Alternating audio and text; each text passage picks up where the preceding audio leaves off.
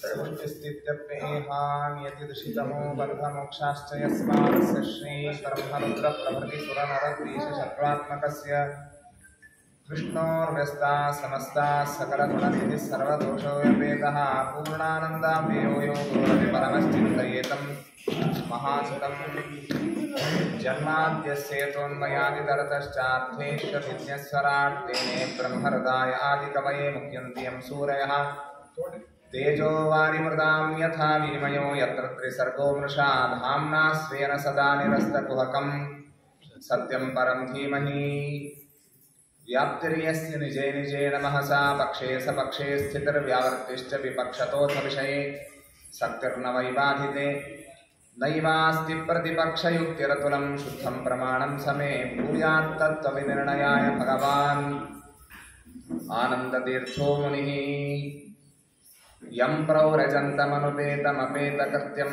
द्वैपायनो विरहकातर आजुहाव पुत्रेति तन्मयतया तरवोऽपि नेदुस्तं सर्वभूतहृदयं मुनिमानतोऽस्मि नमोऽस्तु तात्विका देवा विष्णुभक्तिपरायणाः धर्ममार्गे प्रेरयन्तु भवन्तः सर्व एव हि यस्य वाक्कामधेनुर्नः कामितार्थान् प्रयच्छति सेवेतं जययोगीन्द्रं कामबाणच्छिदं सदा नौमिन्याय सुधारिकृत्ययमुनीन् श्रीपादराट्सन्मणीन् व्यासार्यान् विविधागमाब्धिविहरान् श्रीवादिराजानपि वन्देऽहं समरान्धभूत्तमगुरून् वैदग्ध्यवारां निधीन् श्रीसत्यव्रतराघवेन्द्रमुनिपान् सद्बोधसध्यानपान् विद्यायां विबुधाचार्यं वेदज्ञानाभ्युचन्द्रं दुर्मतध्वान्तमार्तण्डं सत्यध्यानमुनिं भजे सत्याभिज्ञकराब्जोद्धान् पञ्चाशद्वर्षपूजकान् सत्यप्रमोदतीर्थार्यान् नौमिन्यायसुधारतान् शास्त्रेषु पारदृश्वानं शास्त्रज्ञैश्च वत्सलं दीनभक्तोद्धारकरं सत्यात्मानं गुरुं भजे वेदेशमुनिसत्पादसेवासम्प्राप्तवैभवान् यादवार्यान् वरसुधा टीकाकारान् नुमः विद्यापीठविधातारं विद्यावाधीचन्द्रं विद्यार्थिवत्सलं वन्दे महामहिमसद्गुरुम् आपादमौलिपर्यन्तं गुरूणाम् आहृत्यं स्मरेत् तेन विघ्नाः प्रणश्यन्ति सिद्ध्यन्ति च मनोरथाः। श्रीगुरुभ्यो नमः। हरिः ओम्। स्वस्त्यस्तु सताम् अखिलसन्मङ्गलानि सन्तु श्लोकैकश्रवणपठनमात्रेण कथावक्तुश्च श्रोतॄणां निखिलकलिकृतकल्मषापनोदनपटुतरे धर्माद्यखिलपुरुषार्थसाधनीभूते श्रीमद्भागवते अद्य कथा प्रारंभे सति किंचित् पूर्वप्रमेयानुवादः। हरिः ओम् हरिः ओम् हरिः ओम्। ಭಗವಂತನ ವಿಶೇಷವಾದ ಅನುಗ್ರಹದಿಂದ ಕಳೆದ ಕೆಲವು ದಿವಸಗಳಿಂದ ಅವನೇ ಹೇಳಿಸಿದ ಕೇಳಿಸಿದ ಭಾಗವತದ ಸತ್ರದಲ್ಲಿ ನಾವೆಲ್ಲ ಪಾಲ್ಗೊಂಡಿದ್ದೇವೆ. ಭಗವಂತನ ಮಹಿಮಾ ತಿಳಿಬೇಕಾದರೂ ಕೂಡ ವಿಶಿಷ್ಟವಾದಂತಹ ಪುಣ್ಯ ಬೇಕು. ಆಗ ಮಾತ್ರ ಭಗವಂತನ ಕಥಾಶ್ರವಣ ಅಂತ ಅನ್ನೋದು ನಮಗೆ ದೊರಕಲಿಕ್ಕೆ ಸಾಧ್ಯ. ಇಲ್ಲದೇ ಹೋದರೆ ಹತ್ತಿರದಲ್ಲೇ ಭಾಗವತ ನಡೆದಿರುತ್ತದೆ, ಸಣ್ಣ ನೆಪ ಸಿಗತ್ತೆ, ಯಾರೋ ಒಬ್ಬರು ಬರ್ತಾರೆ ಮನೆಗೆ, ಭಾಗವತ ಕೇಳಿ ಸಿಗೋದಿಲ್ಲ. ಹೀಗಾಗಿ ಭಾಗವತವನ್ನು ಕೇಳಬೇಕಾಗಿದ್ರೆ ಜನ್ಮ ಜನ್ಮಾಂತರದ ಪುಣ್ಯ ಇರಬೇಕು. ಆಗ ಮಾತ್ರ ಭಗವಂತ ಇಂತಹ ಸೌಲಭ್ಯವನ್ನು ಒದಗಿಸಿಕೊಡ್ತಾ ಇದ್ದಾನೆ. ಕಳೆದ ದಿನ ಕೇಳುವಾಗ ಚತುರ್ಥ ಸ್ಕಂದದಲ್ಲಿ ಸತೀದೇವಿ ಯಾವ ರೀತಿಯಾಗಿ ತಂದೆಯ ಜೊತೆಗೆ ವಿರೋಧವನ್ನು ಮಾಡಿ ದೇಹತ್ಯಾಗವನ್ನು ಮಾಡಿದ್ದು, ರುದ್ರದೇವರು ದಕ್ಷ ಪ್ರಜಾಪತಿಗೆ ಶಾಸನವನ್ನು ಮಾಡಿದ್ದು, ಮತ್ತೆ ಈ ಸತೀದೇವಿ ಹಿಮಾಲಯ ಪರ್ವತದ ಮಗಳಾಗಿ ಹುಟ್ಟಿ ಮೇನಾ ಅಂತನ್ನುವಳಲ್ಲಿ ಹುಟ್ಟಿ ಪಾರ್ವತಿಯಾಗಿ ಮತ್ತೆ ರುದ್ರದೇವರನ್ನು ಪಡೆದಂತಹ ಕಥೆಯನ್ನ, ಜೊತೆಗೆ ಧ್ರುವರ ಚರಿತ್ರೆಯಲ್ಲಿ ಸಣ್ಣ ಅಪಮಾನವಾಯಿತು, ತಾಯಿ ಮಾಡಿದಂತಹ ಮಲತಾಯಿ ಮಾಡಿದಂತಹ ಅಪಮಾನ, ಅದಕ್ಕೋಸ್ಕರ ಸ್ಥಿರವಾದ ಒಂದು ಸ್ಥಾನವನ್ನು ಪಡೆಯಬೇಕು ಅಂತ ಅತ್ಯಂತ ಸ್ಥೈರ್ಯದಿಂದ ದೃಢವಾದಂತಹ ನಿಶ್ಚಯದಿಂದ ಕಾಡಿಗೆ ಹೋಗಿ 6 ತಿಂಗಳುಗಳಲ್ಲಿ ಭಗವಂತನ ಅಪರೋಕ್ಷ ಜ್ಞಾನವನ್ನು ಪಡೆದು ದಿವ್ಯವಾದಂತಹ ಸಾಧನೆ ಮಾಡಿ ಬಂದಂತಹ ಧ್ರುವನ ಚರಿತ್ರೆಯನ್ನು ನಾವು ಕೇಳಿ ತಿಳಿದಿದ್ದೇವೆ. ಜೊತೆಗೆ ಪೃಥು ಚಕ್ರವರ್ತಿ ಮಾಡಿದಂತಹ ಮಹತ್ ಕರ್ಮ, ಭೂಮಿಯನ್ನು ಸಮತೋಲ ಮಾಡಿದ್ದು, ಎಲ್ಲ ಗುಂಪಿಗೂ ಕೂಡ ದೇವತೆಗಳು, ಅಸುರರು, ಋಷಿಗಳು, ಯಕ್ಷರು, ಹೀಗೆ ನಾನಾ ಗುಂಪುಗಳಿಗೆ ಅಪೇಕ್ಷಿತವಾದದ್ದೆಲ್ಲವನ್ನೂ ಕೂಡ ಭೂಮಿ ಗೋರೂಪದಲ್ಲಿ ಬಂದು ಪೃಥು ಚಕ್ರವರ್ತಿಯ ಶಾಸನದಂತೆ ಎಲ್ಲರಿಗೆ ವರದಾನವನ್ನು ಕೊಟ್ಟಂತಹ ಕಥೆಯನ್ನು ಕೇಳಿದ್ವಿ. ಕೊನೆಗೆ ನಾವು ಕೇಳ್ತಾ ಇರುವಾಗ ಪ್ರಾಚೀನ ಬರ್ಹಿಯ ಕಥೆಯನ್ನ, ಪ್ರಾಚೀನ ಬರ್ಹಿ ಮೇಲಿಂದ ಮೇಲೆ ಯಾಗಗಳನ್ನು ಮಾಡ್ತಾ ಇದ್ದ, ಕೇವಲ ಕರ್ಮದಲ್ಲೇ ಆಸಕ್ತನಾಗಿದ್ದ, ಪಶು ಹಿಂಸಾದಿಗಳನ್ನ ಮೇಲಿಂದ ಮೇಲೆ ಮಾಡ್ತಾ ಇದ್ದ. ಅದಕ್ಕಾಗಿ ನಾರದ ಋಷಿಗಳು ಅವನಿಗೆ ಪುರಂಜಯ ಉಪಾಖ್ಯಾನವನ್ನು ಹೇಳುವ ಮೂಲಕ ಇನ್ನೊಬ್ಬರಿಗೆ ಹಿಂಸೆ ಮಾಡುವಂತಹ ಕರ್ಮಗಳಲ್ಲಿ ತೊಡಗತಕ್ಕದ್ದಲ್ಲ ಅಂತನ್ನುವಂತಹ ಉಪದೇಶವನ್ನು ಮಾಡಿದ್ದು ಕೇಳಿದ್ದೇವೆ. ಪಂಚಮಸ್ಕಂದದಲ್ಲಿ ಬಹಳ ವಿಶೇಷವಾದಂತಹ ಕಥೆಗಳೆಲ್ಲ ಇದೆ. ಸಮಯದ ನಿರ್ಬಂಧ ಅನ್ನೋದಕ್ಕಾಗಿ ಎಲ್ಲ ಸ್ಪರ್ಶ ಮಾಡಲಿಕ್ಕೆ ಆಗುವುದಿಲ್ಲ. ನಿಜವಾಗಿ ಪಂಚಮಸ್ಕಂದ ಅಂತನ್ನೋದು ಇದು ಪಾಠ ರೂಪದಲ್ಲಿ ಕೇಳಬೇಕಾದದ್ದು. ಭಾಗವತದ 12 ಸ್ಕಂದಗಳಲ್ಲಿ ಕೇವಲ ಪಂಚಮಸ್ಕಂದ ಮಾತ್ರ ಗದ್ಯ ರೂಪದಲ್ಲಿ ಇರುವಂತಹದ್ದು. ನಿನ್ನೆ ನಾನು ಕೆಲವೊಂದು ಓದಿದ್ದೇನೆ, ನಿಮ್ಮ ಕಿವಿಗೆ ಬಿದ್ದಿರ್ತದೆ. ಉಳಿದ ಕಡೆಗೆ ಎಲ್ಲ ಕಡೆಗೂ ಶ್ಲೋಕವೇ ಇದೆ. ಪ್ರಥಮ ಸ್ಕಂದದಿಂದ ಹಿಡಿದು ದ್ವಾದಶ ಸ್ಕಂದದವರೆಗೆ ಎಲ್ಲ ಕಡೆಗೂ ಶ್ಲೋಕಾತ್ಮಕವಾದಂತಹ ಗ್ರಂಥವಾದರೆ ಈ ಪಂಚಮಸ್ಕಂದ ಮಾತ್ರ ಗದ್ಯ ಇದೆ. ಗದ್ಯ ಅಂದ್ರೆ ಪ್ರೋಸ್ ಅಂತ ಇಂಗ್ಲಿಷ್ ಒಳಗೆ ಏನು ಕರೀತೀರಿ ಅದು. ನಮ್ಮ ಸಂಸ್ಕೃತ ಸಾಹಿತ್ಯದಲ್ಲಿ ಒಂದು ಮಾತಿದೆ, ಗದ್ಯಂ ಕವೀನಾಂ ನಿಕಷಂ ವದಂತಿ. ಕವಿಗಳ ನಿಷ್ಕರ್ಷ ಗೊತ್ತಾಗೋದು, ಅವನ ಪಾಂಡಿತ್ಯ ಗೊತ್ತಾಗೋದು ಗದ್ಯದಲ್ಲೇ ಗೊತ್ತಾಗತ್ತೆ ಅಂತ. ಗದ್ಯ ಮಾಡುವಾಗ ಕಂಡ ಶಬ್ದ ಹಾಕಿ ಮಾಡ್ಲಿಕ್ಕೆ ಬರೋದಿಲ್ಲ. ಅದಕ್ಕೆಲ್ಲ ಅನೇಕ ನಿಯಮಗಳಿದೆ. ಅದನ್ನು ಓದಬೇಕಾದಾಗಲೇ ಒಂದು ಚೈತನ್ಯ ತುಂಬಬೇಕು, ಹುಮ್ಮಸ್ಸು ಬರಬೇಕು, ಎಷ್ಟು ಚಂದಾಗಿ ಬರೆದಿದ್ದಾರೆ ಅಂತ ಅನಿಸ್ಬೇಕು. ಆ ರೀತಿಯಾಗಿ ಗದ್ಯವನ್ನ ಬರಿಬೇಕಾಗತ್ತೆ. ಆ ರೀತಿಯಲ್ಲಿ ಈ ಪಂಚಮಸ್ಕಂದದ ಒಂದು ವಿಶೇಷವಾದಂತಹ ಮಹತ್ವ ಇದೆ. ಇಲ್ಲಿ ಅನೇಕ ಕಥೆಗಳು ಬಂತು. ಅದರಲ್ಲಿ ನಾವು ಋಷಭನಾಮಕ ಪರಮಾತ್ಮನ ಅವತಾರ ಆದದ್ದು. ನಾಭಿ ಎಂಬಂತಹ ರಾಜನಲ್ಲಿ ಋಷಭನಾಮಕ ಪರಮಾತ್ಮ ಹುಟ್ಟಿದ್ದಾನೆ. ಅವನ ಜ್ಯೇಷ್ಠ ಪುತ್ರನಾಗಿ ಭರತ ಚಕ್ರವರ್ತಿ ಹುಟ್ಟಿದ. ಗಂಡಕಿ ನದಿಗೆ ಹೋಗಿ ಸಾಧನೆ ಮಾಡುವಾಗ ಒಂದು ಸಣ್ಣ ಹಿರಣ ಆ ಜಿಂಕೆಗೆ ತಾನು ಮೋಹ ಹೋಗಿ ಅದನ್ನೇ ನೆನೆಸ್ತಾ ಸಾಯ್ತಾನೆ ಅನ್ನೋದಕ್ಕೋಸ್ಕರ ಒಂದು ಜಿಂಕೆಯ ಜನ್ಮ ಬಂದು ಆಮೇಲೆ ಅಂಗಿರಸರ ಮನೆಯಲ್ಲಿ ಮಗನಾಗಿ ಹುಟ್ಟಿದ. ಅಲ್ಲಿ ಮಾತ್ರ ಮೂಢನಂತೆ ವರ್ತನೆ ಮಾಡಿದ. ಕೊನೆಗೆ ರಘುಗಣ ಮಹಾರಾಜನಿಗೆ ಉಪದೇಶವನ್ನ ಮಾಡಿ ಅವನ ಉದ್ಧಾರವನ್ನ, ಜ್ಞಾನೋಪದೇಶವನ್ನ ಮಾಡಿದ ಅಂತನ್ನುವ ಕಥೆಯನ್ನು ನಾವು ಕೇಳಿದ್ದೇವೆ. ಜೊತೆಗೆ ಭೂಗೋಳ ಖಗೋಳಗಳ ವರ್ಣನೆ ಅದು ಅತ್ಯದ್ಭುತವಾದದ್ದು. ಬಹಳ ಅಬ್ಸ್ಟ್ರಾಕ್ಟ್ ಆಗತ್ತೆ, ಬುದ್ಧಿ ಅಲ್ಲಿ ತನಕ ಹೋಗೋದು ಕಷ್ಟ. ಆ ವಿಧವಾಗಿ ಸೂಕ್ಷ್ಮಾತಿ ಸೂಕ್ಷ್ಮ ವಿಷಯಗಳನ್ನೆಲ್ಲ ಪಂಚಮಸ್ಕಂದ ನಮಗೆ ನಿರೂಪಣೆ ಮಾಡಿಕೊಡುತ್ತದೆ. ಸಪ್ತ ಸಾಗರಗಳು, ಸಪ್ತ ದ್ವೀಪಗಳು, ಇದರ ಬಗ್ಗೆ ಎಲ್ಲ ವಿಶೇಷವಾಗಿ ಹೇಳಿದ್ದಾರೆ. ಈ ಭೂಗೋಳ ಖಗೋಳ ಏನಿದೆ, ಆಕಾಶದಲ್ಲಿರುವಂತಹ ನಕ್ಷತ್ರಗಳು, ಆಮೇಲೆ ಬೇರೆ ಬೇರೆ ಗ್ರಹಗಳು, ಉಪಗ್ರಹಗಳು, ಇದನ್ನೆಲ್ಲ ಪರಮಾತ್ಮ ಶಿಂಶುಮಾರ ರೂಪದಿಂದ ಎಲ್ಲವನ್ನ ಹಿಡಿದು ನಿಲ್ಲಿಸಿದ್ದಾನೆ. ಇವತ್ತು ಸೈನ್ಸ್ನಲ್ಲಿ ಕಂಡು ಹಿಡಿದಿದ್ದಾರೆ, ಸ್ಪೇಸ್ನಲ್ಲಿದ್ದರೆ ಏನು ಕೆಳಗೆ ಬೀಳೋದಿಲ್ಲ, ನೀರು ಹಾಕಿದ್ರೆ ಹಾಗೆ ನಿಲ್ಲತ್ತೆ ಅಂತ. ಕಂಡು ಹಿಡಿದದ್ದೇನೋ ನಿಜ, ಆದರೆ ಆಗುವಂತೆ ಮಾಡಿದವನು ಯಾರು? ಸಾಚ ಪ್ರಶಾಸನ ಅಂತಂತ ಒಂದು ಸೂತ್ರ ಇದೆ. ದೇವರು ಸಂಕಲ್ಪ ಮಾಡಿದ ಭೂಮಿ ಸ್ಪೇಸಿನಲ್ಲಿ ಇಂಥಲ್ಲಿ ಹೀಗೆ ನಿಲ್ಲಬೇಕು, ಇದೇ ಆರ್ಬಿಟಿನಲ್ಲಿ ತಿರುಗಬೇಕು ಅಂತ ಪರಮಾತ್ಮನ ಸಂಕಲ್ಪ. ಅದು ಗ್ರಾವಿಟೇಷನಲ್ ಫೋರ್ಸ್ ಇಂದ ತಿರುಗತ್ತೋ ಅಥವಾ ಇನ್ನೇನೋ ಇರುತ್ತೋ, ಏನೇ ಇರಲಿ, ಅದನ್ನೆಲ್ಲವನ್ನ ಸುಸಜ್ಜಿತವಾಗಿ ಮಾಡಿ ಪರಮಾತ್ಮ ಎಲ್ಲ ನಕ್ಷತ್ರಗಳು, ಗ್ರಹಗಳು, ಉಪಗ್ರಹಗಳು ಎಲ್ಲ ಸರಿಯಾಗಿ ಇರುವಂತೆ ಎಷ್ಟು ಅದ್ಭುತವಾದಂತಹ ಸೃಷ್ಟಿಯನ್ನು ಪರಮಾತ್ಮ ಮಾಡಿದ್ದಾನೆ. ನಿಜವಾಗಿ ನಾವು ಸೃಷ್ಟಿಯನ್ನ ಕೂಲಂಕಷವಾಗಿ ವಿಚಾರ ಮಾಡುತ್ತಾ ಹೋದರೆ ಬಹಳ ಅದ್ಭುತವಾದಂತಹ ಸೃಷ್ಟಿ, ಪರಮಾತ್ಮನ ಮಹಾತ್ಮ ಗೊತ್ತಾಗುತ್ತೆ. ಸಮುದ್ರವನ್ನ ನಿರ್ಮಾಣ ಮಾಡಿದಂತಹ ಪರಮಾತ್ಮ ಏನು ಮಾಡಿದ ಅಂದ್ರೆ ಚಂದ್ರನನ್ನು ಹುಟ್ಟಿಸಿದ. ನಿಮ್ಮಲ್ಲಿ ಯಾರ್ದಾದ್ರೂ ಮನೆಯಲ್ಲಿ 15 ದಿವಸಕ್ಕೊಮ್ಮೆ ನೀರು ಬರ್ತಿದ್ರೆ ಗೊತ್ತಾಗತ್ತೆ. 15 ದಿವಸಕ್ಕೆ ನೀರು ಕೆಟ್ಟು ಹೋಗಿರುತ್ತೆ, ಪಾತ್ರೆಯಲ್ಲಿ ಇದ್ದದ್ದು ಅದು ಕುಡಿಲಿಕ್ಕೆ ಬರೋದಿಲ್ಲ. ಒಂದು ಬೇರೆ ವಾಸನೆ ಬಂದಿರ್ತದೆ, ಅದಕ್ಕೆ ಇದೇ ಹೋಗ್ಬಿಟ್ಟಿರ್ತದೆ, ಫ್ರೆಶ್ನೆಸ್ ಹೋಗ್ಬಿಟ್ಟಿರ್ತದೆ, ಕುಡಿಲಿಕ್ಕೆ ಆಗೋದಿಲ್ಲ ಅಂತ. ಹಾಗೆ ಸಮುದ್ರ, ಇಷ್ಟು ದೊಡ್ಡ ಸಮುದ್ರ ಇದೆ, ನೀರು ನಿಂತಲ್ಲೇ ನಿಂತು ಬಿಡ್ತು ಅಂತಂದ್ರೆ ಆ ನೀರಿನ ಹತ್ರ ಹೋಗ್ಲಿಕ್ಕೆ ಆಗೋದಿಲ್ಲ, ಹಾಗಾಗ್ತಿತ್ತು. ಆದರೆ ಚಂದ್ರನನ್ನ ಹುಟ್ಟಿಸಿ ದೇವರೇನ್ ಮಾಡಿದ ಅಂತಂದ್ರೆ, ಚಂದ್ರ ಬಂದಂತೆ ಆ ತೆರೆಗಳು ಹಾರಿ ಹಾರಿ ಬರ್ತದೆ. ಆ ಸಮುದ್ರದ ನೀರು ತಾನಾಗಿ ರೀಫ್ರೆಶ್ ಆಗತ್ತೆ.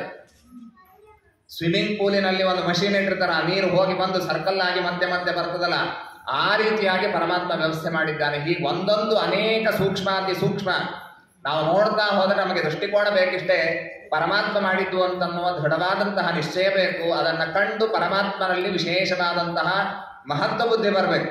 ನಾನು ಅನೇಕ ಬಾರಿ ಹೇಳ್ತಿರ್ತೀನಿ, ನೋಡ್ರಿ, ನಾವು ನಮ್ಮಲ್ಲಿ ಎಷ್ಟೆಲ್ಲ ವ್ಯವಸ್ಥೆ ಇಟ್ಟಿದ್ದಾನೆ ಪರಮಾತ್ಮ ಅಂತಂದ್ರೆ ಸುಮ್ಮನೆ ಒಂದನ್ನು ಹೇಳ್ತೀನಿ, ಸಾವಿರಾರು ಈ ರೀತಿಯಾಗಿ ಈ ನಿಟ್ಟಿನಲ್ಲಿ ನಾವು ವಿಚಾರ ಮಾಡ್ತಾ ಹೋದರೆ ಸಾವಿರಾರು ವ್ಯವಸ್ಥೆಯನ್ನು ಪರಮಾತ್ಮ ತಾನು ಮಾಡಿದ್ದಾನೆ. ಸೈಕಾಲಜಿ ಓದ್ತಾ ಇರುವಾಗ ಒಂದು ವಿಷಯ ಬಂತು. ಅಲ್ಲಿ ಏನು ಹೇಳ್ತಾರೆ ಅಂತಂದ್ರೆ, ಒಂದು ರೂಮಿನಲ್ಲಿ ನಾನು ಬರ್ತೇನೆ, ಹೊರಗಿನಿಂದ ಬಂದೆ, ಇಲ್ಲೆಲ್ಲ ಸೆಂಟ್ ಹಾಕಿ ಇಟ್ಟಿದ್ದಾರೆ, ಚೆನ್ನಾಗಿ ವಾಸನೆ ಬರ್ತದೆ. ಬಂದು ಕೂಡಲೇ ಎಷ್ಟು ಸುಗಂಧ ಇದೆ ಅಂತ ಅನಿಸಿತು. 10 ನಿಮಿಷ ಆದ್ಮೇಲೆ ಏನಾಗತ್ತೆ? 10 ನಿಮಿಷ ಆದ್ಮೇಲೆ ಗೊತ್ತಾಗೋದಿಲ್ಲ.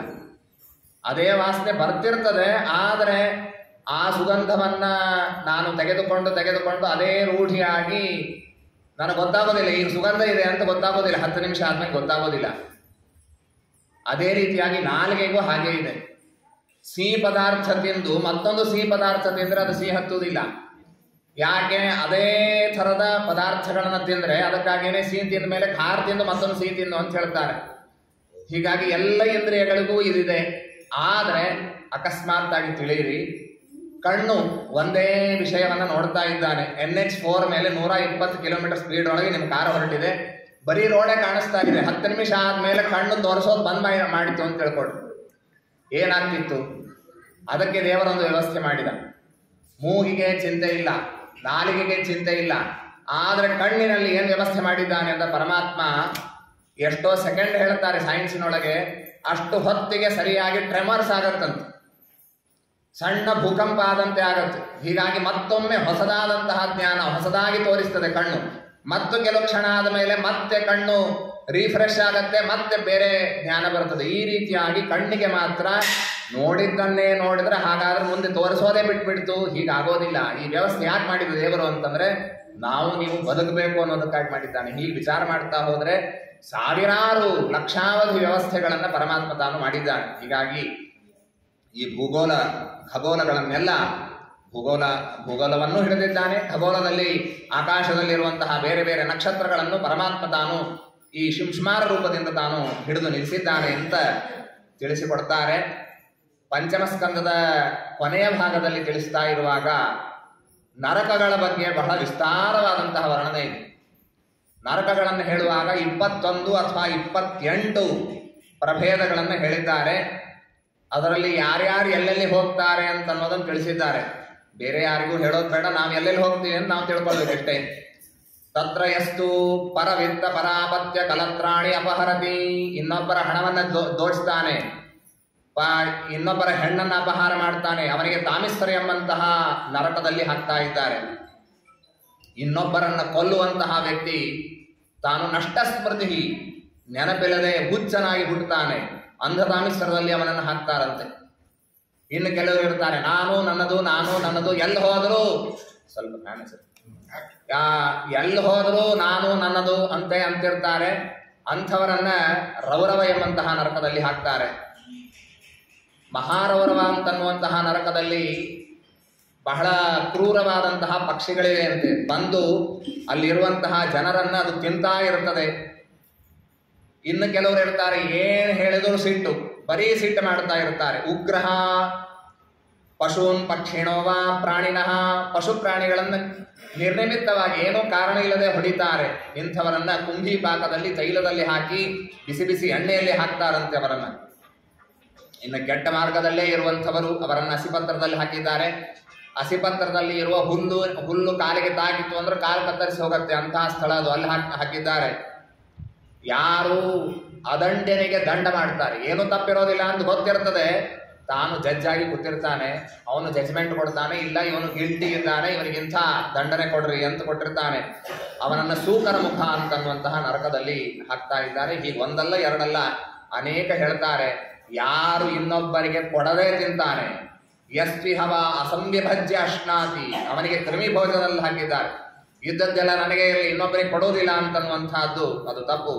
ಯಾರು ತಾನು ಕಳತನವನ್ನು ಮಾಡ್ತಾನೆ, ಸ್ಥೇನನಾಗಿದ್ದಾನೆ, ಅವನಿಗೆ ಸಂದಶೈ ತ್ವಚಿ, ಆ ಫೋರ್ಸೆಪ್ ಅಂತಾರಲ್ಲ, ಚಿಮಟಾ ಹಿಡಿದು ಅವನ ಚರ್ಮವನ್ನು ಕಿತ್ತಾರಂತೆ. ಹೀಗೆಲ್ಲ ಮಾಡ್ತಾ ಇದ್ದಾರೆ. ಆಮೇಲೆ ವೃಷಲೀಪತಿ ಆದವನು ಕೂಡ ಇಲ್ಲೇ ಬರ್ತಾ ಇದ್ದಾನೆ. ಯಾರು ವಿಷವನ್ನ ಕೊಟ್ಟು ಇನ್ನೊಬ್ಬರನ್ನ ಕೊಂದಿರ್ತಾನೆ ಅವರನ್ನು ಹಾಕ್ತಾರೆ. ಯಸ್ತಿಹವ ಅನೃತಂ ವದತಿ ಸಾಕ್ಷಿ ಹೇಳಿಕ್ ಬರ್ರಿ, ನಿಮಗೆ ಇಷ್ಟು ರೊಕ್ಕ ಕೊಡ್ತೀವಿ, 1 ಲಕ್ಷ ರೂಪಾಯಿ ಕೊಡ್ತೀವಿ, ನಮ್ಮ ಪರವಾಗಿ ಸಾಕ್ಷಿ ಹೇಳಬೇಕು ಅಂತ ಹೇಳಿ ಬಂದಿರ್ತಾನೆ. ಹಣಕ್ಕೋಸ್ಕರ ಅವನನ್ನ ಎತ್ತರದ ಪರ್ವತದಲ್ಲಿ ನಿಲ್ಲಿಸಿ ಅವನನ್ನು ಕೆಳಗೆ ದೂಗಿಸ್ತಾರಂತೆ. ಹೀಗೆಲ್ಲ ನರಕದ ವರ್ಣನೆಯನ್ನ ಹೇಳ್ತಾರೆ. ಹೀಗಾಗಿ ಯತ್ತದ್ ಭಗವತೋ ನಾರಾಯಣಸ್ಯ ಸಾಕ್ಷಾನ್ ಮಹಾಪುರುಷಸ್ಯ ಸ್ಥವಿಷ್ಟಂ ರೂಪಂ ಆತ್ಮಮಾಯಾ ಗುಣಮಯಂ ಆದೃತಃ ಪಠತಿ ಶೃಣೋತಿ ಶ್ರಾವಯತಿ ಸಯೇವಾಯಂ ಭಗವತಃ ಪರಮಾತ್ಮನೋ ಹ್ಯಣಿಷ್ಟಂ ಅಪಿ ಶ್ರದ್ಧಾನೋ ಭಕ್ತಿ ವಿಶುದ್ಧ ಬುದ್ಧಿರ ವೇದ. ಏನು ಜಗತ್ತಿದೆ, ಪ್ರಪಂಚ ಇದೆ, ಇದೆಲ್ಲ ನಕ್ಷತ್ರಾತ್ಮಕವಾದದ್ದು, ಭೂಮಯವಾದಂತಹದ್ದು, ಇದೆಲ್ಲ ಇದರಲ್ಲಿ ಪರಮಾತ್ಮನ ಸನ್ನಿಧಾನವಿರುತ್ತದೆ. ಇದೊಂದು ಭಗವಂತನ ಪ್ರತಿಮಾ ಎಂಬುದಾಗಿ ಅದರ ಚಿಂತನೆಯನ್ನು ಮಾಡಬೇಕು ಅಂತ ಹೀಗೆ ಪಂಚಮ ಸ್ಕಂದದಲ್ಲಿ ತಿಳಿಸಿಕೊಟ್ಟಿದ್ದಾರೆ. ಷಷ್ಠ ಸ್ಕಂದದಲ್ಲಿ ಬರ್ತಾ ಇರುವಾಗ ಪರೀಕ್ಷಿತ ರಾಜ ಕೇಳಿದ್ದಾನೆ, ನರಕಗಳನ್ನು ಕೇಳಿ ನನಗೆಲ್ಲ ಮೈ ಜುಮ್ಮಂತ ಇದೆ, ಈ ಉಗ್ರ ಯಾತನೆಗಳಿವೆ, ಅಲ್ಲೆಲ್ಲ ಬಹಳ ತೊಂದರೆ ಆಗತ್ತೆ. ಅಧುನೇಯ ಮಹಾಭಾಗ ಯಥೈವ ನರಕಾನ್ನರಹ ನಾನೋಗ್ರಯಾತನಾನ್ನೇಯ ತನ್ನೇ ವ್ಯಾಖ್ಯಾತುಮರ್ಹತಿ. ನಾನು ಈ ಉಗ್ರ ನರಕಗಳಿಗೆ ಹೋಗಬಾರ್ದು, ಅದಕ್ಕೇನು ಉಪಾಯ, ಅದನ್ನು ನೀನು ತಿಳಿಸ್ಬೇಕು ಅಂತ ಹೇಳಿದಾಗ ಶುಕಾಚಾರ್ಯ ಹೇಳ್ತಾ ಇದ್ದಾರೆ, ತಾನು ಏನೇನು ಪಾಪಗಳನ್ನು ಮಾಡಿದ್ದಾನೆ ಅದನ್ನು ಜ್ಞಾನಿಗಳಿಂದ ತಿಳಿಯಬೇಕು, ಅದಕ್ಕೆ ಸರಿಯಾದ ಪ್ರಾಯಶ್ಚಿತ್ತವನ್ನು ಮಾಡಿಕೊಳ್ಳಬೇಕು. ಪ್ರಾಯಶ್ಚಿತ್ತವನ್ನು ಮಾಡಿಕೊಳ್ಳದೇ ಇದ್ರೆ ಮಾಡಿದ ಪಾಪವನ್ನು ಅನಿವಾರ್ಯವಾಗಿ ಅನುಭವಿಸುವಂತಹ ಪ್ರಸಂಗ ಬರ್ತದೆ. ನಮ್ಮ ಗುರುಗಳು ಯಾವಾಗಲೂ ಹೇಳ್ತಿರ್ತಾರೆ, ತಾನು ಇನ್ವೆಸ್ಟ್ಮೆಂಟ್ ಮಾಡಬೇಕು, ಅದಕ್ಕೆ ಸರಿಯಾದ ಜ್ಞಾನ ಇಲ್ಲ, ಏನ್ ಮಾಡ್ತಾನೆ, ಫೈನಾನ್ಷಿಯಲ್ ಅಡ್ವೈಸರ್ಸ್ ಅಂತ ಕೆಲವರು ಇರ್ತಾರೆ, ಅವರ ಹತ್ರ ಹೋಗಿ ಹೇಗೆ ಹಾಗಾದ್ರೆ ಎಲ್ಲಿ ನಾನು ಎಷ್ಟು ಹಣ ಹಾಕಬೇಕು, ಎಷ್ಟು ರಿಸ್ಕ್ ತಗೋಬೇಕು, ಇದನ್ನೆಲ್ಲ ತಾನು ವಿಭಾಗ ಮಾಡಿಕೊಂಡು ಸರಿಯಾಗಿ ಇನ್ವೆಸ್ಟ್ ಮಾಡ್ತಾನೆ. ಆರೋಗ್ಯದ ಸಮಸ್ಯೆ ಇದೆ, ತನಗೆ ಗೊತ್ತಿಲ್ಲ, ಯಾವ ಔಷಧ ತೆಗೆದುಕೊಳ್ಬೇಕು ಗೊತ್ತಿಲ್ಲ, ಡಾಕ್ಟರ್ ಹತ್ರ ಹೋಗ್ತಾನೆ, ಏನ್ ಮಾಡ್ಬೇಕು ಹೇಳ್ರಿ, ಸರ್ಜರಿ ಮಾಡ್ಬೇಕಾ ಅಥವಾ ಔಷಧದಿಂದ ಕಡಿಮೆ ಆಗತ್ತಾ, ಅಲ್ಲಿ ಹೋಗ್ತಾನೆ. ಪ್ರತಿಯೊಂದು ಫೀಲ್ಡಿನಲ್ಲಿ ಅಡ್ವೈಸರ್ಸ್ ಇದ್ದಾರೆ, ಅವರ ಹತ್ರ ಹೋಗಿ ತನಗೆ ಏನೇನು ಬೇಕೋ ಎಲ್ಲ ಮಾಡಿಕೊಳ್ತಾನೆ. ಆದರೆ ತನ್ನ ಪಾಪ ಕಳೆದುಕೊಳ್ಳೋದಕ್ಕೆ, ಪುಣ್ಯ ಗಳಿಸೋದಕ್ಕೆ ಜ್ಞಾನಿಗಳಿರ್ತಾರೆ, ದೊಡ್ಡ ದೊಡ್ಡ ಸ್ವಾಮಿಗಳಿರ್ತಾರೆ, ವಿದ್ವಾಂಸರಿರ್ತಾರೆ, ಅವರ ಹತ್ರ ಹೋಗಿ ನಾನು ಇಂಥ ಪಾಪ ಮಾಡಿದ್ದೀನಿ, ಇದಕ್ಕೇನು ಪರಿಹಾರ ಮಾಡಿಕೊಳ್ಳಬೇಕು ಅಂತ ನಾವು ಕೇಳಿಕ್ ಮುಂದಾಗೋದಿಲ್ಲ. ಯಾಕೆ, ನಮ್ಗೆ ನಾಚಿಕೆ ಬರ್ತದೆ, ನಾನು ಇಂಥ ತಪ್ಪು ಮಾಡಿದ್ದೀನಿ ಅಂತ ಹೇಗೆ ಹೇಳ್ಕೊಳ್ಳೋದು ಅಂತ. ನಮ್ಮ ವೈದಿಕ ಸಂಪ್ರದಾಯದಲ್ಲಿ ಇದಿದೆ. ತೀರ್ಥಯಾತ್ರೆಯ ಬಗ್ಗೆ ಶ್ರೀಮನ್ ನ್ಯಾಯಸುಧಾದಲ್ಲಿ ಹೇಳ್ತಾ ಇರುವಾಗ, ತೀರ್ಥಯಾತ್ರೆಯ ಕ್ರಮವನ್ನು ಹೇಳುವಾಗ, ತೀರ್ಥಯಾತ್ರೆಯ ಉದ್ದೇಶ ಏನು ಅಂತಂದ್ರೆ, ಹಿಂದೆಲ್ಲ ಸಾಕಷ್ಟು ಪಾಪ ಮಾಡಿರ್ತೀವಿ, ತೀರ್ಥಯಾತ್ರೆಗಳಲ್ಲಿ ಅಲ್ಲಲ್ಲಿ ಇರುವ ತೀರ್ಥಗಳಲ್ಲಿ ಸ್ನಾನ ಮಾಡಿ ದಿವ್ಯವಾದಂತಹ ಪ್ರತಿಮಾದಲ್ಲಿ ಇರುವ ಸನ್ನಿಹಿತನಾದ ಪರಮಾತ್ಮನ ದರ್ಶನವನ್ನು ಮಾಡಿ, ಯಾರಿಗೆ ಶ್ರಾದ್ದಾಧಿಕಾರವಿದೆಯೋ ಅವರೆಲ್ಲ ಶ್ರಾದ್ದಾದಿಗಳನ್ನು ಮಾಡಿ ಒಂದು ಸಭೆಯನ್ನು ಕರಿಬೇಕಂತ. ಸಭಾ ಕರೆದು ಅಂದ್ರೆ ಆ ಊರಿನಲ್ಲಿ ಇರುವ ಬ್ರಾಹ್ಮಣರು ಸಜ್ಜನರು ಯಾರ್ಯಾರಿದ್ದಾರೆ ಅವರನ್ನೆಲ್ಲರನ್ನ ಕರೆದು ಒಂದು ಸಭೆ ಮಾಡಿ ಮೈಕ್ ತಗೊಂಡು ಅನೌನ್ಸ್ ಮಾಡ್ಬೇಕಂತ. ನನಗೀಗ 65 ವರ್ಷ ಆಗಿದೆ, ರಿಟೈರ್ ಆಗಿ 5 ವರ್ಷ ಆಯಿತು, ಆದರೆ ನನ್ನ ಸರ್ಕಾರಿ ನೌಕರಿ ಇದ್ದಾಗ ನಂಗೆ ಸಂಬಳಕ್ಕಿಂತ ಹೆಚ್ಚು ಟೇಬಲ್ ಕೆಳಗೆ ಬರ್ತಿತ್ತು, ಅದನ್ನೆಲ್ಲ ತಗೊಂಡಿದ್ದೀನಿ, ನಾನು ಇಂಥ ಪಾಪವನ್ನು ಮಾಡಿದ್ದೀನಿ, ಅದೆಲ್ಲ ತಪ್ಪು ಅಂತ ಈಗ ನಾನು ಮನವರಿಕೆ ಆಗಿದೆ, ಅದನ್ನೆಲ್ಲ ಬಿಟ್ಟು ಒಳ್ಳೆಯ ಮಾರ್ಗದಲ್ಲಿ ನಡಿಬೇಕು ಅಂತ ನನಗೆ ಇಚ್ಛೆ ಇದೆ. ನೀವೆಲ್ಲ ಕ್ಷೇತ್ರಸ್ಥ ಬ್ರಾಹ್ಮಣರು ಅನುಗ್ರಹ ಮಾಡ್ರಿ, ನನ್ನ ಪಾಪಗಳೆಲ್ಲ ಹೋಗಲಿ ಅಂತ ನೀವು ಪ್ರಾರ್ಥನೆ ಮಾಡ್ಬೇಕು, ಆಶೀರ್ವಾದ ಮಾಡಬೇಕು ಅಂತ ಜೋರಾಗಿ ಹೇಳಬೇಕಂತೆ, ವ್ಯಕ್ತವಾಗಿ ಹೇಳಬೇಕು. ಆಗ ಅವ್ರು ಹೇಳ್ತಾರಂತೆ, ಅವಶ್ಯವಾಗಿ ಹಾಗೆ ಆಗಲಿ, ಇನ್ನು ಮುಂದೆ ಧರ್ಮ ಬುದ್ಧಿ ಬರಲಿ ಅಂತ. ದೇವರು ಭಗವದ್ಭಕ್ತರು ಹೇಳಿದರೆ ಅವರ ಮಾತಿನಿಂದ ಹಾನಿ ಪಾಪಸ್ಯ ಕರ್ಮಣಃ, ಪಾಪ ಕರ್ಮ ಪರಿಹಾರವಾಗತ್ತೆ. ಯಾವುದನ್ನು ನಾವು ಮುಚ್ಚೆ ಇಡ್ತೀವೋ ಅದು ಹೆಚ್ಚಾಗ್ತಾ ಹೋಗುತ್ತೆ. 10 ರೂಪಾಯಿ ದಕ್ಷಿಣೆ ಕೊಟ್ಟು 20 ಜನರ ಮುಂದೆ ಹೇಳಿಬಿಟ್ರೆ ಪುಣ್ಯಲ್ಲಿ ಉಳಿಬೇಕು. ಹೀಗಾಗಿ ಪುಣ್ಯವನ್ನ ಇನ್ನೊಬ್ಬರ ಮುಂದೆ ಹೇಳಬಾರದು. ಪಾಪ ಏನು ಮಾಡಿರ್ತಾನೆ ಅದನ್ನು ಎಷ್ಟೆಷ್ಟು ಹಂಚಿಕೊಳ್ಳುತ್ತಾನೋ ಅಷ್ಟಷ್ಟು ಕಡಿಮೆ ಆಗ್ತಾ ಹೋಗುತ್ತೆ. ಶುಕಾಚಾರ್ಯ ಅದನ್ನು ಹೇಳ್ತಾರೆ, ದೋಷಸ್ಯ ದೃಷ್ಟ್ವಾ ಗುರುಲಾಘವಂ ಯಥಾಭಿಷಕ್ ಚಿಕಿತ್ಸೇತ ರುಜಾಂ ನಿಧಾನವಿತ. ಡಾಕ್ಟರ್ ಇರ್ತಾನೆ, ವೈದ್ಯ, ಅವನು ರೋಗ ಎಷ್ಟಿದೆ ನೋಡಿಕೊಂಡು, ಹಾಗಾದ್ರೆ ನೀವು ಇಷ್ಟು ಡೋಸ್ ತಗೋಬೇಕು, ನೀವು 1 ಸರಿ ತಗೊಂಡ್ರೆ ಸಾಕು, ನೀವು 3 ಸರಿ ತಗೋಬೇಕು ಅಂತ ಹೇಳ್ತಾನೆ. ಯಾಕೆ, ಅವನಿಗೆ ಗೊತ್ತು ರೋಗ ಅದರ ಇಂಟೆನ್ಸಿಟಿ ಎಷ್ಟಿದೆ, ತೀವ್ರತೆ ಎಷ್ಟಿದೆ ಅವನಿಗೆ ಗೊತ್ತಿದೆ. ಹಾಗಿದ್ದ ಹಾಗೆ ಈಗ ಪಾಪ ಎಷ್ಟಿರ್ತದೆ ಅದನ್ನು ನೋಡಿಕೊಂಡು ಪ್ರಾಯಶ್ಚಿತ್ತಾದಿಗಳನ್ನು ತಾನು ಅವಶ್ಯವಾಗಿ ಮಾಡಬೇಕು. ಆ ಎಲ್ಲ ಪ್ರಾಯಶ್ಚಿತ್ತಗಳನ್ನು ಮಾಡಿ ಮತ್ತೆ ಪಾಪದಲ್ಲಿ ತೊಡಗಬಾರದು. ಮೊನ್ನೆ ಕುಂಜರ ಶೌಚವತ ಆನೆ ಏನ್ ಮಾಡ್ತದೆ ಅಂದ್ರೆ, ಬಹಳ ಹೊತ್ತಿನವರೆಗೆ ನೀರು ಸಿಕ್ತು ಅಂದ್ರೆ ಅದರಲ್ಲಿ ಸ್ನಾನ ಮಾಡಿ ಮಾಡಿ ಮಾಡಿ ಆಮೇಲೆ ಹೊರಗೆ ಬಂದ ಮೇಲೆ ನೆಲದ ಮೇಲೆ ಇರೋ ಧೂಳಿ ತಗೊಂಡು ಮೈ ಮೇಲೆ ಹಾಕೊಂಡು ಬಿಡ್ತದಂತ. ಹಾಗಿದ್ದ ಹಾಗೆ ನಾನು ಪಾಪ ಮಾಡಿದ್ದೀನಿ, ಅದರ ಪ್ರಾಯಶ್ಚಿತ್ತ ಮಾಡಿಕೊಂಡು ಮತ್ತೆ ಪಾಪನೆ ಮಾಡಿದರೆ ಅದಕ್ಕೇನೋ ಅರ್ಥ ಇರೋದಿಲ್ಲ. ಹೀಗಾಗಿ ಆ ರೀತಿಯಾಗಿ ಮಾಡಬಾರದು. ಕೇಚಿತ್ ಕೇವಲಯಾ ಭಕ್ತ್ಯಾ ವಾಸುದೇವ ಪರಾಯಣಾಃ ಧುಂ ಧುನ್ವಂತಿ ಕಾರ್ಸ್ನೇನ ನಿಹಾರಮೇವ ಭಾಸ್ಕರಃ. ಭಗವಂತನಲ್ಲಿ ಭಕ್ತಿಯನ್ನು ಮಾಡಿಕೊಂಡು ಕೂಡ ಅನೇಕರು ತಾವು ಪಾಪವನ್ನು ಕಳೆದುಕೊಂಡದ್ದಿದೆ. ಪ್ರಾಯಶ್ಚಿತ್ತ ಮಾಡುವಾಗ ಮುಖ್ಯವಾದ ಅರ್ಹತೆ ಏನು ಅಂತಂದ್ರೆ ಭಗವದ್ಭಕ್ತಿ ಇರತಕ್ಕದ್ದು. ಪ್ರಾಯಶ್ಚಿತ್ತಾನಿ ಚೀರ್ಣಾನಿ ನಾರಾಯಣ ಪರಾಂಗುಖೈ ನವೈಪುನಂತಿ ರಾಜೇಂದ್ರ ಸುರಾ ಕುಂಭಮಿವಾಪಗ.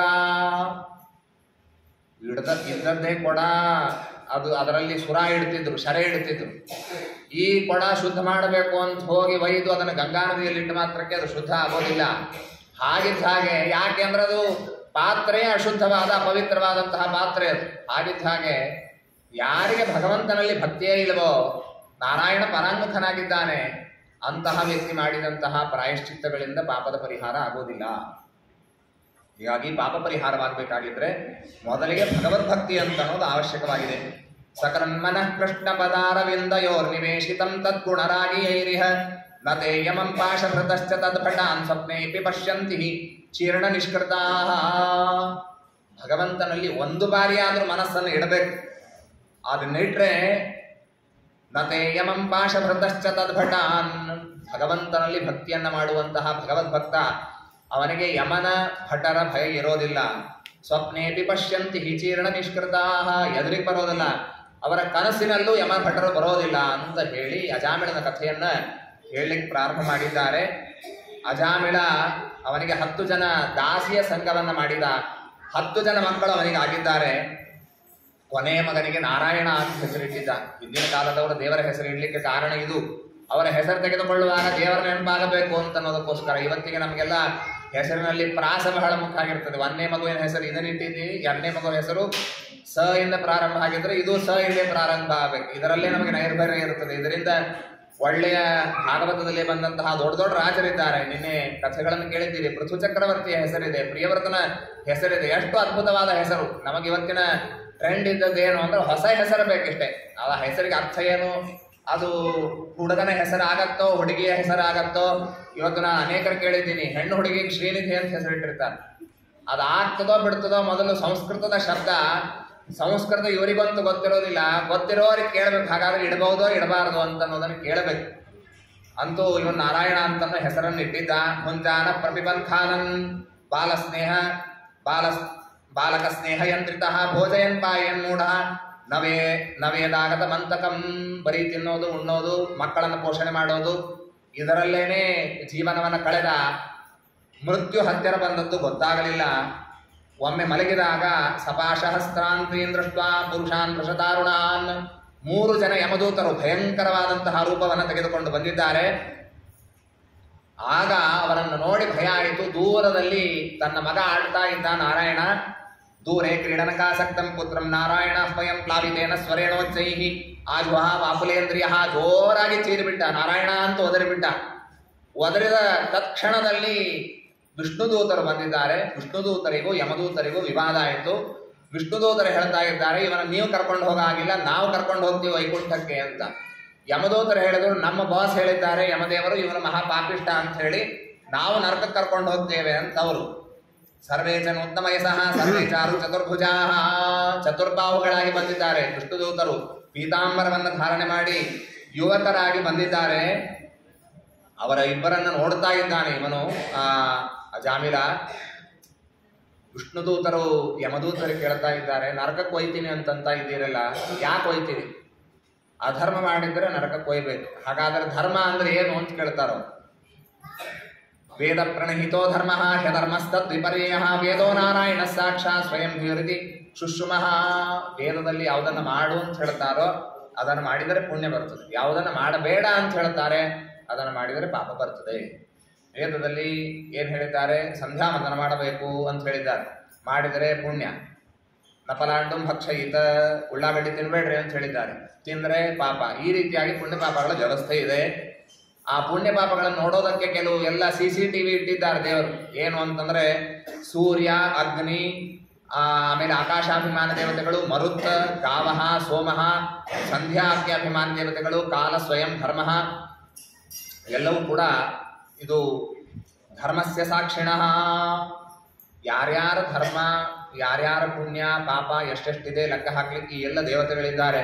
ನಾವು ಗುಪ್ತವಾಗಿ ಪುಣ್ಯ ಮಾಡಬಹುದು ಅಥವಾ ವ್ಯಕ್ತವಾಗಿ ಮಾಡಬಹುದು. ಪಾಪವನ್ನು ಹಾಗೆ ಅದೆಲ್ಲವೂ ಕೂಡ ನಮ್ಮ ಅಕೌಂಟಿನಲ್ಲಿ ಎಂಟ್ರಿ ಆಗಿರುತ್ತೆ. ಈ ಮನುಷ್ಯ ತಾನು ಬೇರೆ ಬೇರೆ ಕರ್ಮಗಳನ್ನು ಮಾಡ್ತಾ ಮಾಡ್ತಾ ತಾನೇ ಈ ಸಂಸಾರದಲ್ಲಿ ಸಿಕ್ಕಾಕೊಳ್ತಾನೆ. ಕೋಶಕಾರ, ಯಾವ ರೀತಿಯಾಗಿ ರೇಷ್ಮೆ ಹುಳ ತನ್ನ ಸುತ್ತಲೂ ರೇಷ್ಮೆಯನ್ನು ಮಾಡ್ತಾ ಮಾಡ್ತಾ ಮಾಡ್ತಾ ಹೋಗ್ತದೆ, ಆಮೇಲೆ ಹೊರಗೆ ಹೋಗ್ಲಿಕ್ಕೆ ಆಗೋದಿಲ್ಲ, ಅದರಲ್ಲೇ ಸಿಕ್ಕಾಕೊಂಡು ಸತ್ತು ಹೋಗುತ್ತೆ ಹೇಗೋ ಹಾಗೆ ಕರ್ಮಣ ಛಾದ್ಯ ಮುಖ್ಯತಿ, ಕರ್ಮವನ್ನ ಮಾಡಿ ಮಕ್ಕಳು ಮೊಮ್ಮಕ್ಕಳು ಇದರಲ್ಲೇನೆ ಇದ್ದುಕೊಂಡು ಸಂಸಾರದಲ್ಲಿ ಬಿದ್ದು ಒದ್ದಾಡುತ್ತಾನೆ. ನಹಿ ಕಶ್ಚಿತ್ ಕ್ಷಣಮಪಿ ಜಾತು ತಿಷ್ಠತ್ಯ ಕರ್ಮಕೃತ ಕಾರ್ಯತೆ ಖ್ಯವಶಃ ಕರ್ಮ ಸರ್ವ ಪ್ರಕೃತಿ ಜೈರ್ಗುಣೈ. ಮನುಷ್ಯ ತನ್ನ ಸ್ವಭಾವಕ್ಕೆ ಅನುಗುಣವಾಗಿ ಎಲ್ಲ ಕರ್ಮಗಳನ್ನು ಮಾಡಿಯೇ ಮಾಡ್ತಾನೆ, ಬಿಡುವುದಿಲ್ಲ, ಅವನು ಅವಶ್ಯವಾಗಿ ಮಾಡಿಯೇ ಮಾಡ್ತಾನೆ. ಆದ್ದರಿಂದ ಈ ರೀತಿಯಾಗಿ ಇವನು ಮಹಾಪಾಪಿಷ್ಠ ಆದರ್ಶ ಕಾಮಿನಂ ಕಿಂಚಿತ. ಇವನ ಕಥೆ ಹೇಳ್ತೀನಿ ಕೇಳ್ರಿ ಅಂತ ಯಮದೂತರು ವಿಷ್ಣುದೂತರಿಗೆ ಹೇಳ್ತಾ ಇದ್ದ. ಇವನು ಒಳ್ಳೆ ಕುಲದಲ್ಲಿ ಹುಟ್ಟಿದ್ದ, ಬ್ರಾಹ್ಮಣ ಕುಲದಲ್ಲಿ ಮೊದಲೆಲ್ಲ ಒಳ್ಳೆಯವನಿದ್ದ. ಇವನಿಗೆ ಅಪ್ರೌಢ ವಿವಾಹ ಆಯಿತು ಒಬ್ಬ ಹೆಣ್ಣಿನ ಜೊತೆಗೆ. ಆದರೆ ಒಮ್ಮೆ ಶೂದ್ರ ಹೆಣ್ಣನ್ನು ನೋಡಿ ಮೋಹಿತನಾಗಿ ಅವಳ ಜೊತೆಗೆ ಇದ್ದು ಬಿಟ್ಟ, ಮಡದಿಯನ್ನು ಮರೆತು ಬಿಟ್ಟ. ತಾಮೇವ ಮನಸಾಧ್ಯಾಯಂ ಸ್ವಧರ್ಮ ವಿರಾಮ, ತನ್ನ ಧರ್ಮ ಬಿಟ್ಟ, ಕರ್ಮ ಬಿಟ್ಟ, ಎಲ್ಲವನ್ನ ಬಿಟ್ಟು ಇವಳ ಜೊತೆಗೆ ಇದ್ದಾನೆ. ವಿಪ್ರಾಂ ಸ್ವಭಾರ್ಯಾಂ ಅಪ್ರೌಢಾಂ ಕುಲೇ ಮಹತಿ ಲಂಬಿತಾಂ ವಿಸಸರ್ಜಾಚಿರಾತ್ ಪಾಪಃ, ತನ್ನ ಹೆಂಡತಿಯನ್ನು ಬಿಟ್ಟುಬಿಟ್ಟಿದ್ದಾನೆ. ಆಮೇಲೆ ಅನೇಕ ಜನ ಮಕ್ಕಳಾಗಿದ್ದಾರೆ, 10 ಜನ ಮಕ್ಕಳಾಗಿದ್ದಾರೆ. ಮಕ್ಕಳ ಪೋಷಣೆ ಆಗಬೇಕು, ಮಡದಿಯ ಪೋಷಣೆ ಆಗಬೇಕು ಅನ್ನೋದಕ್ಕೋಸ್ಕರ ಇವನು ಏನ್ ಮಾಡ್ತಾನೆ ಅಂತಂದ್ರೆ ಬರೀ ಹಣ ಗಳಿಸೋದು. ಅದು ಕೆಲವೊಂದು ಸರಿ ಸರಿಯಾದ ದಾರಿ ಇರ್ತದೆ, ಕೆಲವೊಂದು ಸರಿ ಅಬದ್ಧವಾಗಿದ್ರು ಚಿಂತೆ ಇಲ್ಲ, ಏನಾದ್ರೂ ಆಗಲಿ ಮನೆಯಲ್ಲಿ ಎಲ್ಲರೂ ಸುಖವಾಗಿ ಇರಬೇಕು, ನಾನು ನನ್ನ ಮನೆಗೆ ಕುಟುಂಬಕ್ಕೋಸ್ಕರ ಏನ್ ಬೇಕಾದ್ರೂ ಮಾಡ್ತೀನಿ ಅನ್ನೋ ನಿಟ್ಟಿನಲ್ಲಿ ಧರ್ಮ ಅಧರ್ಮಗಳನ್ನು ಎರಡನ್ನೂ ಮಾಡಿದ್ದಾನೆ. ತತ ಏನಂ ದಂಡಪಾಣಿ ಸಕಾಶಂ ಕೃತಗೆಲ್ಬಿಷಂ, ನೋಡ್ರಿ ಇಷ್ಟೆಲ್ಲ ಪಾಪ ಮಾಡಿದ್ದಾನೆ. ಆದ್ದರಿಂದ ಇವನನ್ನ ನಾವು ನರಕಕ್ಕೆ ಒಯ್ತಾ ಇದ್ದೀವಿ, ದಂಡಪಾಣಿಯ ಹತ್ತಿರ ಯಮಧರ್ಮನ ಹತ್ತಿರ ಇವನನ್ನ ಒಯ್ತಾ ಇದ್ದೀವಿ ಅಂತ ಹೇಳಿದ್ರೆ ವಿಷ್ಣು ದೂತರು ಹೇಳ್ತಾರೆ, ಅಹೋ ಕಷ್ಟಂ ಧರ್ಮದೃಶಾಂ ಅಧರ್ಮ ಸ್ಪೃಶತೆ ಸದಾಂ ಯತ್ರ ದಂಡೇಶು ಪಾಪೇಶು ದಂಡೋಯೈರ್ಧ್ರಿಯತೆ ವೃಥಾ. ಅಲ್ರಪ್ಪ, ನಿಮಗೇ ಧರ್ಮ ಗೊತ್ತಿಲ್ಲ, ನಿಮಗೆ ಗೊತ್ತಿರಬೇಕಂದ್ರೆ ಯಾವ ವ್ಯಕ್ತಿಯನ್ನು ಎಲ್ಲಿ ಕರ್ಕೊಂಡು ಹೋಗಬೇಕು ಅನ್ನೋದೇ ಗೊತ್ತಿಲ್ಲ ಅಂತಂದ್ರೆ ಕೆಲವೊಮ್ಮೆ ಹೀಗಾಗಿರ್ತದೆ ನೋಡ್ರಿ. ಪೊಲೀಸರಿಗೆ ಗೊತ್ತಿರೋದಿಲ್ಲ, ಸರಿಯಾದ ರೂಲ್ಸ್ ಗೊತ್ತಿರೋದಿಲ್ಲ, ಯಾರಿಗೋ ಹಿಡಿದು ಬಿಟ್ಟಿರ್ತಾರೆ. ಹಿಂದೊಮ್ಮೆ ಮುಂಬೈಯಲ್ಲಿ ಹೀಗೆ ಮಾಡಿದ್ರು, ಹೆಲ್ಮೆಟ್ ಹಾಕಬೇಕು, ಹೆಲ್ಮೆಟ್ ಹಾಕದೇ ಇದ್ರೆ ಹಿಡಿತಾರೆ. ಹೆಲ್ಮೆಟ್ಟಿನ ಮೇಲೆ ISI ಮಾರ್ಕ್ ಇರಬೇಕು, ಯಾವುದೋ ಕಳಪೆ ಕ್ವಾಲಿಟಿ ಹೆಲ್ಮೆಟ್ ಹಾಕಿದ್ರೆ ನಡೆಯೋದಿಲ್ಲ, ISI ಇದ್ರೆ ಮಾತ್ರ ಬಿಡಬೇಕಿಲ್ಲ, ಆದ್ರೆ ಬಿಡಬಾರ್ದು ಅಂತ ಹೇಳಿದ್ರು.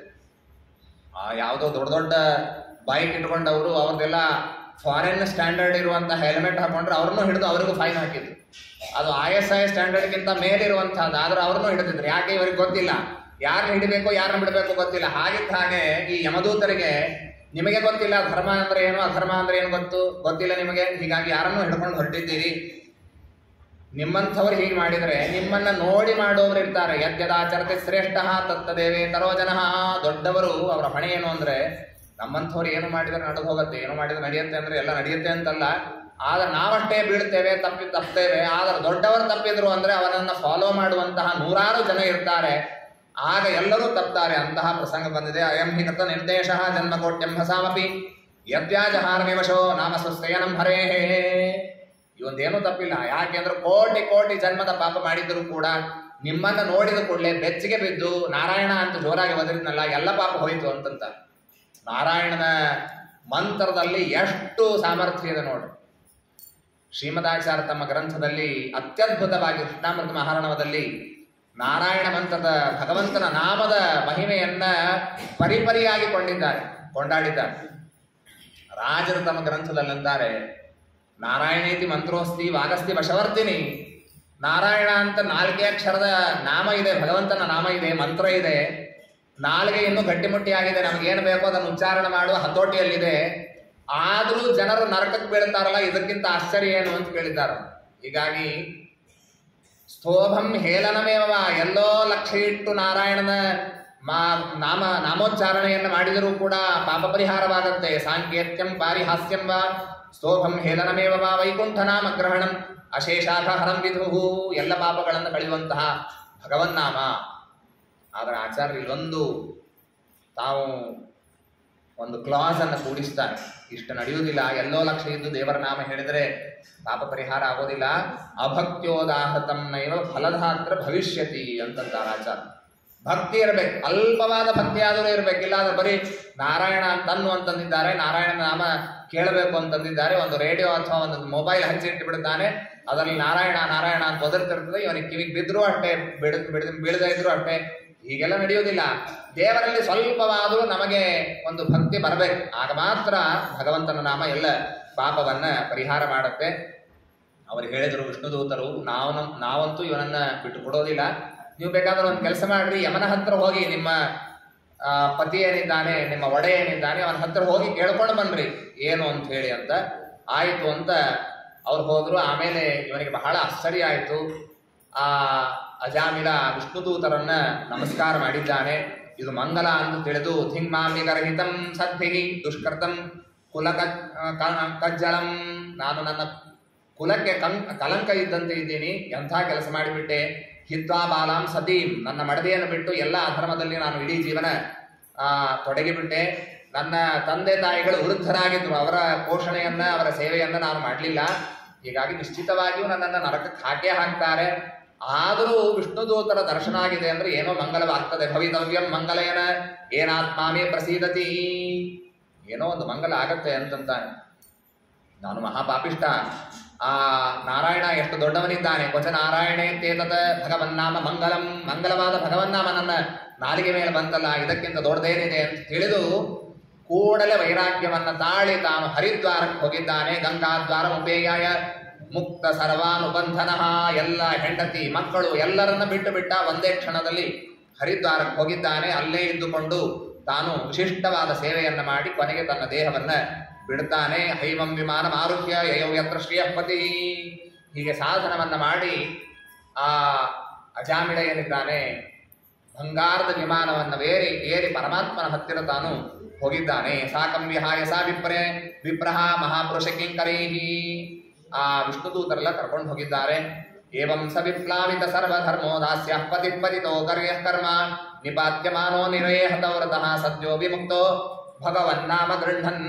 ಇನ್ನೇನು ನರಕಕ್ಕೆ ಬೀಳಬೇಕು, ಒಂದೇ ಕ್ಷಣದಲ್ಲಿ ನಾರಾಯಣನ ಸ್ಮರಣೆ ಬಂತು, ಹೋಗಿ ವೈಕುಂಠ ಲೋಕವನ್ನ ತಾನು ಪಡೆದಿದ್ದಾನೆ. ಆದ್ದರಿಂದ ಉಗ್ರಯಾತನ ಇರುವಂತಹ ನರಕಗಳಿಗೆ ಹೋಗಬಾರದಾಗಿದ್ರೆ ಆಗ ಭಗವಂತನ ನಾಮಗ್ರಹಣವನ್ನು ಮಾಡಬೇಕು ಅಂತ ಈ ರೀತಿಯಾಗಿ ಉಪದೇಶವನ್ನು ಶುಕಾಚಾರ್ಯ ಮಾಡ್ತಾ ಇದ್ದಾರೆ. ಇಂಥ ಯಮದೂತರು ಹೋಗಿ ಯಮನಿಗೆ ಕೇಳ್ತಾರೆ, ಕತಿ ಸಂತೀಹ ಶಾಸ್ತಾರೋ ಜೀವಲೋಕಸ್ಯ ವೈ ಪ್ರಭೋ, ನಾವು ತಿಳ್ಕೊಂಡಿದ್ವಿ ನೀವೇ ಸುಪ್ರೀಂ ಇದ್ದೀರಿ, ನೀವು ಹೇಳಿದ್ಮೇಲೆ ಮುಗಿದೋಯ್ತು, ಆರ್ಡರ್ ಪಾಸ್ ಆದ್ರೆ ಮುಗಿದೋಯ್ತು ಅಂತ ತಿಳಿದಿದ್ವಿ.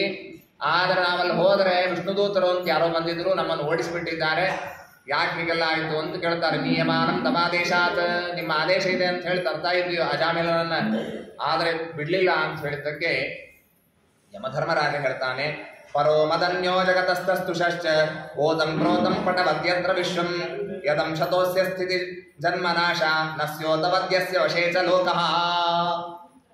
ನಾನು ಸರ್ವೋತ್ತಮ ಅಲ್ಲ, ಸರ್ವೋತ್ತಮನಾದಂತಹ ಭಗವಂತ ಇದ್ದಾನೆ. ಆ ಭಗವಂತನಿಗೆ ನಾವೆಲ್ಲ ಅವನ ಮಾತನ್ನ ಕೇಳಿಕೊಂಡು ಇರುವಂಥವರು. ನಸ್ಯೋತವತ್, ಆಕಳು ಅದನ್ನು ಹತೋಟಿಯಲ್ಲಿ ಇಟ್ಕೊಳ್ಬೇಕು ಅಂತ ಮೂಗ್ದಾಣ ಹಾಕಿರ್ತಾರೆ ನೋಡ್ರಿ, ಹಾಗೆ ದೇವರು ಮೂಗ್ದಾಣ ಹಾಕಿದ್ದಾನೆ ನಮಗೆಲ್ಲ ಅಂತ ಹೇಳಿ ಅವನ ಹೇಳಿದಂತೆ ನಾವು ಕೆಲಸವನ್ನು ನಾವು ಮಾಡ್ತೇವೆ. ಭೀಷಾಸ್ಮಾದ್ ವಾತಪವತೆ ಭೀಷೋದೇತಿ ಸೂರ್ಯ ಭೀಷಾತ್ ಅಗ್ನಿಶ್ಚೇಂದ್ರಶ್ಚ. ಸೂರ್ಯ ಉದಯಿಸುವಾಗ ಹೀಗೆ ಅನ್ಕೊಳ್ತಾನಂತೆ, ನಾನು ಸರಿಯಾಗಿ 6:50 ನನ್ನ ಉದಯ ಆಗದೇ ಇದ್ರೆ ದೇವರು ನನ್ನನ್ನ ಸುಮ್ಮನೆ ಬಿಡೋದಿಲ್ಲ ಅಂತ ಹೆದರಿ ತಾನು ಸರಿಯಾಗಿ ಉದಯಿಸ್ತಾನಂತೆ. ಬೆಂಕಿ ಸುಡುವಾಗ ನಾನು ಸುಡದೆ ಹೋದರೆ ದೇವರು ನನ್ನನ್ನು ಬಿಡೋದಿಲ್ಲ ಅಂತ ಹೇಳಿ ಅಗ್ನಿ ಸುಡ್ತದಂತೆ. ಹೀಗೆ ಪ್ರತಿಯೊಬ್ಬ ದೇವತೆ ತಮ್ಮ ತಮ್ಮ ಕೆಲಸವನ್ನ ಮಾಡಬೇಕಾಗಿದ್ರೆ ಆಗ ಭಗವಂತನ ಆಜ್ಞೆಯನ್ನು ಮೀರ್ಲಿಕ್ಕಿಲ್ಲ ಎಂಬ ಭಯ ಅವರಲ್ಲಿದೆ ಅನ್ನೋದಕ್ಕಾಗಿ ತಮ್ಮ ತಮ್ಮ ಕೆಲಸದಲ್ಲಿ ತೊಡಗಿದ್ದಾರೆ. ಆ ಪರಮಾತ್ಮನೇ ವಿಶಿಷ್ಟವಾದಂತಹ ಸ್ಥಾನವನ್ನ ಪಡೆದಿದ್ದಾನೆ. ಆದ್ದರಿಂದ ಅವನನ್ನ ನಾವು ತಿಳಿಯಬೇಕು. ತೇ ದೇವ ಸಿದ್ಧ ಪರಿಗೀತ ಪವಿತ್ರ ಗಾಥಾ ಯೇ ಸಾಧವ ಸಮದೃಶೋ ಭಗವತ್ ಪ್ರಪನ್ನಾ ತಾನ್ನೋಪಸೀದತ ಹರೇರ್ ಹೃದಯ ವಿಗುಪ್ತಾನ್ ನೈಷಾಂ ಭಯಂ ನಚ ಭಯಂ ಪ್ರಭವಾಮ ದಂಡೇ. ಯಾರು ಭಗವತ್ ಭಕ್ತರಿದ್ದಾರೋ ತಾನ್ನೋಪಸೀದತ, ಅವರ ಹತ್ರ ಹೋಗಬೇಡ್ರಿ, ಅವರಿಗೆ ಪರಮಾತ್ಮನ ರಕ್ಷಣೆ ಇರ್ತದೆ, ಅಂಥವರ ಹತ್ರ ಹೋಗಬೇಡ್ರಿ. ಹಾಗಾದ್ರೆ ಯಾರ ಹತ್ರ ಹೋಗಬೇಕು ಅಂದ್ರೆ ಜಿಹ್ವಾನ ಭಕ್ತಿ ಭಗವತ್ ಗುಣನಾಮಧೇಯಂ ಚೇತಶ್ಚನ ಸ್ಮರತಿ ತಚ್ಚರಣಾರವಿಂದಂ. ಯಾರ ನಾಲಿಗೆ ಮೇಲೆ ದೇವರ ಹೆಸರು ಬರ್ತಿರೋದಿಲ್ಲ, ಯಾವರ ಮನಸ್ಸಿಗೆ ದೇವರ ಸ್ಮರಣೆ ಬರ್ತಾ ಇರೋದಿಲ್ಲ, ಕೃಷ್ಣಾಯನೋ ನಮತಿ ಯಚ್ಚಿರಯೇ ಕದಾಪಿ, ಯಾರ ತಲೆ ದೇವರಿಗೆ ಒಂದೂ ಬಾರಿಯೂ ಬಾಗಿರೋದಿಲ್ಲಲ್ಲ, ತಾನಾನಯರ್ಥಂ ಅವರನ್ನು ಕರ್ಕೊಂಡು ಬನ್ರಿ ಇಲ್ಲಿ ಅಂತ ಈ ರೀತಿಯಾಗಿ ಯಮಧರ್ಮರಾಜ ಹೇಳಿದ್ದಾನೆ. ಹೀಗೆ ಆ ಅಜಾಮಿಲನ ಉದ್ಧಾರವಾದಂತಹ ಕಥೆಯನ್ನೆಲ್ಲ ತಿಳಿಸಿದ್ದಾರೆ. ಅದಾದ ಮೇಲೆ ಪ್ರಚೇತಸರ ಕಥೆಯನ್ನ ತಿಳಿಸಿಕೊಡ್ತಾರೆ. ಆ ಪ್ರಚೇತಸರು ಯದಾ ಪ್ರಚೇತಸ ಪುತ್ರಾಹ ದಶ ಪ್ರಾಚೀನ ಪರಿಹ್ಯಃ, ಹಿಂದಿನ ಸ್ಕಂದದಲ್ಲಿ ಬರುವಾಗ ಪ್ರಾಚೀನ ಪರಿಹ್ಯ ಕಥೆ ಬಂತು. ಒಂದಾದ ಮೇಲೆ ಒಂದು ಯಜ್ಞ ಮಾಡ್ತಿದ್ದ ಅಂತ ಅವನಿಗೆ ಪ್ರಾಚೇತಸರು ಅಂತ 10 ಜನ ಮಕ್ಕಳು ಹುಟ್ಟಿದ್ದಾರೆ. ಆಮೇಲೆ ಅವರೆಲ್ಲ ಪ್ರಜಾ ಸರ್ಗಾಹಿ ಕಥಂ ವೃಕ್ಷಾನ್ ನಿರ್ಧಗ್ಧುಮರ್ಹತ, ಅವರು ತಪಸ್ಸನ್ನ ಸಮುದ್ರದ ಒಳಗಿದ್ದುಕೊಂಡು ತಪಸ್ಸು ಮಾಡಿದ್ರು. ಸಿದ್ಧಿ ಬಂತವರಿಗೆ. ಸಿದ್ಧಿ ಬಂದ ಕೂಡಲೇ ನೀರಿನಿಂದ ಹೊರಗೆ ಬಂದ್ರಂತೆ. ಎಲ್ಲ ಕಡೆಗೆ ಕಾಡು ಬೆಳೆದು ಬಿಟ್ಟಿತ್ತು, ಹೋಗ್ಲಿಕ್ಕೆ ಅವರಿಗೆ ಜಾಗ ಇಲ್ಲ. ಎಲ್ಲ ಕಡೆಗೆ ಗಿಡಗಳು ಮರಗಳು ಬೆಳೆದು ಬಿಟ್ಟಿದೆ, ಹೋಗ್ಲಿಕ್ಕೆ ಆಗ್ತಾ ಇಲ್ಲ. ಹೀಗಾಗಿ ಸ್ವಲ್ಪ ಸಿಟ್ಟಿನಿಂದ ನೋಡಿದ್ರೆ ಗಿಡ ಎಲ್ಲ ಸುಡ್ಲಿಕ್ಕೆ ಶುರುವಾಯಿತು. ಯಾವ ಗಿಡವನ್ನು ನೋಡಿದ್ರೋ ಆ ಎಲ್ಲ ಗಿಡ ಸುಡ್ಲಿಕ್ಕೆ ಶುರುವಾಯಿತು. ಅವರಿಗೆ ಮೋಜನಿಸ್ತು, ನಮಗೆ ಇಷ್ಟು ಸಾಮರ್ಥ್ಯ ಬಂದಿದೆ, ದಾರಿಗೆ ಎಷ್ಟು ಬೇಕೋ ಅಷ್ಟು ಗಿಡ ಸುಡ್ಲಿಲ್ಲ. ಅವ್ರು ಯಾವ್ದ್ಯಾವ್ದು ಸಿಕ್ತೋ ಎಲ್ಲ ಗಿಡ ನೋಡ್ಲಿಕ್ಕೆ ಶುರು ಮಾಡಿದ್ರು, ಎಲ್ಲ ಸುಡ್ಲಿಕ್ಕೆ ಪ್ರಾರಂಭ ಆಯ್ತು. ಆಗ ಚಂದ್ರ ಬರ್ತಾನೆ. ಎಲ್ಲ ಗಿಡ ಮರಗಳಿಗೆ ಅಭಿಮಾನಿ ದೇವತೆ ಔಷಧಿ, ಅವುಗಳಿಗೆ ಅಭಿಮಾನಿಯಾದ ಸೋಮ ಬರ್ತಾನೆ. ನಿಮ್ಮನ್ನ ತೊಡಗಿಸಿದ್ದು ಬ್ರಹ್ಮದೇವರು ಯಾವುದಕ್ಕೆ? ಪ್ರಜೆಗಳ ಸೃಷ್ಟಿಯಾಗಬೇಕು ಅಂತ ನಿಮ್ಮನ್ನ ಕಳಿಸಿದ್ದಾರೆ. ನೀವು ಎಲ್ಲ ಗಿಡ ಮರಗಳನ್ನು ಸುಡ್ತಾ ಇದ್ದೀರಿ. ನೀವು ಪ್ರಜಾ ಸರ್ಕಾರಿ ಕಥಂ ವೃಕ್ಷಾನ್ ನಿರ್ದಗ್ಧಮರ್ಹತ, ಹೀಗೆ ಮಾಡಬೇಡ್ರಿ ಅಂತ ಹೇಳಿ ಅವರನ್ನ ಸಾಂತ್ವನ ಮಾಡಿ ಆ ಗಿಡಗಳ ಮಗಳು ವಾರ್ಕ್ಷಿ ಅಂತ ಅವಳನ್ನು ಕೊಟ್ಟಿದ್ದಾರೆ. 10 ಜನ ಕೂಡಿ ಒಬ್ಬಳನ್ನ ಮದುವೆ ಆಗ್ತಾರೆ.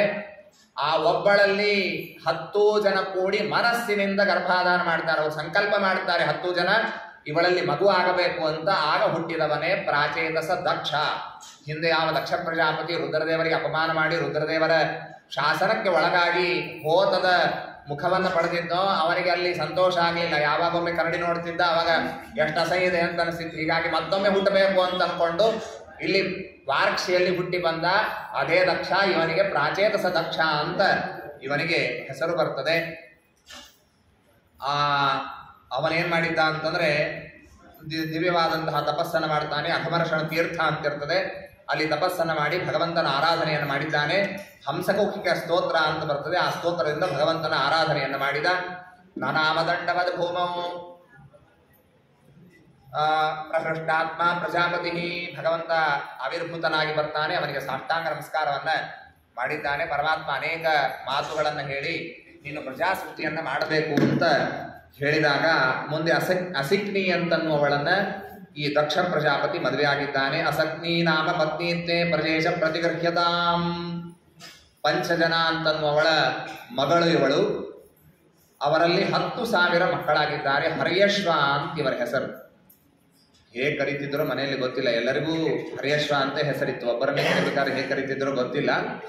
ಅಂತೂ ಆ ಹರ್ಯಶ್ವರಿಗೆ ಹೇಳಿದ್ರು, ದಕ್ಷ ಹೇಳಿದ ಮುಂದೆ ನೀವು ಸೃಷ್ಟಿ ಮಾಡಬೇಕು ಅಂತ ಹೇಳಿದ್ರೆ ಅವರಂದ್ರು ನಾವು ಸುಮ್ಮನೆ ಸೃಷ್ಟಿ ಮಾಡೋದಿಲ್ಲ, ಮೊದಲು ನಾವು ತಪಸ್ಸನ್ನು ಮಾಡಿ ಸಿದ್ಧರಾಗಿ ಬರ್ತೇವೆ, ಆಮೇಲೆ ಮದುವೆ ಮಾಡಿಕೊಂಡು ನಾವು ಪ್ರಜಾಸೃಷ್ಟಿಯಲ್ಲಿ ತೊಡಗ್ತೇವೆ ಅಂತ. ಆಯಿತು ಅಂತ ಹೋಗಿದ್ದಾರೆ. ಪಿತ್ರ ಪ್ರೋಕ್ತ ಪ್ರಜಾಸರ್ಗೆ ಪ್ರತೀಜಿಂ ಯಯುರ್ದಿಶಂ, ಪಶ್ಚಿಮ ದಿಕ್ಕಿಗೆ ಹೋಗಿದ್ದಾರೆ. ನಾರಾಯಣ ತೀರ್ಥ ಅಂತ ಸಿಂಧು ಸಮುದ್ರಗಳ ಮೇಲನಾಗುವಂತಹ ಸ್ಥಳ, ಅಲ್ಲಿ ಹೋದ್ರು. ಅಲ್ಲಿ ತಪಸ್ ಮಾಡಬೇಕು ಅಂತಂದ್ರೆ ಅಲ್ಲಿ ನಾರದ ಋಷಿಗಳು ಬಂದು ಏನೇನೋ ಕೂಟ ಪ್ರಶ್ನೆಗಳನ್ನು ಒಗಟುಗಳನ್ನು ಕೇಳಿಬಿಡ್ತಾರೆ. ಅವರ ಪ್ರಶ್ನೆಗಳಿಗೆ ಉತ್ತರ ಹೇಳ್ರಿ, ಆಮೇಲೆ ನೀವು ತಪಸ್ ಮಾಡ್ರಿ, ಎಲ್ಲ ಪ್ರಶ್ನೆಗಳಿಗೆ ಉತ್ತರ ಗೊತ್ತಾ ಅಂತ. ಒಬ್ಬನೇ ವ್ಯಕ್ತಿ ಇದ್ದಾನೆ, ಅವನೇ ರಾಜ್ಯ, ಅವನೇ ಪ್ರಜೆ, ಅವನೇ ರಾಜ. ಯಾರು ಗೊತ್ತಾ ನಿಮಗೆ ಅಂತ ಗೊತ್ತಿಲ್ಲ. ಒಂದು ಬಿಲ ಇದೆ, ಆ ಬಿಲದ ಒಳಗೆ ಹೋದ್ರೆ ಮತ್ತೆ ಹೊರಗೆ ಬರ್ಲಿಕ್ಕೆ ಆಗೋದಿಲ್ಲ. ಅಂತಹ ಬಿಲ ಯಾವುದು ಗೊತ್ತಾ? ಅನೇಕ ರೂಪ ಇರುವಂತಹ ಒಬ್ಬ ಹೆಣ್ಣು ಮಗಳಿದ್ದಾಳೆ, ಆ ಹೆಣ್ಣು ಮಗಳು ನಿಮಗೆ ಯಾರು ಗೊತ್ತಾ ಅಂತ. ಹೀಗೆ ಅನೇಕ ಪ್ರಶ್ನೆಗಳು. ಒಂದು ನದಿ ಇದೆ, ಅದು ಒಂದು ದಿಕ್ಕಿಗೆ ಹರಿಯೋದಿಲ್ಲ, ಎರಡೂ ಕಡೆಗೆ ಹರಿಯುತ್ತದೆ. ಇಂತಹ ನದಿ, ಅದರ ಬಗ್ಗೆ ನೀವು ತಿಳಿದಿದ್ದೀರಾ?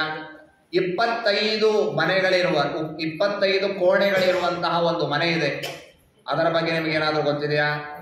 ಆಮೇಲೆ ಒಂದು ಹಂಸ ಇದೆ, ಬೇರೆ ಬೇರೆ ಕಥೆಗಳನ್ನು ಹೇಳ್ತಾ ಇರ್ತದೆ. ಆಮೇಲೆ ಮತ್ತೊಂದು ಭ್ರಮಿ ಇದೆ, ಸುಳಿ. ಆ ಸುಳಿಯ ಬಗ್ಗೆ ನಿಮಗೆ ಗೊತ್ತಿದೆಯಾ? ಅದು ಬಹಳ ತೀಕ್ಷ್ಣವಾದಂತಹದ್ದಿದೆ. ಈ ರೀತಿಯಾಗಿ 9 ಪ್ರಶ್ನೆಗಳನ್ನ ಅವರು ಮಾಡಿದ್ದಾರೆ. 9-10 ಪ್ರಶ್ನೆಗಳನ್ನು ಮಾಡ್ತಾರೆ. ಇವರು ತಲೆ ತೋರಿಸಿಕೊಂಡು ಗೊತ್ತಿಲ್ಲ ಅಂತ ಹೇಳಿದ್ರು. ಆಗ ಆ ಪ್ರಶ್ನೆಗಳಿಗೆ ಉತ್ತರವನ್ನ ಕೊಡುವ ನೆಪದಲ್ಲಿ ತತ್ವಜ್ಞಾನವನ್ನ ನಾರದ ಋಷಿಗಳು ಆ ಎಲ್ಲ ಹರಿಯೇಶ್ವರಿಗೆ ಕೊಟ್ಟಿದ್ದಾರೆ. ಅವ್ರು ಹೇಳ್ತಾರೆ, ಒಬ್ಬನೇ ಪುರುಷ ಯಾರು ಅಂದ್ರೆ ಒಂದು ದೇವರು. ಪ್ರಳಯಕಾಲದಲ್ಲಿ ತಾನೊಬ್ಬನೇ ವಟಪತ್ರಶಾಹಿ ಆಗಿರ್ತಾನೆ, ಅವನೇ ರಾಜ್ಯ, ಅವನೇ ರಾಜ, ಅವನೇ ಪ್ರಜಾ, ಈ ರೀತಿಯಾಗಿದ್ದಾನೆ. ಪುಮಾನ್ ನಾಪೈತಿ ಯದ್ಗತ್ವಾ ಬಿಲಂ ಸ್ವರ್ಗಗತೋ ಯಥಾ. ಪ್ರತ್ಯಗ್ಧಾಮಾವಿದ ಇಹ ಕಿಮ ಸತ್ಕರ್ಮಭಿರ್ಭವೇತ್. ಬರೀ ಕರ್ಮ ಮಾಡ್ತೀನಿ, ಜಪ ಮಾಡ್ತೀನಿ, ತಪಸ್ಸು ಮಾಡ್ತೀನಿ ಅಂತ ನೀವು ಹೊರಟಿದ್ದೀರಿ. ಅದನ್ನು ತೆಗೆದುಕೊಂಡು ಏನು ಮಾಡ್ತೀರಿ? ನೋಡ್ರಿ, ಈ ಎಲ್ಲ ಜ್ಞಾನವನ್ನು ಪಡಿಬೇಕು. ಆ ಬೆಲೆ ಯಾವುದು ಅಂತಂದ್ರೆ ಆ ಪರಮಾತ್ಮನೇ ಇದ್ದಾನೆ ಅಂತ ಹೇಳಿದ್ರು. ನಾನಾ ರೂಪವನ್ನು ಪಡೆದ ಹೆಣ್ಣು ಯಾರು ಅಂತಂದ್ರೆ ಅದು ಬುದ್ಧಿ. ಬುದ್ಧಿಗೆ ಒಮ್ಮೆ ಇದನ್ನು ಮಾಡಬೇಕು ಅನ್ಸುತ್ತೆ, ಇನ್ನೊಮ್ಮೆ ಇದು, ಮತ್ತೊಮ್ಮೆ ಮತ್ತೊಂದು, ಈ ರೀತಿಯಾಗಿ ಬೇರೆ ಬೇರೆ ವಿಚಾರಗಳು ಬರ್ತಾ ಇರ್ತದೆ. ಹೀಗಾಗಿ ಅದೇನೇ ಬುದ್ಧಿಯೇ ಇದು ಹೆಣ್ಣು ಅಂತ ಹೇಳಿದ್ದಾರೆ. ಆಮೇಲೆ ತತ್ಸಂಗ ಭ್ರಂಶಿತೈಶ್ವರ್ಯಂ ಸಂಸರಂತಂ ಕುಭಾರ್ಯವತ ತದ್ಗತಿರಹುದಸ್ಯೇಹ ಕಿಮ ಸತ್ಕರ್ಮಭಿರ್ಭವೇತ್. ಆಮೇಲೆ ಎರಡೂ ಕಡೆಗೆ ಹರಿಯುವಂತಹ ನದಿ ಯಾವುದು ಅಂತಂದ್ರೆ ಅದು ಪ್ರಕೃತಿ.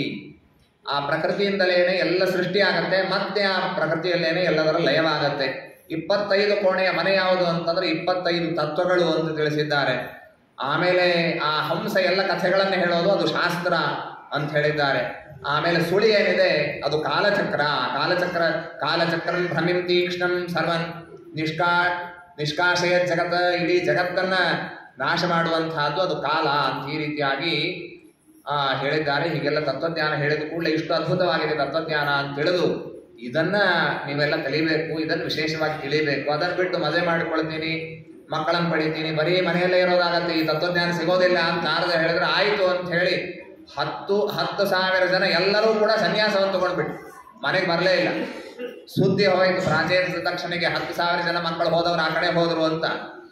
ಆಮೇಲೆ ಮತ್ತು 1,000 ಜನ ಮಕ್ಕಳನ್ನು ಪಡಿತಾನೆ. ಶಬಲಾಶ್ವರು ಅಂತ ಅವರ ಹೆಸರಾಗತ್ತೆ.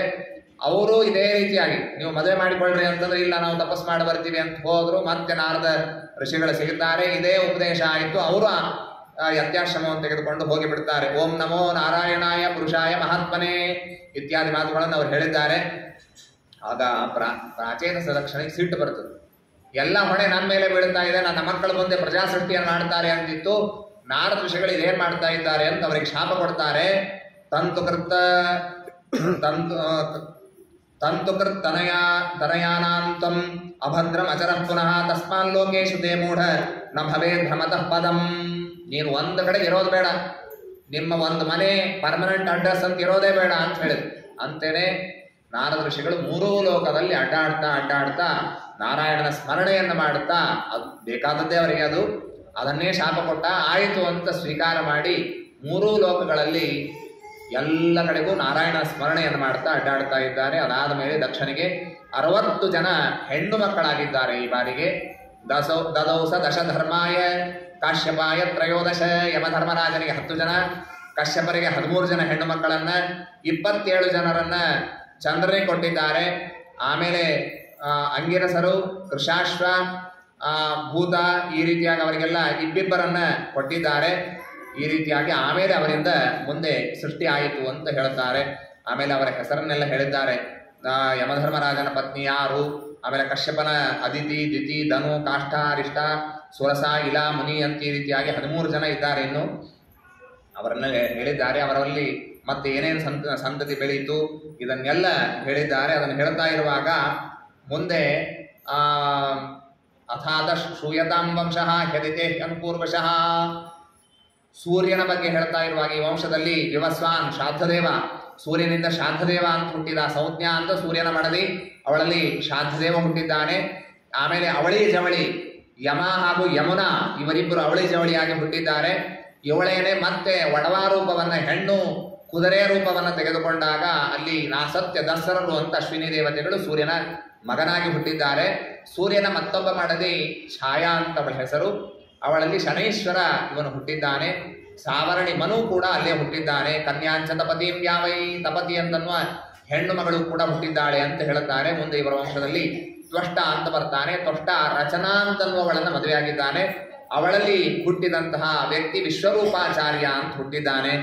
ತಂಬಂಬುರಿರೇ ಸುರಗಣ ಸ್ವಸ್ತ್ರೀಯಂ ದ್ವಿಷತಾಮಪಿ, ಇವನನ್ನ ದೇವತೆಗಳು ತಮ್ಮ ಪುರೋಹಿತ ಅಂತ ಸ್ವೀಕಾರ ಮಾಡಿದರು ಅಂತ ಶುಕಾಚಾರ್ಯ ಹೇಳಿದ್ದಕ್ಕೆ, ಯಾಕೆ ಇವನನ್ನ ಪುರೋಹಿತನನ್ನಾಗಿ ಸ್ವೀಕಾರ ಮಾಡುವ ಅವಶ್ಯಕತೆ ಏನು ಬಂತು ಅಂತ ಕೇಳಿದ್ದಕ್ಕೆ, ಒಮ್ಮೆ ಸ್ವರ್ಗಲೋಕದಲ್ಲಿ ಎಲ್ಲರೂ ಕುಳಿತುಕೊಂಡಾಗ ಬೃಹಸ್ಪತ್ಯಾಚಾರ್ಯರು ಬಂದರು. ಇಂದ್ರ ತಾನು ಅಹಂಕಾರದಿಂದ ಅವರಿಗೆ ನಮಸ್ಕಾರ ಮಾಡಲಿಲ್ಲ ಅಂಥೇಳಿ ತರಿಹೇವ ಪ್ರತಿಬುದ್ಧೇಂದ್ರ, ಅವರು ಹಿಂದಿರುಗಿ ಹೋಗಿಬಿಡ್ತಾರೆ, ತಮಗೆ ಅಪಮಾನ ಆಯಿತು ಅಂತ ಹೇಳಿ. ಅಷ್ಟಾದದ್ದು ಸಾಕು, ಗೂಢಚರರಿಂದ ಅಸುರರಿಗೆ ಗೊತ್ತಾಯಿತು. ದೇವತೆಗಳ ಗುರುಗಳಾದ ಬೃಹಸ್ಪತ್ಯಾಚಾರ್ಯ ಅವರನ್ನು ಬಿಟ್ಟು ಹೋಗಿದ್ದಾರೆ ಅಂತಂದು ಕೂಡಲೇ ದಾಳಿ ಮಾಡಿದರು. ಸ್ವರ್ಗವನ್ನು ಸೋತು ಬಿಡುತ್ತಾರೆ. ಎಲ್ಲ ದೇವತೆಗಳು ಎಲ್ಲೆಲ್ಲೋ ಮೂಲೆಯಲ್ಲಿ ಕೂಡಬೇಕಾಗತ್ತೆ. ರಾಜ್ಯಪೂರ್ಣ ಈ ಸ್ವರ್ಗಲೋಕದ ಆಧಿಪತ್ಯವನ್ನು ಅಸುರರು ವಹಿಸಿಕೊಂಡು ಬಿಡುತ್ತಾರೆ. ಹಾಗಾದ್ರೆ ಏನು ಮಾಡಬೇಕು ಅಂತ ಬ್ರಹ್ಮದೇವರಿಗೆ ಮೊರೆ ಹೋದಾಗ ಅವರು ಹೇಳ್ತಾರೆ, ವಿಶ್ವರೂಪಾಚಾರ್ಯರಿಗೆ ಬಹಳ ಚೆನ್ನಾಗಿ ವಿದ್ಯೆ ಬರುತ್ತದೆ, ನೀವು ಅವರನ್ನು ಹೋಗಿ ಕೇಳ್ಕೊಡ್ರಿ ಅಂತ ಹೇಳಿದ್ದಾಗ ಆಯಿತು ಅಂತ ಹೋಗಿದ್ದಾರೆ.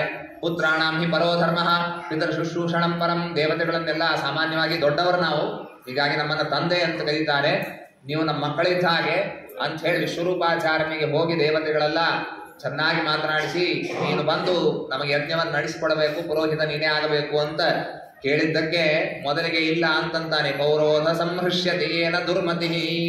ಪೌರೋಹಿತ್ಯ ನಾನು ಮಾಡಿಸೋದಿಲ್ಲ ಅಂತ ಹೇಳ್ತಾನೆ. ಯಾಕೆ ಅಂದ್ರೆ ಪೌರೋಹಿತ್ಯ ಇದು ನಾನ್ ಸ್ಟಾಪ್ ಆಗಿರುವಂತಹದ್ದು. ಒಂದು ಮಾಡಿಸಿದ್ರೆ ಸಾಕು ಅಂತ ಅನ್ಸೋದಿಲ್ಲ, ಎರಡು ಮಾಡಿಸಿದ್ರೆ ಇನ್ನೂ ಸ್ವಲ್ಪ ಹೆಚ್ಚು ದಕ್ಷಿಣೆ ಸಿಗುತ್ತೆ, ಮೂರು ಮಾಡಿಸಿದ್ರೆ ಇನ್ನಷ್ಟು ಹೆಚ್ಚು, ಹೀಗೆ ಅದಕ್ಕೆ ಮುಕ್ತಾಯ ಅಂತ ಅನ್ನೋದೇ ಇರೋದಿಲ್ಲ. ಹೀಗಾಗಿ ನಾನು ಮಾಡಿಸೋದಿಲ್ಲ ಅಂತ ಹೇಳ್ತಾನೆ.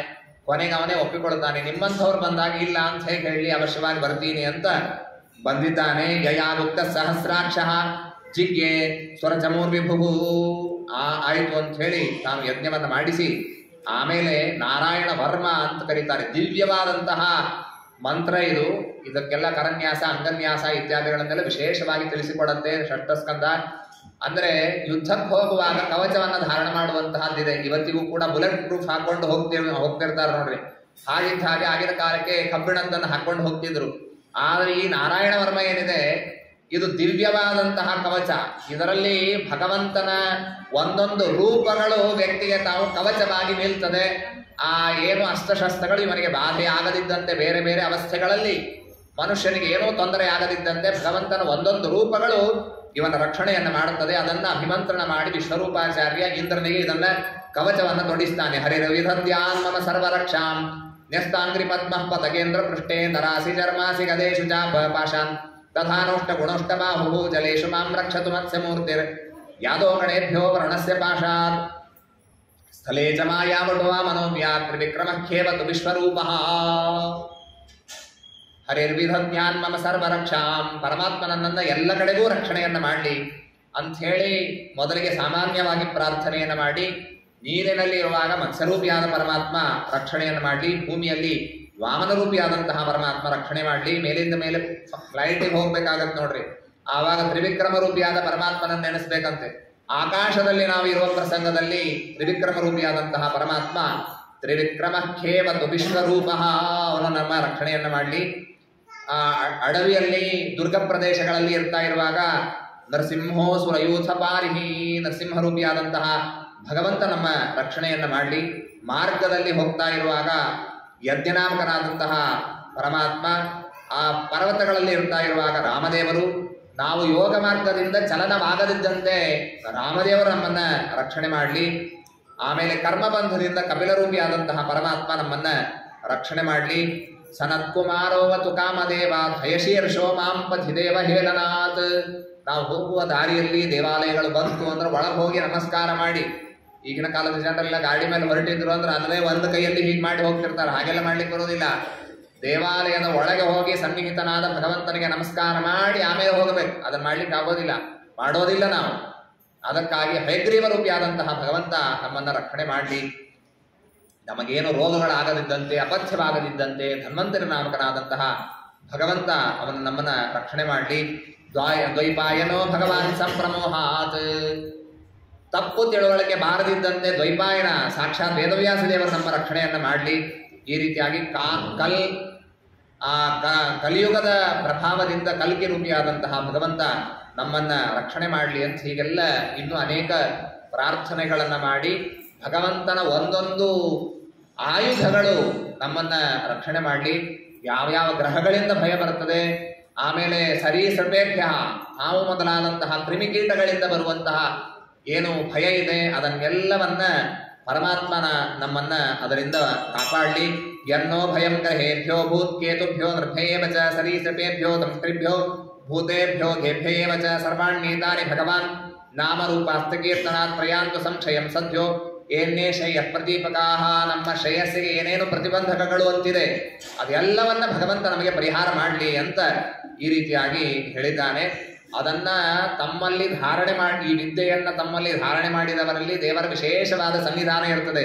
ಹಿಂದೊಬ್ಬ ಬ್ರಾಹ್ಮಣ ಕೌಶಿಕ ಅಂತನ್ನುವ ಇದನ್ನ ಧಾರಣೆ ಮಾಡಿ ಎಲ್ಲೋ ಮರುಭೂಮಿಯಲ್ಲಿ ಇರ್ತಾ ಇದ್ದ, ಅಲ್ಲೇ ಸತ್ತು ಹೋಗಿಬಿಟ್ಟ. ಅವನ ಅಂತ್ಯಕ್ರಿಯೆಯನ್ನು ಮಾಡುವವರು ಯಾರೂ ಇರಲಿಲ್ಲ. ಆಗ ಚಿತ್ರರಥ ಎಂಬಂತಹ ಗಂಧರ್ವ ಒಮ್ಮೆ ಕಾಲಾಂತರದಲ್ಲಿ ಅಲ್ಲಿಂದ ತನ್ನ ವಿಮಾನವನ್ನು ತೆಗೆದುಕೊಂಡು ಹೋಗ್ತಾ ಇರುವಾಗ ಸರಿಯಾಗಿ ಈ ದೇಹದ ಮೇಲೆ ಬಂತಂತೆ. ವಿಮಾನ ಕೆಳಗಾಗಿ, ತಲೆ ಕೆಳಗಾಗಿ ಕೆಳಗೆ ಬಿದ್ದಿದ್ದಾನೆ. ಆಗ ಆಕಾಶವಾಣಿ ಆಗ್ತದೆ, ಇಲ್ಲಿ ಇಂತಹ ಕೌಶಿಕ ಎಂಬ ಬ್ರಾಹ್ಮಣ ಇದ್ದ, ಅವನ ಅಸ್ಥಿಗಳು ಇಂಥಲ್ಲಿದೆ, ಅದನ್ನು ತೆಗೆದುಕೊಂಡು ಹೋಗಿ ಸರಸ್ವತಿ ನದಿಯಲ್ಲಿ ವಿಸರ್ಜನೆ ಮಾಡಿ ಸ್ನಾನ ಮಾಡಿ ಆಮೇಲೆ ನೀನು ಹೋಗಬೇಕು ಅಂತ ಹೇಳಿದಂತೆ. ಅಂದ್ರೆ ತಾನು ಜೀವಂತ ಇರುವಾಗ ಈ ವಿದ್ಯೆಯನ್ನು ಧಾರಣ ಮಾಡಿದವ, ಸತ್ತಾದ ಮೇಲೆ ಎಲುಬುಗಳಲ್ಲೂ ಆ ಸಾಮರ್ಥ್ಯವನ್ನು ನಾವು ಕಾಣ್ತೇವೆ. ಆ ವಾಲಕಿಲ್ಯರು ಹೇಳಿದ್ದಕ್ಕಾಗಿ ಅವನು ಅದನ್ನ ಸರಸ್ವತಿ ನದಿಯಲ್ಲಿ ವಿಸರ್ಜನೆಯನ್ನು ಮಾಡಿ ಹೋದ. ಏತಾಂ ವಿದ್ಯಾಮಧಿಗತೋ ವಿಶ್ವರೂಪ ಶತಕ್ರತು. ಈ ವಿದ್ಯೆಯನ್ನ ವಿಶ್ವರೂಪಾಚಾರ್ಯನಿಂದ ತಿಳಿದಂತಹ ಇಂದ್ರ ತ್ರೈಲೋಕ್ಯ ಲಕ್ಷ್ಮೀಂ ಬುಭುಜೆ, ಮತ್ತೆ ಸ್ವರ್ಗವನ್ನ ಗೆದ್ದು ಸ್ವರ್ಗಾಧಿಪತ್ಯವನ್ನ ತಾನು ವಹಿಸಿದ್ದಾನೆ.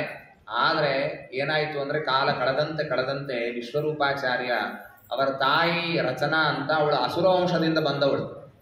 ಆ ಒಂದು ಕೊಂಡಿಯನ್ನಿಟ್ಟುಕೊಂಡು ಅಸುರರು ಬಂದು ಹೇಳಿದರು, ಬರೀ ನಿಮ್ಮ ತಂದೆ ಕುಲವನ್ನು ನೋಡಬೇಡ, ತ್ವಷ್ಟ ದೇವತೆ ಕುಲಗಳ ಸೇರಿದ್ರು ಕೂಡ ನಿಮ್ಮ ತಾಯಿ ಇದ್ದದ್ದು ಅಸುರ ಕುಲದವಳು, ಆಹುತಿ ಹಾಕುವಾಗ ದೇವತೆಗಳಿಗೆ ಹಾಕು ಬೇಡ ಅನ್ನೋದಿಲ್ಲ, ಒಂದೆರಡು ಮುಚ್ಚಿ ಆದರೂ ನಮ್ಮ ಕಡೆಗೂ ಹಾಕೋ ಮಾರಾಯ ಅಂತ ಅಸುರ ಕೇಳಿಕೊಂಡದ್ದು. ಆಯಿತು ಅಂತ ಹೇಳಿ ಕೆಲವು ಆಹುತಿಗಳನ್ನು ದೇವತೆಗಳಿಗೆ, ಕೆಲವು ಅಸುರರಿಗೆ ಹೀಗೆ ಹಾಕ್ಲಿಕ್ಕೆ ಪ್ರಾರಂಭ ಮಾಡಿದ.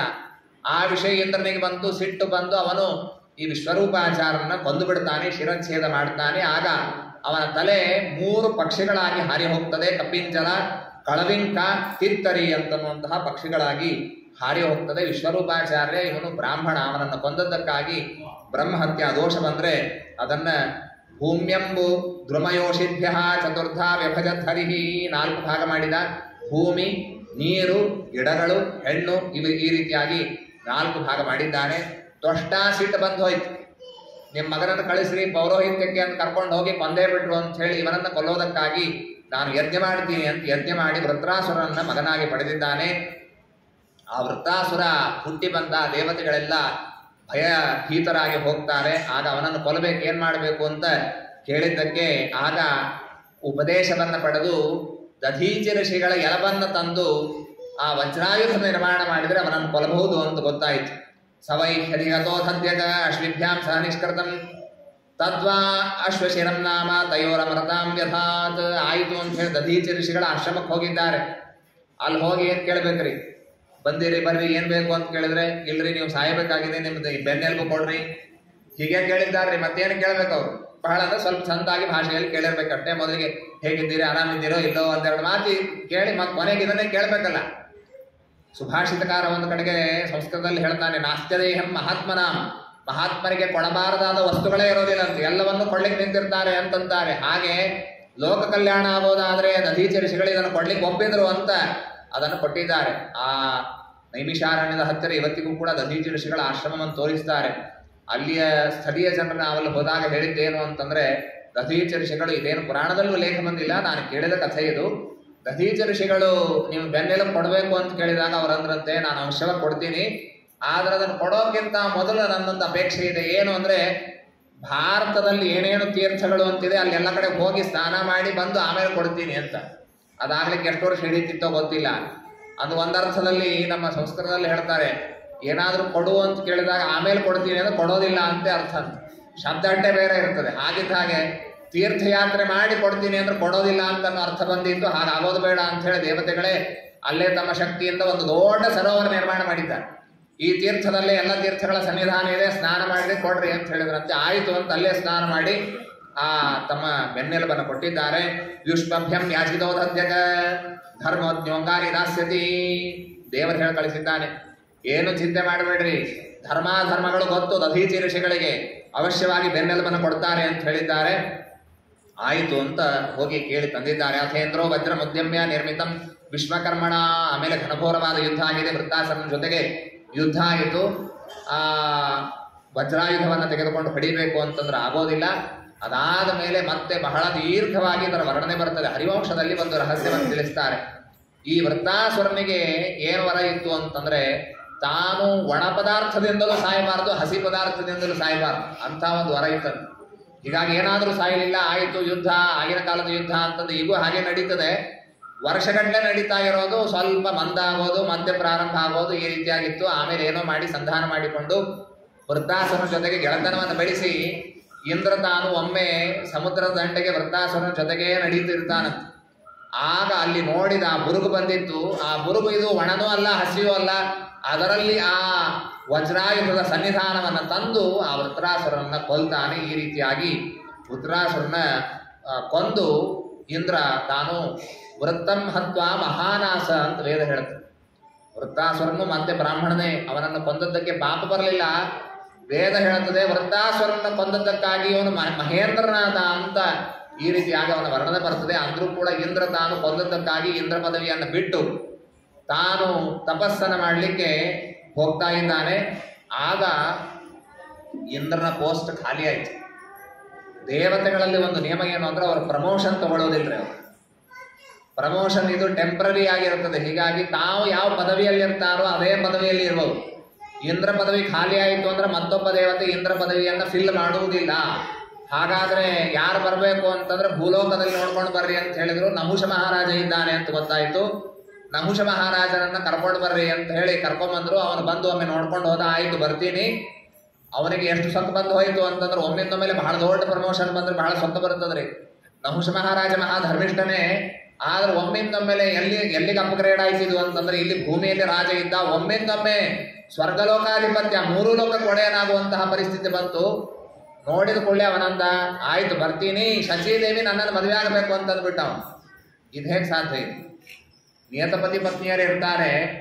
ಆಗ ಎಲ್ಲ ಜ್ಞಾನಿಗಳೇ ಹೇಳಿದ್ರು ಶಚಿಗೆ, ಆಯ್ತು ಅಂತ ಒಪ್ಗೋ, ಒಂದು ಕೆಲಸ ಹೇಳವನಿಗೆ, ನೀನು ಆ ಋಷಿಮುನಿಗಳ ಜ್ಞಾನಿಗಳು ನಿನ್ನನ್ನು ಪಲ್ಲಕ್ಕಿಯಲ್ಲಿ ಕರ್ಕೊಂಡು ಬರಬೇಕು, ಆಗ ನೀನು ಮದುವೆ ಆಗ್ತೀನಿ ಅಂತ ಹೇಳು ಅಂತ. ಆಯ್ತು ಅಂತ ಹೇಳಿ ಎಲ್ಲಾ ಋಷಿಗಳಿಗೆ ಆಜ್ಞೆ ಮಾಡಿದ. ದಕ್ಷಿಣೆ ಕೊಟ್ಟ, ಕೆಲವರಿಗೆ ಬರ್ರಿ ಅಂತ ಹೇಳಿ ಎಲ್ಲರೂ ಇವನನ್ನ ಪಲ್ಲಕ್ಕಿಯಲ್ಲಿ ಎತ್ಕೊಂಡು ಹೊರಟಿದ್ದಾರೆ. ಸ್ವರ್ಗಕ್ಕೆ ಭೂಲೋಕದಿಂದ ಕರ್ಕೊಂಡು ಹೊರಟಿದ್ರು. ಆಗ ಒಬ್ಬ ಋಷಿಗಳು ಕೇಳ್ತಾರೆ, ವೇದ ಪ್ರಮಾಣ ಹೌದೋ ಅಲ್ಲೋ ಅಂತ ಕೇಳಿದ್ರು. ಮುಂದೆ ಹಿಡ್ಕೊಂಡು ಹೊರಟಿದ್ರು. ವೇದ ಪ್ರಮಾಣ ಹೌದೋ ಅಲ್ಲೋ ಅಂತಂದ್ರೆ ಅಲ್ಲ ಅಂತಂದಿವ ಮಾರಾಯ. ಹೌದು ಅಂತ ಅವರಂದ್ರು. ಅಷ್ಟಕ್ಕೆ ಸಿಟ್ಟು ಬಂತು. ಕಾಲಿನಿಂದ ಒದಿತಾರೆ.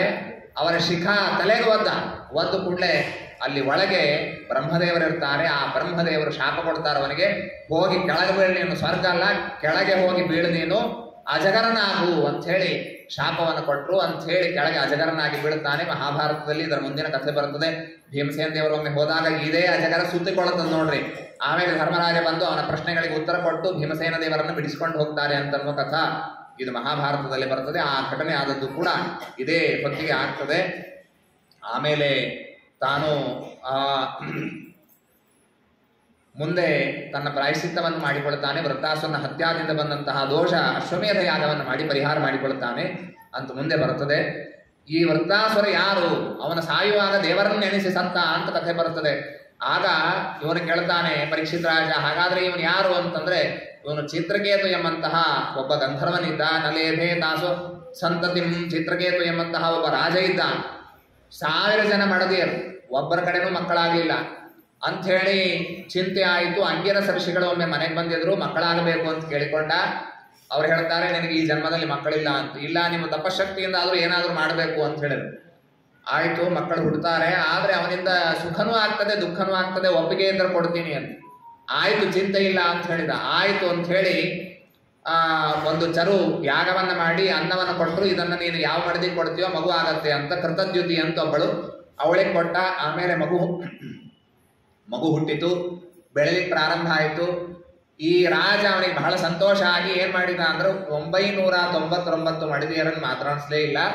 ಕೃತದ್ಯುತಿ ಹತ್ತಿರ ಹೋಗೋದು, ಅವಳು ಹೇಳಿದ ಮಾತನ್ನೇ ಕೇಳೋದು, ಈ ರೀತಿಯಾಗಿ ಪ್ರಾರಂಭ ಆಯಿತು. ಅದಾದದ್ದಕ್ಕೆ ಉಳಿದೆಲ್ಲ ಮಡದಿಯರಿಗೆ ಬಹಳ ಸಿಟ್ಟು ಬಂತು. ನಮ್ಮನ್ನು ಬಿಟ್ಬಿಟ್ಟ ಇವನು ಅಂತ ಹೇಳಿ ಎಲ್ಲರೂ ಕೂಡಿ ಏನ್ ಮಾಡಿದ್ರು, ಇದ್ರ ಪರಿಹಾರ ಒಂದೇ ಇದೆ ಅಂತ ಹೇಳಿ ಮಗುಗೆ ವಿಷ ಕೊಟ್ಟು ಸಾಯಿಸ್ಬಿಡ್ತಾರೆ. ಸತ್ ಹೋಯ್ತು. ಎಲ್ಲರೂ ಅಳ್ತಾ ಇದ್ದಾರೆ. ಅಹೋ ವಿಧಾತಸ್ತಮತೀವ ಬಾಲಿಶೋ ಯಸ್ತಾತ್ಮಸೃಷ್ಟ್ಯ ಪ್ರತಿರೂಪಮೀಹಸೆ. ದುಃಖದಲ್ಲಿ ಏನೇನೋ ಮಾತಾಡ್ತಾರೆ, ಬ್ರಹ್ಮದೇವರಿಗೆ ಬೈತಾರೆ. ನಿಮಗೆ ಬುದ್ಧಿ ಇಲ್ಲ, ಯಾವ ಕ್ರಮದಲ್ಲಿ ಸೃಷ್ಟಿ ಆಗಿರುತ್ತೆ ಆ ಕ್ರಮದಲ್ಲಿ ಬಂದ್ರೆ ಚಿಂತೆ ಇಲ್ಲ, ಆಮೇಲೆ ಹುಟ್ಟಿದವನು ಮೊದಲು ಸತ್ರೆ ಹೇಗೆ ಅಂತ ಪ್ರಶ್ನೆ ಮಾಡಿದ್ದಾರೆ. ಆ ಹೊತ್ತಿಗೆ ಸರಿಯಾಗಿ ನಾರದ ಋಷಿಗಳು ಹಾಗೂ ಅಂಗಿರಸ ಋಷಿಗಳು ಇಬ್ಬರು ಕೂಡ ಬರ್ತಾ ಇದ್ದಾರೆ. ಅವರಿಗೆ ಸಮಾಧಾನ ಹೇಳ್ತಾರೆ. ಕೋಯಂ ಸ್ಯಾತ್ ತವ ರಾಜೇಂದ್ರ ಭವಾನ್ಯಮನುಶೋಚತಿ ತಂ ಚಾಸ್ಯ ಕಥಮಃ ಸೃಷ್ಟೌ ಪುರೇದಾನಿ ಮತಃ ಪರಂ. ಜನ್ಮ ಎಷ್ಟಾಗಿದೆ ಗೊತ್ತಿಲ್ಲ, ಯಾವ ಜನ್ಮದ ತಂದೆ ತಾಯಿ, ಹೀಗಾಗಿ ಅವನ ಬಗ್ಗೆ ಶೋಕ ಪಡಬೇಡ್ರಿ, ಮುಂದಿನ ಕಾರ್ಯದಲ್ಲಿ ತೊಡಗ್ರಿ ಅಂತ ಹೇಳಿದ್ರೆ ಕೇಳೋದಿಲ್ಲ. ಆಯಿತು ಅಂತ ಹೇಳಿ ರಾಜ ಬಹಳ ಅವರ ಪ್ರಾರ್ಥನೆ ಮಾಡಿದ್ದಕ್ಕಾಗಿ ಆ ಜೀವನನ್ನ ಕರೆಸ್ತಾರೆ, ಬಾ ನೀನು ಅಂತ ಹೇಳಿ. ಅವನು ಒಪ್ಪಿದರೆ ಮತ್ತೆ ಆ ವ್ಯಕ್ತಿಯನ್ನ ದೇಹದಲ್ಲಿ ಕಳಿಸ್ತೀವಿ ಅಂತ ಹೇಳಿದ್ದಕ್ಕೆ ಆಗ ಅವನಂತಾನೆ ಕಸ್ಮಿನ್ ಜನ್ಮನ್ ನೆಮಿ ಬ್ರಹ್ಮನ್ ಪಿತರೋ ಮಾತರೋ ಭವನ್. ಯಾವ ಜನ್ಮದ ತಂದೆ ತಾಯಿ ಅಂದ್ಬಿಟ್ಟ ಅವನು. ಆ ಕೂಸು ರಾಜಕುಮಾರ ಈ ದೇಹದೊಳಗೆ ಮತ್ತಾನೆ ಯಾಕೆ ಬರಲಿ, ಯಾವ ಜನ್ಮದ ತಂದೆ ತಾಯಿ ನನಗೆ ಗೊತ್ತಿಲ್ಲ ಅಂತ ಹೇಳಿದಂತ. ಆಗ ಅವರಿಗೆ ಸ್ವಲ್ಪ ದುಃಖ ಕಡಿಮೆ ಆಯಿತು. ಆಮೇಲೆ ವ್ರತ ನಿಯಮಗಳನ್ನು ಮಾಡ್ಲಿಕ್ಕೆ ಹೇಳ್ತಾರೆ. 7 ದಿವಸ ವ್ರತವನ್ನು ಮಾಡ್ಲಿಕ್ಕೆ ಹೇಳ್ತಾರೆ. ಉಳಿದೆಲ್ಲ ಮಡದಿಯರು ಬಾಲಹತ್ಯಾ ವ್ರತವನ್ನ, ಬಾಲಕನನ್ನು ಬಂದದ್ದಕ್ಕಾಗಿ ಒಂದು ವ್ರತ ಇದೆ, ಯಮುನಾ ನದಿಯಲ್ಲಿ ಸ್ನಾನವನ್ನು ಮಾಡಿ ತಾವೆಲ್ಲ ಮಾಡಬೇಕು, ಆ ವ್ರತವನ್ನ ಅವರು ಮಾಡಿದ್ದಾರೆ. ಇತ್ತ ಮಂತ್ರ ಉಪದೇಶವನ್ನ ಪಡೆದು ಈ ಚಿತ್ರಕೇತು ಅಂತನ್ನುವನು ರಾಜ ಅವನು ವಿದ್ಯಾವನ್ನ ಧಾರಣ ಮಾಡಿದ. ಧಾರಯಾಮಾಸ ಸಪ್ತಾಹಂ ಅಭಕ್ಷಸ್ಸು ಸಮಾಹಿತ. ಕೇವಲ ನೀರನ್ನು ಕುಡಿದು 7 ದಿವಸದ ವ್ರತವನ್ನ ಮಾಡಿದ. ಎಲ್ಲ ಪಾಪಗಳನ್ನು ಕಳೆದುಕೊಂಡ. ಮುಂದಿನ ಜನ್ಮದಲ್ಲಿ ವಿದ್ಯಾಧರನಾದ, ಒಳ್ಳೆಯ ವಿದ್ಯಾಧರನಾಗಿ ಅಲ್ಲೂ ಮತ್ತಿದೆ ಹೆಸರು ಚಿತ್ರಕೇತು ಅಂತನೂ ಹೆಸರಿನಿಂದ ಇದ್ದಾನೆ. ಅಲ್ಲೂ ಒಮ್ಮೆ ಏನ್ ಮಾಡಿದ ಅಂತಂದ್ರೆ, ಒಂದು ಸಭೆಯಲ್ಲಿ ರುದ್ರದೇವರು ಪಾರ್ವತೀ ದೇವಿಯನ್ನ ತೊಡೆಯ ಮೇಲೆ ಕೂಡಿಸಿಕೊಂಡು ತಾವು ಉಪದೇಶ ಮಾಡ್ತಾ ಇದ್ದಾರಂತೆ, ಧರ್ಮೋಪದೇಶ. ಅದನ್ನ ನೋಡಿ ಜೋರಾಗಿ ನಕ್ಬಿಟ್ಟಂತೆ. ಇವರೇನು ಉಪದೇಶ ಮಾಡ್ತಾರೆ, ಹೆಂಡತಿಯನ್ನು ತೊಡೆ ಮೇಲೆ ಕೂಡಿಸ್ಕೋಬೇಕೋ ಬೇಡೋ ಸಭೆಯಲ್ಲಿ ಅದೇ ಗೊತ್ತಿಲ್ಲ ಇವರಿಗೆ, ಇವರೇನು ಉಪದೇಶ ಮಾಡ್ತಾರೆ ಅಂತ ಹೀಗೆ ನಕ್ಕು ಬಿಟ್ಟಿದ್ದಾನೆ. ಅಯಂ ಕಿಂ ಅಧುನಾಲೋಕೆ ಶಾಸ್ತ್ರ ದಂಡಧರ ಪ್ರಭು. ಪಾರ್ವತೀ ದೇವಿಗೆ ಸಿಟ್ಟು ಬಂತು. ಇವನು ಬಂದು ನಮಗೆ ಬುದ್ಧಿವಾದ ಹೇಳ್ಬೇಕಾ, ನಮಗೆ ಹೇಳೋರು ನಮ್ಮ ಮೇಲಿನವರಿದ್ದಾರೆ, ಇವನ್ ಯಾವನು ಹೇಳುವವನು ಅಂತ ಹೇಳಿ, ಅತ ಪಾಪಿ ಅಸೀಂ ಯೋನಿ ಆ ಸ್ವರೀಂ ಯಾಗಿ ದುರ್ಮತೆ, ಹೀಗಾಗಿ ನೀನು ಅಸುರ ಯೋನಿಯನ್ನು ಪಡಿ ಅಂತ ಹೇಳಿ ಅವನಿಗೆ ಶಾಪವನ್ನು ಕೊಟ್ಟಿದ್ದಾರೆ. ಅದರ ಫಲವಾಗಿಯೇನೆ ಅವನು ವೃತ್ರಾಸುರನಾಗಿ ಹುಟ್ಟಿದ್ದ. ಈಗ ಮುಕ್ತನಾಗಿ ಮತ್ತೆ ವಿದ್ಯಾಧರನಾಗಿ ತಾನು ಹೋಗಿದ್ದಾನೆ ಅಂತ ಈ ರೀತಿಯಾಗಿ ತಿಳಿಸಿಕೊಡ್ತಾರೆ. ಅದಾದ ಮೇಲೆ ದಿತಿದೇವಿ ಕಶ್ಯಪರ ಹತ್ರ ತನ್ನ ದುಃಖವನ್ನು ಹೇಳಿಕೊಂಡಿದ್ದಾಳೆ. ಯಾವಾಗಲೂ ಅದಿತಿ ಮಕ್ಕಳಿಗೆ ಜಯ, ಅದಿತಿಯ ಮಕ್ಕಳು ದೇವತೆಗಳು, ದಿತಿದೇವಿಯ ಮಕ್ಕಳು ಅಸುರರು, ನಮ್ಮ ಮಕ್ಕಳಿಗೆ ಜಯ ಆಗೋದೇ ಇಲ್ಲ ಅಂಥೇಳಿ ದೂರನ್ನು ಮಾಡಿದಾಗ ಆಗ ಪುಂಸವನ ಎಂಬ ವ್ರತದ ಉಪದೇಶವನ್ನ ಕಾಶ್ಯಪರು ಮಾಡುತ್ತಾರೆ. 1 ವರ್ಷ ವ್ರತ, ಬಹಳ ಕಠಿಣವಾದ ವ್ರತ. ಮಧ್ಯಾಹ್ನ ಮಲಗಲಿಕ್ಕಿಲ್ಲ, ಎಂಜಲು ಮುಸರಿ ಸರಿಯಾಗಿರಬೇಕು, ತಲೆಯನ್ನು ಸರಿಯಾಗಿ ಹರಳು ಹಾಕೊಂಡಿರಬೇಕು, ಕುಂಕುಮ ಹಚ್ಕೊಂಡಿರಬೇಕು, ಸುಳ್ಳು ಮಾತನಾಡಬಾರದು, ಹೀಗೆ 100 ನಿಯಮಗಳನ್ನು ಹೇಳ್ತಾರೆ. ಏನೇನೋ ಹರಟೆ ಹೊಡಿಬಾರದು, ದೇವತೆ ಆರಾಧನೆಯನ್ನು ಮಾಡಬೇಕು. ಹೀಗೆಲ್ಲ ಹೇಳಿದ್ರೆ ಏನು ಬೇಕೋ ಎಲ್ಲ ಮಾಡ್ತೀನಿ ಅಂತಂದು, ನನ್ನ ಮಕ್ಕಳಿಗೆ ಜಯ ಆಗಬೇಕು, ಅಂಥ ಮಕ್ಕಳು ಹುಟ್ಟಬೇಕು ಅಂಥೇಳಿ ವ್ರತಧಾರಣೆಯನ್ನು ಮಾಡಿದ್ದಾಳೆ. ಇದೇ ಮಾರ್ಗಶೀರ್ಷ ಮಾಸ ಪ್ರತಿಪತ್ತಿಥಿ, ಶುಕ್ಲ ಮಾಸ ಶುಕ್ಲ ಪಕ್ಷ ಪ್ರತಿಪತ್ತಿಥಿ ಎಂದು ಇದನ್ನು ಪ್ರಾರಂಭ ಮಾಡಬೇಕು, 1 ವರ್ಷ ಮಾಡಬೇಕು ಅಂತ ಹೇಳಿದ್ದಕ್ಕೆ ಮಾಡ್ಲಿಕ್ಕೆ ಪ್ರಾರಂಭ ಮಾಡಿದ್ದು. ಆಗ ಇಂದ್ರ ತನಗೆ ಶತ್ರುಗಳು ಹುಟ್ಟುತ್ತಾರೆ ಅಂತ ತಿಳಿದುಕೊಂಡು ಬಂದ. ಎಂದೂ ಬಂದಿರಲಿಲ್ಲ ದಿತಿದೇವಿ ಹತ್ತಿರ. ಏನ್ ಮಾಡಬೇಕು, ನೀನು ನಮ್ಮ ತಾಯಿ ಇದ್ದ ಹಾಗೆ, ನಿನ್ನ ಸೇವಾ ಮಾಡ್ತೀನಿ, ಯಾವುದೋ ದೊಡ್ಡ ವ್ರತ ಹಿಡಿದಿಯಂತೆ, ನಾನು ಸೇವಾ ಮಾಡ್ತೀನಿ ಅಂತ ಬಂದ. ಅವಳ ಪೂಜೆಗೆ ಏನೇನು ಹೂ ಬೇಕೋ, ತುಳಸಿ ಬೇಕೋ, ಏನೇನು ಬೇಕೋ ಎಲ್ಲ ತಂದು ಕೊಡ್ತಿದ್ದ. ಮೇಲಿಂದ ಮೇಲೆ ಕಾಲ ಕಾಲಕ್ಕೆ ಅವಳು ಹೇಳಿದ ಕೆಲಸಗಳನ್ನೆಲ್ಲ ಮಾಡ್ಲಿಕ್ಕೆ ಪ್ರಾರಂಭ ಮಾಡಿದ. ಅವಳು ಎಲ್ಲೂ ತಪ್ಪಲಿಲ್ಲ. ಆದ್ರೆ 1 ದಿವಸ ಮಾತ್ರ ಬಹಳ ವೃತ್ತದ ಒಂದು ತೊಂದರೆಯಾಗಿ, ದೇಹದ ತೊಂದರೆಯಾಗಿ ಏನ್ ಮಾಡಿದ್ಲು, ಒಂದು ಊಟ ಮಾಡಿ ತಲೆಯನ್ನ ಬಾಚಿಕೊಂಡಿರಲಿಲ್ಲ, ಕೂದಲೆಲ್ಲ ಹರಿವಿದ್ದಿದೆ. ಎಂಜಲ ಕೈಯಿಂದಲೇನೆ ಅವಳಿಗೆ ಸ್ವಲ್ಪ ನಿದ್ರೆ ಬಂದ್ಬಿಡ್ತು. ಮಲಗಿದ ಕೂಡಲೇ ಗರ್ಭದ ಒಳಗೆ ಪ್ರವೇಶ ಮಾಡ್ತಾನೆ ಇಂದ್ರ. ಇರುವ ಗರ್ಭವನ್ನ ತುಂಡು ಮಾಡಿದ. 7 ತುಂಡಾಯಿತು. ಅಳ್ಳಿಕ್ ಪ್ರಾರಂಭ ಆದ್ರೆ ಅವ್ರು ಆ ಎಲ್ಲ ಗರ್ಭ ಹೇಳಿದಂತೆ, ಇಂದ್ರ ನಮ್ಮನ್ನು ಕೊಲ್ಲಬೇಡ, ನಾವೆಲ್ಲ ನಿಮ್ಮ ತಮ್ಮಂದರು ಅಂತ ಹೇಳಿದ್ರು ಕೇಳಲಿಲ್ಲ, ಹೊಡೆದಿದ್ದಾನೆ. 7 ತುಂಡಾಯಿತು. ಅಳ್ಳಿಕ್ ಪ್ರಾರಂಭ ಆದ್ರೆ ಇಂದ್ರ ಹೇಳ್ತಾನೆ, ಮಾರುದ ಅಳ್ಳಿಕ್ ಹೋಗಬೇಡ್ರಿ, ಧ್ವನಿ ಆದ್ರೆ ಹೇಳ್ತಾಳೆ ದಿತಿದೇವಿ. ಆದ್ರೂ ಹತ್ತು ಮತ್ತೆ ಹೊಡೆದ, ಒಂದೊಂದಕ್ಕೆ ಹೊಡೆದ್ರೆ ಮತ್ತೆ 7 ಭಾಗ ಆಯ್ತು. 49 ದೇವತೆಗಳಾದ್ರೆ ಇವರು ಮರುದೇವತೆಗಳು ಅಂತ ಇವರನ್ನ ಕರೀತಾರೆ. ಇವರು 49 ಜನ ಇಂದ್ರನ ಅನುಚರರಾಗಿ ಬಿಟ್ರು. ಇಂದ್ರನ ಹೊಡೆಯುವವರು ಅಥವಾ ಇಂದ್ರನ ವಿರೋಧ ಮಾಡುವವರನ್ನ ಬಯಸಿ ಇವಳು ವ್ರತವನ್ನ ಮಾಡಿದರೆ ಇವರೆಲ್ಲರೂ ಕೂಡ ಇಂದ್ರನ ಅನುಚರರಾದರು ಅಂತ ಈ ರೀತಿಯಾಗಿ ತಿಳಿಸಿಕೊಡ್ತಾರೆ. ಆಮೇಲೆ ವಿಶೇಷವಾಗಿ ಆ ಮಾರ್ಗಶೀರ್ಷ ಮಾಸದಲ್ಲಿ ಪುಂಸವನ ವ್ರತವನ್ನು ಹೇಗೆ ಮಾಡಬೇಕು ಇತ್ಯಾದಿಯಾಗಿ ತಿಳಿಸಿಕೊಟ್ಟಿದ್ದಾರೆ.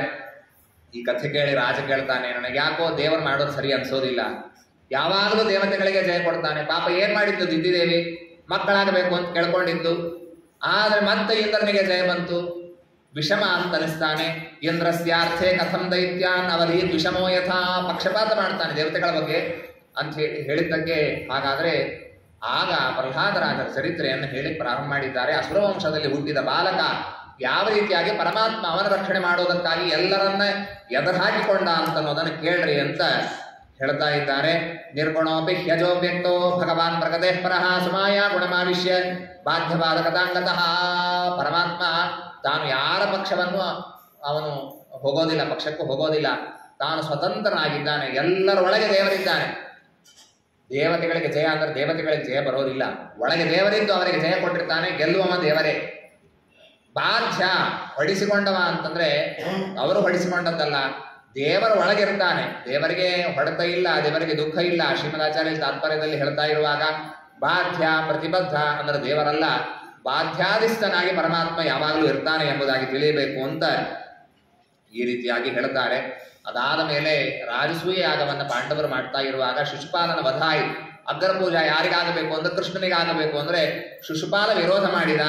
ಆಗ ಶಿಶುಪಾಲನನ್ನ ಕೊಂದದ್ದಕ್ಕೆ ಪಶ್ಯತಾಂ ಸರ್ವಲೋಕಾನಾಂ ಲಯಮೀತುರಂಜಸ ಕಥಂ ತಸ್ಮಿನ್ ಭಗವತಿ ದುರವಗ್ರಾಹ್ಯ ಧಾಮನಿ. ಪರಮಾತ್ಮನಲ್ಲೇ ಒಳಗೆ ಪ್ರವೇಶ ಮಾಡಿಬಿಡ್ತಾನೆ ಶಿಶುಪಾಲ. ಅದು ಹೇಗೆ ಅಂತನ್ನುವ ಪ್ರಶ್ನೆ ಬಂದದ್ದಕ್ಕೆ ಆ ನಾರದ ಋಷಿಗಳು ಹೇಳ್ತಾರೆ, ಪರಮಾತ್ಮನ ಭಕ್ತ ಇದ್ದಾನಲ್ ಒಳಗೆ ಅಂತ ಹೇಳಿ. ಇಲ್ಲೆಲ್ಲ ಮಾತುಗಳು ಬರ್ತಾ ಇರುವಾಗ ಏನಾದರೂ ಮಾಡಿ ದೇವರ ಸ್ಮರಣೆ ಮಾಡಬೇಕು. ಗೋಪ್ಯ ಕಾಮಾಭಯಾತ್ ಕಂಸಃ ದ್ವೇಷಾತ್ ಚೈತ್ಯಾದಯೋ ನರ್ವಾಹ ಸಂಬಂಧ ಕೃಷ್ಣಯ ಸ್ನೇಹ ಯೂಯಂ ಭಕ್ತ್ಯ ವಯಂ ವಿಭೋ. ಗೋಪಿಕಾ ಸ್ತ್ರೀಯರು ದೇವರನ್ನು ಏನ್ ಮಾಡಿದರು? ಕಾಮಿಸಿದರು ಅಂತ ಹೇಳಿ ಮೋಕ್ಷ ಪಡೆದಿದ್ದಾರೆ. ಕಂಸ ಭಯದಿಂದ ದೇವರನ್ನು ನೆನೆಸಿ ತಾನು ಮೋಕ್ಷವನ್ನು ಪಡೆದಿದ್ದಾನೆ. ಆಮೇಲೆ ಚೈತ್ಯಾದಿಗಳು ಶಿಶುಪಾಲ ಮೊದಲಾದವರು ದ್ವೇಷ ಮಾಡಿ ದೇವರನ್ನು ಪಡೆದಿದ್ದಾರೆ. ಹೀಗೆ ಬೇರೆ ಬೇರೆ ಮಾರ್ಗಗಳಿವೆ ದೇವರನ್ನು ಪಡೀಲಿಕ್ಕೆ ಎಂಬಂತೆ ಭಾಗವತವನ್ನು ನೋಡಿದಾಗ ಮೇಲ್ನೋಟಕ್ಕೆ ಅನಿಸ್ತದೆ. ಆಚಾರ್ಯರಂತಾರೆ ಭಕ್ತಿ ಇಲ್ಲದೆ ಮೋಕ್ಷ ಆಗುವುದಿಲ್ಲ.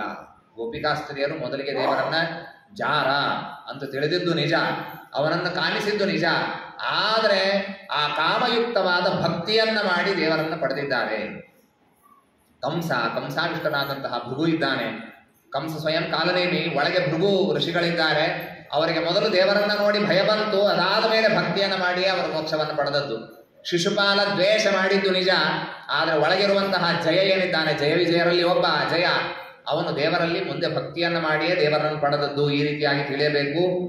ಹೊರತು ಏನೋ ದ್ವೇಷ ಮಾಡಿ ದೇವರನ್ನು ನೆನೆಸಿದ ಮಾತ್ರಕ್ಕೆ ಮೋಕ್ಷ ಆಗೋದಿಲ್ಲ ಅಂತ ಹೇಳಿದ್ದಾರೆ. ಈ ಶಿಶುಪಾಲ ದಂತವಕ್ರ ಏನಿದ್ದಾರೆ ಇವರು ಜಯ ವಿಜಯರ ಅವತಾರ ಅಂತ ಅನ್ನೋದನ್ನು ತಿಳಿಸ್ತಾ ಇರುವ ಪ್ರಸಂಗದಲ್ಲಿ ಈ ಸನತ್ಕುಮಾರಾದಿಗಳು ವೈಕುಂಠಕ್ಕೆ ಹೊರಟಾಗ ಜಯ ವಿಜಯರು ಒಮ್ಮೆ ನಿಲ್ಲಿಸಿದ್ದಾರೆ. ಸನಂದನಾದಯೋ ಜಗ್ಮುಹು ಚತ್ವಾರೋ ಭುವನತ್ರಯಂ, 3 ಲೋಕ ಅಡ್ಡಾಡ್ತಾ ಹೋಗಿದ್ದಾರೆ. ಇವರ ನೋಡ್ಲಿಕ್ಕೆ 5-6 ವರ್ಷದ ಬಾಲಕರಂತೆ ಇದ್ದಾರೆ. ದಿಗ್ವಾಸ ಸಹ ದಿಗಂಬರರಾಗಿದ್ದಾರೆ, ಒಳಗೆ ಬಿಡಲಿಲ್ಲ. ಆಗ ಸಿಟ್ಟಿಗೆ ಬಂದು ಶಾಪ ಕೊಟ್ಟಿದ್ದಾರೆ, 3 ಜನ್ಮ ಅಸುರ ಜನ್ಮ ನಿಮಗೆ ಬರಲಿ ಅಂತ. ಹೀಗಾಗಿ ಹಿರಣ್ಯಕಶಿಪು ಹಿರಣ್ಯಾಕ್ಷ, ಈಗ ರಾವಣ ಕುಂಭಕರ್ಣರು ಹಾಗೂ ಈಗ ಶಿಶುಪಾಲ ದಂತವಕ್ರರಾಗಿ ಅವರು ಹುಟ್ಟಿದ್ದಾರೆ ಅಂತ ಹೇಳ್ತಾರೆ. ಆಗ ಹಿರಣ್ಯಕಶಿಪು ಹಿರಣ್ಯಾಕ್ಷರ ಕಥೆಯನ್ನು ಹೇಳ್ತಾ ಇರುವಾಗ ಹಿರಣ್ಯಾಕ್ಷನನ್ನ ವರಾಹ ರೂಪದಿಂದಾಗಿ ಪರಮಾತ್ಮ ತಾನು ಕೊಂದು ಹಾಕಿದಂತಹ ಕಥೆ. ಋಷದ್ಭಾನು ಅಂತ ಅವನ ಮಡದಿ, ಅವಳು ಬಹಳ ಅಳ್ತಾ ಇದ್ದಾಳೆ. ಗಂಡ ಸತ್ ಹೋದ ಅಂತ ಅನ್ನೋದಕ್ಕಾಗಿ ಅಳ್ತಾ ಇದ್ರೆ ಹಿರಣ್ಯಕಶಿಪು ತಾನು ಉಪದೇಶ ಮಾಡಿದ್ದಾನೆ. ಅಕಸ್ಮಾತ್ತಾಗಿ ಅವನ ಹೆಸರನ್ನ ಹೇಳದೆ ಭಾಗವತವನ್ನು ಹೇಳಿಬಿಟ್ರೆ ಯಾರೋ ದೊಡ್ಡ ತತ್ವಜ್ಞಾನಿ ಉಪದೇಶ ಮಾಡ್ತಾ ಇದ್ದಾನೆ ಅಂತ ಅನಿಸ್ಬೇಕು. ಆ ಎಲ್ಲ ಮಾತುಗಳನ್ನು ಹೇಳಿದ್ದಾನೆ.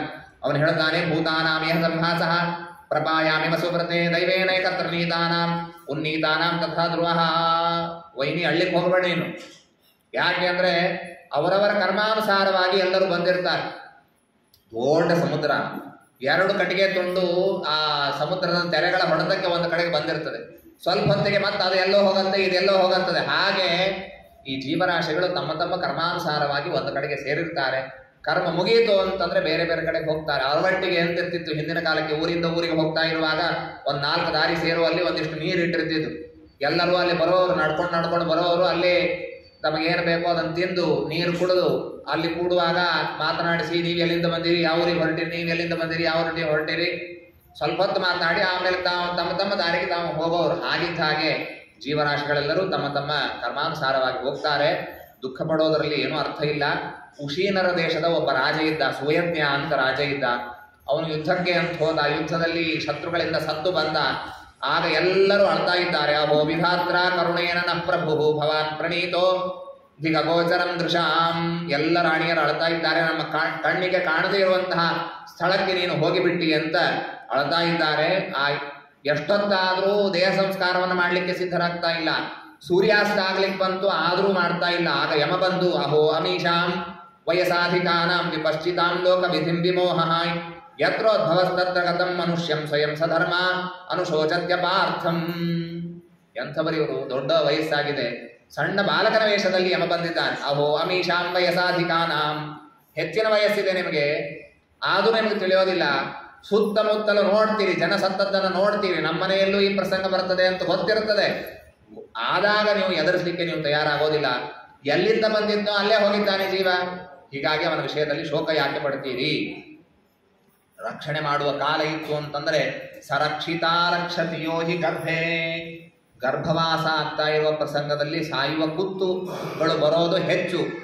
ಆಗಲೇ ಕಾಪಾಡಿದ ದೇವರು ಕಾಪಾಡಬೇಕಾಗಿದ್ರೆ ಎಲ್ಲಿದ್ರೂ ಪರಮಾತ್ಮ ತಾನು ಕಾಪಾಡುತ್ತಾನೆ. ಹೀಗಾಗಿ ನೀವು ದುಃಖವನ್ನು ಬಿಡ್ರಿ, ಮುಂದಿನ ಕಾರ್ಯದಲ್ಲಿ ತೊಡಗ್ರಿ ಅಂತನ್ನೋದಕ್ಕೋಸ್ಕರ ಅಲ್ಲಿ ಯಮಧರ್ಮರಾಜ ಒಂದು ಮತ್ತೊಂದು ಕಥೆ ಹೇಳಿದ.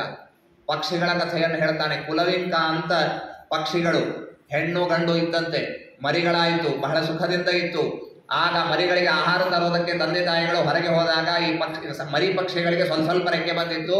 ಒಬ್ಬ ಬೇಡರವ ಕೆಳಗೆ ಧಾನ್ಯವನ್ನ ಹಾಕಿ ಬಲಿ ಹಾಕಿ ಬಿಟ್ಟಿದ್ದ, ಅದು ಬಂದು ಅದರಲ್ಲೇ ಸಿಕ್ಕೊಂಡು ಬಿಡುತ್ತದೆ. ಆಗ ಈ ಪಕ್ಷಿಗಳೇನು ಹಣ್ಣು ತರ್ಲಿಕ್ಕೆ ಹೋಗಿತ್ತೋ ನೋಡಿತು ತಾಯಿ ಮಕ್ಕಳಲ್ಲಿದೆ ಅಂತ ಹೇಳಿ, ನಾನು ಸತ್ರು ಚಿಂತೆ ಇಲ್ಲ ಅಂತ ಅದಲ್ಲಿ ಹೋಯ್ತಂತ. ಈ ಗಂಡು ಪಕ್ಷಿ ಮೇಲೆ ಕೂತಿದೆ, ಅಳ್ತಾ ಇದೆ ಅಂತ, ಹೆಂಡತಿಯನ್ನು ಬಿಟ್ಟಿರಲಾರೆ ಅಲ್ಲಿ ಹೋದ್ರೆ ಸಿಕ್ಕೊಂಡು ಬಿಡ್ತೀನಿ ಅಂತ ಹೀಗೆ ಅಲ್ಲೇ ಕುಳಿತಾಗ ಆ ಬೇಡರವ ಅದಕ್ಕೂ ಒಂದು ಬಾಣವನ್ನ ಹೊಡೆದು ಅದನ್ನು ಎಲ್ಲವನ್ನ ತೆಗೆದುಕೊಂಡು ತನ್ನ ಮನೆಗೆ ಹೋದಂತೆ. ಹೀಗಾಗಿ ಯಾರು ಸತ್ತಿದ್ದಾರೆ ಅಥವಾ ಯಾರು ಸಿಕ್ಕಿ ಬಿದ್ದಿದ್ದಾರೆ ಅವರ ಬಗ್ಗೆ ಬಹಳ ದುಃಖಪಟ್ಟು ಪ್ರಯೋಜನ ಇಲ್ಲ ಅಂತ ಈ ರೀತಿಯಾಗಿ ಉಪದೇಶವನ್ನ ಮಾಡಿದ್ದಾನೆ. ಆ ಎಲ್ಲ ಕಥೆಯನ್ನ ಋಷಭಾನುವಿಗೆ ಹೇಳಿ ಆಮೇಲೆ ಮಂದರದ್ರೋಣಿಗೆ ಹಿರಣ್ಯಕಶಿಪು ತಾನು ಹೋಗಿದ್ದಾನೆ, ತಪಸ್ಸು ಮಾಡೋದಕ್ಕಾಗಿ ಹೋಗಿದ್ದಾನೆ. ದಿವ್ಯವಾದಂತಹ ಬಹಳ ಕಠೋರವಾದಂತಹ ತಪಸ್ಸನ್ನು ಮಾಡಿದ್ದಾನೆ. ಅವನ ವರ್ಣನೆ ಬರುತ್ತದೆ. ವರ ಕೇಳಿದ್ದು ಮಾತ್ರ ನಮಗೆ ಗೊತ್ತಿರ್ತದೆ, ವರ ಸಿಕ್ಬಿಡ್ತು ಅಂತ. ಆದರೆ ಅದರ ಹಿನ್ನೆಲೆಯಲ್ಲಿ ಏನು ಕಷ್ಟಪಟ್ಟಿರ್ತಾರೆ ಅದು ನಾವು ತಿಳಿಯಬೇಕು. ಅಲ್ಲಿ ಹೇಗೆ ಪಟ್ಟಿದ್ದಾನೆ ಅಂತಂದ್ರೆ, ಅವನು ಬಹಳ ತಪಸ್ಸು ಮಾಡಿದ ಮೇಲೆ ಬ್ರಹ್ಮದೇವರು ಬಂದಿದ್ದಾರೆ ಅಂತ ವರ ಕೊಡೋದಕ್ಕೆ ಬಂದ್ರೆ ಅವನ ದೇಹ ಎಲ್ಲ ವಲ್ಮೀಕ ಬೆಳೆದು ಬಿಟ್ಟಿದೆ ಅಂತ, ಹುತ್ತು ಬೆಳೆದು ಬಿಟ್ಟಿದೆ. ಹಾಗೆ ಅದನ್ನೇನೂ ಕೆಡಿಸದೆ ತಾನು ತಪಸ್ಸನ್ನು ಮಾಡ್ತಾ ಇದ್ದಾನೆ.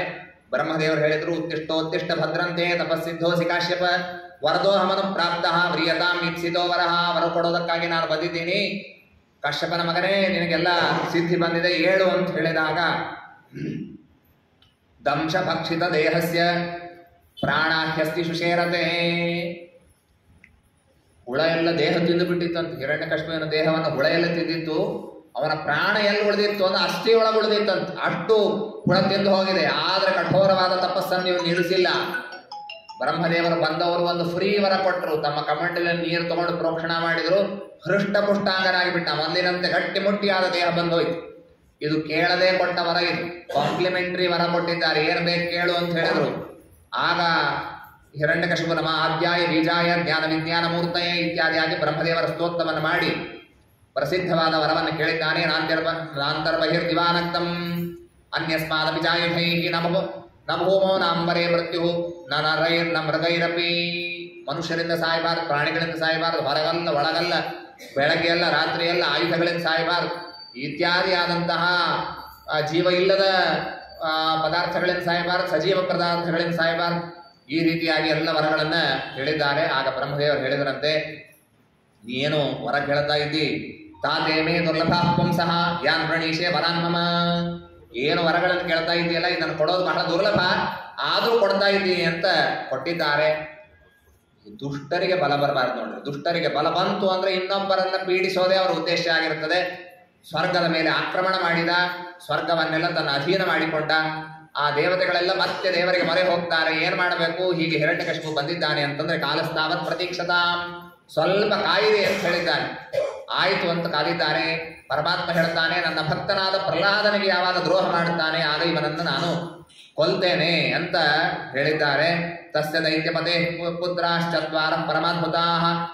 ಪ್ರಹ್ಲಾದ ಅಂತನ್ನುವ 4 ಜನ ಮಕ್ಕಳಲ್ಲಿ ದೊಡ್ಡವ, ಗುಣಶ್ರೇಷ್ಠನಾದವನು ಅಂತ ಈ ರೀತಿಯಾಗಿ ಹೇಳ್ತಾ ಇದ್ದಾರೆ. ಸಣ್ಣ ಬಾಲ್ಯದಲ್ಲಿಯೇನೆ ನೆಸ್ತ ಕ್ರೀಡನಕಃ, ಆಟಿಕೆ ಸಾಮಾನುಗಳನ್ನು ಕೆಳಗಿಟ್ಟು ತಾನು ಇರುವಂಥವನು. ಷಂಡಾಮರ್ಕರು ಅಂತ ಇಬ್ಬರಿದ್ದಾರೆ, ಶುಕ್ರಾಚಾರ್ಯರ ಮಕ್ಕಳು. ಅವರ ಕಡೆಗೆ ಗುರುಕುಲದಲ್ಲಿ ಇವನನ್ನ ಬಿಟ್ಟಿದ್ದಾರೆ. ಒಮ್ಮೆ ಗುರುಕುಲದಿಂದ ಮನೆಗೆ ಬಂದಾಗ ಹಿರಣ್ಯಕಶಿಪು ಅಧಿಕಾರಕ್ಕೆ ಬಂದ ಮೇಲೆ ಇವತ್ತಿನ ಗೌರ್ಮೆಂಟು ಮಾಡ್ತದೆ ನೋಡ್ರಿ ಆ ಕೆಲಸ. ಬೇರೆ ಗೌರ್ಮೆಂಟ್ ಬಂತು ಅಂದ್ರೆ ಹಿಂದಿನ ಸಿಲೆಬಸ್ ಎಲ್ಲ ಚೇಂಜ್ ಆಗಿಬಿಡ್ತದೆ.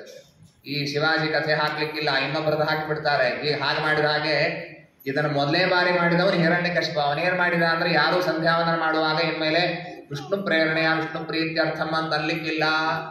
ಹಿರಣ್ಯಕಶಿಪು ಪ್ರೇರಣೆಯ ಹಿರಣ್ಯಕಶಿಪು ಪ್ರೀತ್ಯರ್ಥಂ ಅಂತ ಹೀಗೆ ಅನ್ಬೇಕು ನೀವು ಅಂತ ಎಲ್ಲ ಚೇಂಜ್ ಮಾಡಿಬಿಟ್ಟಿದ್ದ. ಹಾಗೆಲ್ಲ ಆಗಿ ಹೋಗಿತ್ತು. ಆದ್ರೆ ಮನೆಯಲ್ಲೇ ಇದ್ದ ಪ್ರಹ್ಲಾದರಾಜರಿದ್ದರು. ಪ್ರಹ್ಲಾದರಾಜರನ್ನು ಕರೆದು, ಸಣ್ಣ ಬಾಲಕ ಅವನನ್ನು ಕರೆದು ಶಾಲೆಯಲ್ಲಿ ಏನ್ ಕಲ್ತಿದ್ದಿ ಅಂತ ಕೇಳಿದ್ದಕ್ಕೆ, ತತ್ಸಾಧು ಮನ್ಯೇಶ್ವರಮರ್ಯ ದೇಹಿನಾಂ ಸದಾ ಸಮುದ್ವಿಗ್ನ ಧಿಯಾಮ ಸದ್ಗ್ರಹಾತ್ ಹಿತ್ವಾತ್ಮತಾಪಂ ಗ್ರಹಮಂಧಕೂಪಂ ವನಂಗತೋ ಯದ್ಧರಿಮಾಶ್ರಯೇತ. ನನಗನ್ಸೋದೇನು ಅಂತಂದ್ರೆ, ಇದು ಒಳ್ಳೆ ಕೆಲಸ ಯಾವುದು ಗೊತ್ತಾ ರಾಜ? ಯಾವಾಗಲೂ ಉದ್ವಿಗ್ನ ಮನಸ್ಸು ಇರ್ತದೆ. ಅವಿದ್ಯಮಾನದಲ್ಲಿ ವಿದ್ಯಮಾನ ನಾನು ದೊಡ್ಡವ ಅಂತ ಯಾವಾಗಲೂ ಅನಿಸ್ತಾ ಇರ್ತದೆ. ಎಲ್ಲ ಸುಳ್ಳಿದು, ಇದು ತಪ್ಪು ಕಲ್ಪನೆ. ಈ ಮನೆಯನ್ನ ಬಿಟ್ಟು ವನಂಗತೋ ಯದ್ಧರಿಮಾಶ್ರಯೇತ, ಕಾಡಿಗೆ ಹೋಗಿ ದೇವರ ಭಜನೆ ಮಾಡಬೇಕು ಅಂತ ಅನಿಸ್ತದೆ ಅಂತ. ಇವನು ಹರಿ ಶಬ್ದ ಕೇಳಿ ಎಷ್ಟೋ ವರ್ಷ ಆಗಿಬಿಟ್ಟಿತ್ತು. ಹಿರಣ್ಯಕಶಿಪು ಒಮ್ಮಿಂದ ಮೇಲೆ ದೇವರ ಹೆಸರು ಕೇಳಿ ಸಿಟ್ಟು ಬಂತವನಿಗೆ. ಶುದ್ಧ ಪುತ್ರ ಗಿರೋದೈತ್ಯ. ಅವನಿಗನಿಸ್ತು ಏನೋ ನಮ್ಮ ಪಾಠಶಾಲೆಯಲ್ಲಿ ಯಾರೋ ವೈಷ್ಣವರ ಮಕ್ಕಳು ಬಂದಿರಬೇಕು, ಅವರೇನೋ ಹೇಳಿದ್ದಾರೆ, ಅದರಿಂದ ಇವನು ಬುದ್ಧಿ ಕೆಟ್ಟಿದೆ ಅಂತ ಅನ್ಕೊಂಡಂತೆ ಸ್ವಲ್ಪ ಲೈಟ್ ಆಗಿ ತೆಗೆದುಕೊಳ್ತಾನೆ. ಅದಾದ್ಮೇಲೆ ಆದರೂ ಪ್ರಹ್ಲಾದರಾಜರು ತಮ್ಮ ಹಠವನ್ನು ಬಿಡಲಿಲ್ಲ. ದೇವರ ಬಗ್ಗೆ ಹೇಳಿದಾಗ ಆಗ ದೈತ್ಯೇ ಚಂದನ ಮನೆ ಜಾತೋಯಂ ಕಂಟಕದ್ರುಮಃ. ಹಿರಣ್ಯಕಶಿಪು ಹೇಳಿದಂತೆ, ನಾವೆಲ್ಲ ದೈತ್ಯರು ಅಂತ ಒಬ್ಬೊಬ್ಬರು ಒಂದೊಂದು ಗಂಧದ ಮರ ಇದ್ದಾಗಿದ್ದೀವಿ. ಈ ವನದಲ್ಲಿ ಒಂದು ಮುಳ್ಳಿನ ಗಿಡ ಹುಟ್ಟಿದೆಯಲ್ವ ನೀನು ಅಂತ ಹೇಳ್ತಾರೆ. ಮತ್ತೊಮ್ಮೆ ಕರೆದು ಏನು ನೀನು ತಿಳಿದಿದ್ದೀಯ ಅಂತ ಕೇಳಿದ್ದಕ್ಕೆ, ಶ್ರವಣಂ ಕೀರ್ತನಂ ವಿಷ್ಣೋ ಸ್ಮರಣಂ ಪಾದ ಸೇವನಂ ಅರ್ಚನಂ ವಂದನಂ ದಾಸ್ಯಂ ಸಖ್ಯಮಾತ್ಮ ನಿವೇದನಂ ಅಂತ ಹೇಳಿ ನವವಿಧವಾದಂತಹ ಭಕ್ತಿಯ ಬಗ್ಗೆ ನೀವೆಲ್ಲ ಸೌರಭದಾಸ ಸಾಹಿತ್ಯದಲ್ಲಿ ಪಾಲ್ಗೊಂಡ ಅನೇಕರು ಇದರ ಬಗ್ಗೆ ಸಾಕಷ್ಟು ಲೇಖನಗಳನ್ನು ಬರೆದದ್ದನ್ನು ನಾನು ನೋಡಿದ್ದೇನೆ, ಕೇಳಿದ್ದೇನೆ. ಆ ವಿಧವಾಗಿ ಆ ನವವಿಧ ಭಕ್ತಿಯ ಬಗ್ಗೆ ಹೇಳಿದ್ದಾನೆ. ಆಗ ಗುರುಪುತ್ರರನ್ನ ಕರೆದು ಬೈತ, ಚಂಡಾಮಕರನ್ನ ಏನು ಕಲಿಸ್ತಾ ಇದ್ದೇನೆ ನನ್ನ ಮಗನಿಗೆ ಅಂತ ಕೇಳಿದ್ದಕ್ಕೆ ಅವರು ಹೇಳಿದರು, ನಮತ್ ಪ್ರಣೀತಂ ನ ಪರ ಪ್ರಣೀತಂ ಸುತೋ ವದತ್ತೇಶ ತವೇಂದ್ರ ಶತ್ರೋ ನೈಸರ್ಗಿಕೀಯಂ ಮತಿರಸ್ಯ ರಾಜನ್ ನಿಯಚ್ಛಮನ್ಯುಂ ಕೊದದಾಭಿಮಾನ. ನಾವು ಕಲಿಸಿದ್ದಲ್ಲ, ಇವನು ಸ್ವಾಭಾವಿಕವಾದಂತಹ ಬುದ್ಧಿ ಇದು ಅಂತ. ಇನ್ನೊಂದು ಪ್ರಸಂಗದಲ್ಲಿ ಹಿರಣ್ಯಕಶಿಪನ ಜೊತೆಗೆ ಭೇಟಿಯಾದಾಗ, ಮತಿರ್ನ ಕೃಷ್ಣೇ ಪರತಃ ಸ್ವತೋಪಿ ವಾ ಮಿಥೋಭಿಪತ್ಯೇತ ಗ್ರಹವ್ರತಾನಾಂ ಅದಾಂತಮೋಭಿರ್ವಿಶತಾಂತ ಮಿಶ್ರಂ ಪುನಃ ಪುನಶ್ಚರ್ವಿತ ಚರ್ವಣಾನಾಂ. ಈ ಸಂಸಾರದಲ್ಲಿ ಬರೀ ಅದೇ ಮಾಡೋದು, ಬರೀ ಅದೇ ಭೋಗಗಳನ್ನು ಮಾಡೋದು, ಅದೇ ಊಟವನ್ನು ಮಾಡೋದು, ಈ ರೀತಿಯಾಗಿರೋದು ಬೇಡ. ಮಧ್ಯಾಹ್ನ ಕೃಷ್ಣೇ ಪರತಃ ಸದೋಪಿವಾ, ದೇವರಲ್ಲಿ ಬುದ್ಧಿ ತಾನಾಗಿ ಬರಬೇಕು. ಅದು ಬರದೇ ಇದ್ದರೆ ಇನ್ನೊಬ್ಬರು ದೊಡ್ಡವರು ಹೇಳಿದ್ದನ್ನು ಕೇಳಿ ಭಗವಂತನ ಭಜನೆಯನ್ನು ಮಾಡಬೇಕು. ಅದನ್ನು ಮಾಡದೆ ಇಲ್ಲೇ ನಾವು ಉಳಿಯಬಾರದು ಅಂತ ಹೇಳಿದಾಗ ಆಗ ಇವನಿಗೆ ಬಹಳ ಸಿಟ್ಟು ಬಂತು. ವಧ್ಯತಾಂ ಆಶ್ವಯಂ ವಧ್ಯ, ಇವನನ್ನ ಕೂಡಲೇ ಕೊಂದು ಹಾಕರೆ ಅಂತ ಹೇಳ್ತಾನೆ. ಡಯಾಬಿಟೀಸ್ ಆಗಿದ್ದಕ್ಕೆ ಕಾಲಿನ ಒಂದು ಬಟ್ಟಿಗೆ ಕೊಳತು ಹೋಗಿರುತ್ತೆ, ಅದನ್ನು ಕತ್ತರಿಸದೆ ಹೋದ್ರೆ ಇಡೀ ದೇಹನೇ ಹೊರಟು ಹೋಗುತ್ತೆ. ಆ ಮಾತು ಹೇಳ್ತಾನೆ, ರೋಗಗ್ರಸ್ತವಾದ ಅಂಗವನ್ನು ಕತ್ತರಿಸಿ ಉಳಿದ ದೇಹವನ್ನು ಉಳಿಸಿಕೊಳ್ಳಬೇಕು. ಹಾಗೆ ಈ ನನ್ನ ಮಗ ಅವನನ್ನು ಕೊಂದು ಹಾಕಿದರೆ ಉಳಿದೆಲ್ಲ ಅಸುರ ಜನಾಂಗ ಸೇಫ್ ಆಗಿ ಉಳಿತದೆ, ಕ್ಷೇಮವಾಗಿ ಉಳಿತದೆ. ಹೀಗಾಗಿ ಇವನನ್ನ ಕೊಂದು ಹಾಕ್ರಿ. ದಿಗ್ಗಜಗಳಿಂದ ಕೊಲಿಸಬೇಕು ಅಂತ ಮಾಡಿದ್ರು, ಹಿಮದಲ್ಲಿ ಹಾಕಿದ್ರು, ಬೆಂಕಿಯಲ್ಲಿ ಹಾಕಿದ್ರು. ಚಿಂತಾಂ ದೀರ್ಘತಮಾಂ ಪ್ರಾಪ್ತ, ಎಲ್ಲ ಕಡೆಗೆ ದೇವ ರಕ್ಷಣೆ ಮಾಡಿದ್ದಾನೆ. ಬಹಳ ಚಿಂತೆ ಆಗೋಯ್ತು ಹಿರಣ್ಯಕಶಿಪುವಿಗೆ, ಇವನನ್ನು ಕೊಲ್ಲೋದು ಹೇಗೆ ಅಂತ. ಆಯಿತು, ಒಂದು ಕಡೆಗೆ ಕಾರಾಗಾರದಲ್ಲಿ ಇಡಬೇಕು ಅಂತ ಅವನನ್ನು ಇಟ್ಟಿದ್ದಾರೆ. ಶುಕ್ರಾಚಾರ್ಯರು ಊರಿನಲ್ಲಿ ಇರಲಿಲ್ಲ, ಅವರು ಬರೋ ತನಕ ಹಾಗೆ ಇಡಬೇಕು ಅಂತ ಇಟ್ಟಿದ್ದಾರೆ. ಅದಾದ್ಮೇಲೆ ಮತ್ತೆ ಅವನನ್ನು ಬಿಟ್ಟರು, ಗುರುಕುಲಕ್ಕೆ ಹೋಗಿದ್ದಾರೆ.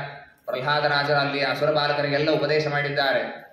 ಗುರುಕ್ತಮಪಿ ನಗ್ರಾಹ್ಯಂ ಯದನರ್ಥೇನರ್ಥ ಕಲ್ಪನಂ. ಗುರುಗಳು ತಪ್ಪಾಗಿ ಹೇಳಿದ್ರೆ ಅದನ್ನು ಒಪ್ಲಿಕ್ಕೆ ಹೋಗಬೇಡ್ರಿ, ದೇವರ ಸೇವಾವನ್ನು ಮಾಡಬೇಕು. ಕೌಮಾರ ಆಚರೇತ್ ಪ್ರಾಜ್ಞ ಧರ್ಮಾನ್ ಭಾಗವತಾಮಿಹ ದುರ್ಲಭಂ ಮಾನುಷಂ ಜನ್ಮ ತದಪ್ಯಧ್ರುವಮಕ್ಷ ಅರ್ಥದಂ. ಈ ಮಾನುಷ ಜನ್ಮ ಇದು ಬಹಳ ಅಪರೂಪವಾಗಿ ಬರುವಂತಹದ್ದು. ಹೀಗಾಗಿ ಧರ್ಮಾಚರಣೆ ಯಾವಾಗ ಪ್ರಾರಂಭ ಆಗಬೇಕಾದದ್ದು ಅಂತಂದ್ರೆ, ಕೌಮಾರ ಆಚರೇತ್ ಪ್ರಾಜ್ಞ, ಸಣ್ಣ ಬಾಲ್ಯದಲ್ಲೇನೆ ಧರ್ಮಾಚರಣೆಯನ್ನು ಪ್ರಾರಂಭ ಮಾಡಬೇಕು. ನಾವು ಮಕ್ಕಳಿಗೆ ಹೇಳ್ಕೊಡೋದೇ ಇದನ್ನು ಹೇಳ್ಕೊಡ್ತಿರ್ತೀವಿ. ಈಗಿಂದ ಎಲ್ಲ ಧರ್ಮ ಕರ್ಮ ತಲೆಯೊಳಗೆ ಹಾಕೋಬೇಡ, ಮುಂದೆ ಮಾಡೋದು ಇದ್ದೇ ಇದೆ, ಈಗ ಆರಾಮಾಗಿರು ಅಂತ ಹೇಳ್ಕೊಡ್ತಿರ್ತೀವಿ ನಾವು. ಪ್ರಹ್ಲಾದರಾಜ ಹೇಳ್ತಾರೆ, ಕೌಮಾರ ಆಚರೇತ್ ಪ್ರಾಜ್ಞ, ಸಣ್ಣವರಿದ್ದಾಗಿಂದ ಮಾಡಿದರೆ ಮುಂದೆ ಮಾಡ್ಲಿಕ್ಕೆ ಅವಕಾಶ ಇರ್ತದೆ. ದೊಡ್ಡವರಾದ್ಮೇಲೆ ಕೇಳೋದೇ ಇಲ್ಲ. ನಾವೇ ಸ್ವಲ್ಪ ಸೌಲಭ್ಯ ಕೊಟ್ವಿ ಅಂತಂದ್ರೆ ಅವ್ರು ಇನ್ನಷ್ಟು ಅದರ ಸಲಿಗೆಯನ್ನು ತೆಗೆದುಕೊಳ್ತಾರೆ. ನಾವು ಬಹಳ ತೊಂದರೆ ಆದರೆ, ನೀನು ಎಲ್ಲಾದರೂ ನಳ ಇದ್ದರೆ ನೀರು ಕುಡಿ ಅಂತಂದ್ರೆ ಅವ್ರು ಬೇರೆ ಬೇರೆದನ್ನು ತೆಗೆದುಕೊಂಡು ಕುಡಿಲಿಕ್ಕೆ ನಮ್ಮ ತಂದೆನೇ ಬಿಡ್ತಾರೆ, ಏನು ಅನ್ನೋದಿಲ್ಲ ಅವರು ಅಂತ. ಈ ರೀತಿಯಾಗಿ ಅವರು ಇನ್ನೂ ಅಧರ್ಮದಲ್ಲಿ ಮುಂದೆ ಹೋಗ್ತಾರೆ. ಹೀಗಾಗಿ ಧರ್ಮವನ್ನು ಬಾಲ್ಯದಿಂದ ನಾವು ಕಲಿಯಬೇಕು. ಅದಾದ ಮೇಲೆ ಹಣ ಗಳಿಸಲಿಕ್ಕಾಗಿ ಇಡೀ ಜನ್ಮವನ್ನು ಇಡಬಾರ್ದು. ಪ್ರಾಯಶಃ ನಮ್ಮ ಜನ್ಮ ಅರ್ಧಕ್ಕಿಂತ ಹೆಚ್ಚು ಅಥವಾ ನಮ್ಮ ಒಂದು ಪೀಕ್ ಅಂತ ಏನಿರ್ತದೆ ಅದು ಹೋಗೋದೇ ಹಣ ಗಳಿಸೋದ್ರಲ್ಲೇ ಹೋಗುತ್ತೆ. ಅದು ತಾನಾಗೆ ಬರ್ತದೆ. ತತ್ಪ್ರಯಾಸೋನ ಕರ್ತವ್ಯ, ಅದನ್ನು ಮಾಡೋದು ವ್ಯರ್ಥ. ಆಯಾಸ ಹೆಚ್ಚಾಗತ್ತೆ, ಆಯಸ್ಸು ಇದು ವ್ಯಯವಾಗಿ ಹೋಗ್ತದೆ. ಆ 100 ವರ್ಷದಲ್ಲಿ 50 ವರ್ಷ ಮಲಗಿದಲ್ಲಿ ಹೋಗಿಬಿಡ್ತದೆ. ಅದಾದ ಮೇಲೆ ಬಾಲ್ಯದಲ್ಲಿ ಇರ್ತಾ ಇರುವಾಗ ಇನ್ನು ಚೆನ್ನಾಗಿ ಉಚ್ಚಾರಣೆ ಮಾಡ್ಲಿಕ್ಕೆ ಬರ್ತಿರೋದಿಲ್ಲ, ಹೇಳಿ ತಿಳಿತಿರೋದಿಲ್ಲ. ಮುಂದೆ ಬಲ ಬಂದಾಗ ಯೌವನದಲ್ಲಿ ಹಣ ಗಳಿಸ್ಲಿಕ್ಕೆ ಹೋಗ್ತಾನೆ, ಮುಂದೆ ಮುಪ್ಪಿನಲ್ಲಿ ಕೇಳಿಸೋದಿಲ್ಲ ಅಂತಂತಾನೆ. ಕೋನರ್ಥ ದೃಷ್ಟಾಂ ವಿಸರ್ಜಯನ್ ಪ್ರಾಣೇಭ್ಯೋಪಿ ಗರೀಯಸೀನ್ ಯಾಂ ಕ್ರೀಡ ಪ್ರೇಷ್ಠೈ ತಸ್ಕರ ಸೇವಕೋ ವಣಿಕ. ಹಣದ ಬಗ್ಗೆ ಎಷ್ಟು ಲೋಭ ಇದೆ ಜನರಿಗೆ ಅಂತಂದ್ರೆ ಪ್ರಹ್ಲಾದರಾಜರ ಹೇಳ್ತಾರೆ, ಕೆಲವು ಒಂದು ಸ್ಥಳದಲ್ಲಂತೂ ಜೀವನದ ಲೆಕ್ಕ ಮಾಡ್ಲಿಕ್ಕೆ ಬರೋದಿಲ್ಲ. ಯಾಮ್ ಕ್ರೀಣಾತ್ ಯಶಭಿ ಪ್ರೇಷ್ಠೈ, ಜೀವ ಹೋದ್ರೂ ಚಿಂತೆ ಇಲ್ಲ ಅನ್ಬೇಕಾಗತ್ತೆ. ಯಾರು ಸೈನಿಕ ಸತ್ರು ಚಿಂತೆ ಇಲ್ಲ, ಹಣ ಗಳಿಸ್ಲಿಕ್ಕೆ ಹೋಗಿದ್ದಾನೋ. ಆಮೇಲೆ ತಸ್ಕರ ಕಳ್ಳ, ಹೊಡೆದ್ರೆ ಸತ್ಯ ಹೋಗ್ತಾನೆ, ಆದರೂ ಕಳ್ಳತನ ಮಾಡ್ಲಿಕ್ಕೆ ಹೋಗ್ತಾನೆ. ವಣಿಕ, ಈ ಎಲ್ಲ ವ್ಯಾಪಾರ ಮಾಡುವ, ಆಗಿನ ಕಾಲದಲ್ಲಿ ಸಮುದ್ರದಲ್ಲಿ ಹೋಗಿ ಸಾಯುವಂತಹ ಪ್ರಸಂಗ ಇರ್ತಿತ್ತು. ಆದ್ದರಿಂದ ಆ ನಿಟ್ಟಿನಲ್ಲಿ ಹೇಳಿದ್ದಾರೆ. ಮತ್ತೊಂದು ಪ್ರಸಂಗದಲ್ಲಿ ಈ ಎಲ್ಲ ಬುದ್ಧಿ ಎಲ್ಲಿಂದ ಬಂತು ಅಂತಂದದ್ದಕ್ಕೆ ಪ್ರಹ್ಲಾದರಾಜರು ನಾರದರು ತಮಗೆ ಉಪದೇಶ ಮಾಡಿದಂತಹದ್ದನ್ನ ನಮ್ಮ ತಾಯಿ ಕಯಾದು ಅವರನ್ನ ದೇವತೆಗಳು ಎಳೆದುಕೊಂಡು ಹೋಗ್ತಾ ಇದ್ರು. ಆಗ ನಾರದರು ಬಿಡಿಸಿ ಅವರ ಆಶ್ರಮದಲ್ಲಿ ನಮ್ಮ ತಾಯಿಯನ್ನು ಇರಿಸಿಕೊಂಡ್ರು. ನನ್ನನ್ನು ಬಸರಿದ್ಲು ನಮ್ಮ ತಾಯಿ. ಆಗ ನಮ್ಮ ತಾಯಿಗೆ ಉಪದೇಶವನ್ನು ಮಾಡಿದ್ದನ್ನು ನಾನು ಕೇಳಿ ತಿಳಿದಿದ್ದೇನೆ ಅಂಥೇಳಿ ತನ್ನ ಬಗ್ಗೆ ತನಗೆ ಈ ಜ್ಞಾನ ಎಲ್ಲ ಎಲ್ಲಿಂದ ಬಂದದ್ದು ಅಂತನ್ನೋದನ್ನು ಪ್ರಹ್ಲಾದರಾಜರು ತಿಳಿಸಿಕೊಟ್ಟಿದ್ದಾರೆ. ನಮ್ಮ ತಾಯಿ ಆ ಎಲ್ಲ ತತ್ವಜ್ಞಾನವನ್ನು ಮರ್ತು ಹೋಗಿದ್ದಾಳೆ. ಕಾಲ ಬಹಳ ಆಯಿತು ಅನ್ನೋದಕ್ಕಾಗಿ ಮರ್ತು ಹೋಗಿದ್ದಾಳೆ. ಹೆಣ್ಣಾದದ್ದರಿಂದ ಬೇಗನೆ ಮರೆತಿದ್ದಾಳೆ. ನಾನು ಮಾತ್ರ ಅದನ್ನ ಇನ್ನೂ ನನ್ನ ಮನಸ್ಸಿನಲ್ಲಿ ಇಟ್ಟುಕೊಂಡಿದ್ದೀನಿ ಇತ್ಯಾದಿ ಮಾತುಗಳನ್ನ ಹೇಳ್ತಾ ಇದ್ದಾರೆ. ತಥೋ ಹರೌ ಭಗವತಿ ಭಕ್ತಿಂ ಕುರುತ ದಾನವಾಹ, ಅದರಿಂದ ದೇವರಲ್ಲಿ ಭಕ್ತಿಯನ್ನು ನೀವೆಲ್ಲರೂ ಮಾಡ್ರಿ ಅಂತ ಈ ರೀತಿಯಾಗಿ ಪ್ರಹ್ಲಾದರಾಜರ ಉಪದೇಶ ಇದೆ. ಹಿರಣ್ಯಕಶಿಪು ಒಮ್ಮೆ ಸಿಟ್ಟಿಗೆ ಬಂದು ಇವನ ಜೊತೆಗೆ ಮಾತನಾಡ್ತಾ ಇರುವಾಗ ದೇವರ ಮಾತನ್ನ ಹೇಳಿದ್ದಕ್ಕೆ ಬಹಳ ಸಿಟ್ಟಿಗೆ ಬಂದು, ಮುಮೂರ್ಷಾಣಾಂ ಹಿ ಮಂದಾತ್ಮನ್ ನಾನು ವಿಪ್ಲುತಾಗಿರಹ, ಸಾಯುವ ವ್ಯಕ್ತಿಯ ಮಾತು ಅದು ತದ್ರಬದ್ರ ಹಿಡಿತದೆ ಅಂತ ನಾನು ಕೇಳಿದ್ದೀನಿ. ಹೀಗಾಗಿ ನೀನು ಮಾತನಾಡ್ತಾ ಇದ್ರೆ ಪ್ರಾಯಶಃ ನಿನ್ನ ಮರಣ ಹತ್ರ ಬಂದಿದೆ. ಯಸ್ತಯ ಮಧ್ಯ ಭಾಗ್ಯೋಕ್ತಃ ಮದನ್ಯೋ ಜಗದೀಶ್ವರ ಕಾಸೋ ಯರಿಸ ಸರ್ವತ್ರ ಸ್ತಂಭೆ ಕಸ್ಮಾನ್ ನ ದೃಶ್ಯತೆ. ನೀನು ಹೇಳುವ ದೇವರು ಎಲ್ಲ ಕಡೆಗಿದ್ದಾನೆ ಅಂತ ಹೇಳ್ತಾ ಇದ್ದಿ, ಹಾಗಾದರೆ ಈ ಕಂಬದಲ್ಲಿ ಇದ್ದಾನ ಅಂತ ಕೇಳಿದ್ದಕ್ಕೆ ಒಂದು ಕ್ಷಣ ವಿಳಂಬ ಮಾಡದೆ ಪ್ರಹ್ಲಾದರಾಜರು ಹೇಳಿದ್ರು, ಹೌದು ದೇವರಿದ್ದಾನೆ ಅಂತ. ಈ ರೀತಿಯಾಗಿ ಹೇಳಿದಾಗ ಸಾಕ್ಷಾತ್ ನರಸಿಂಹದೇವರು ತಾವು ಕಂಬದಿಂದ ಪ್ರಕಟರಾಗಿ ಬರ್ತಾ ಇದ್ದಾರೆ.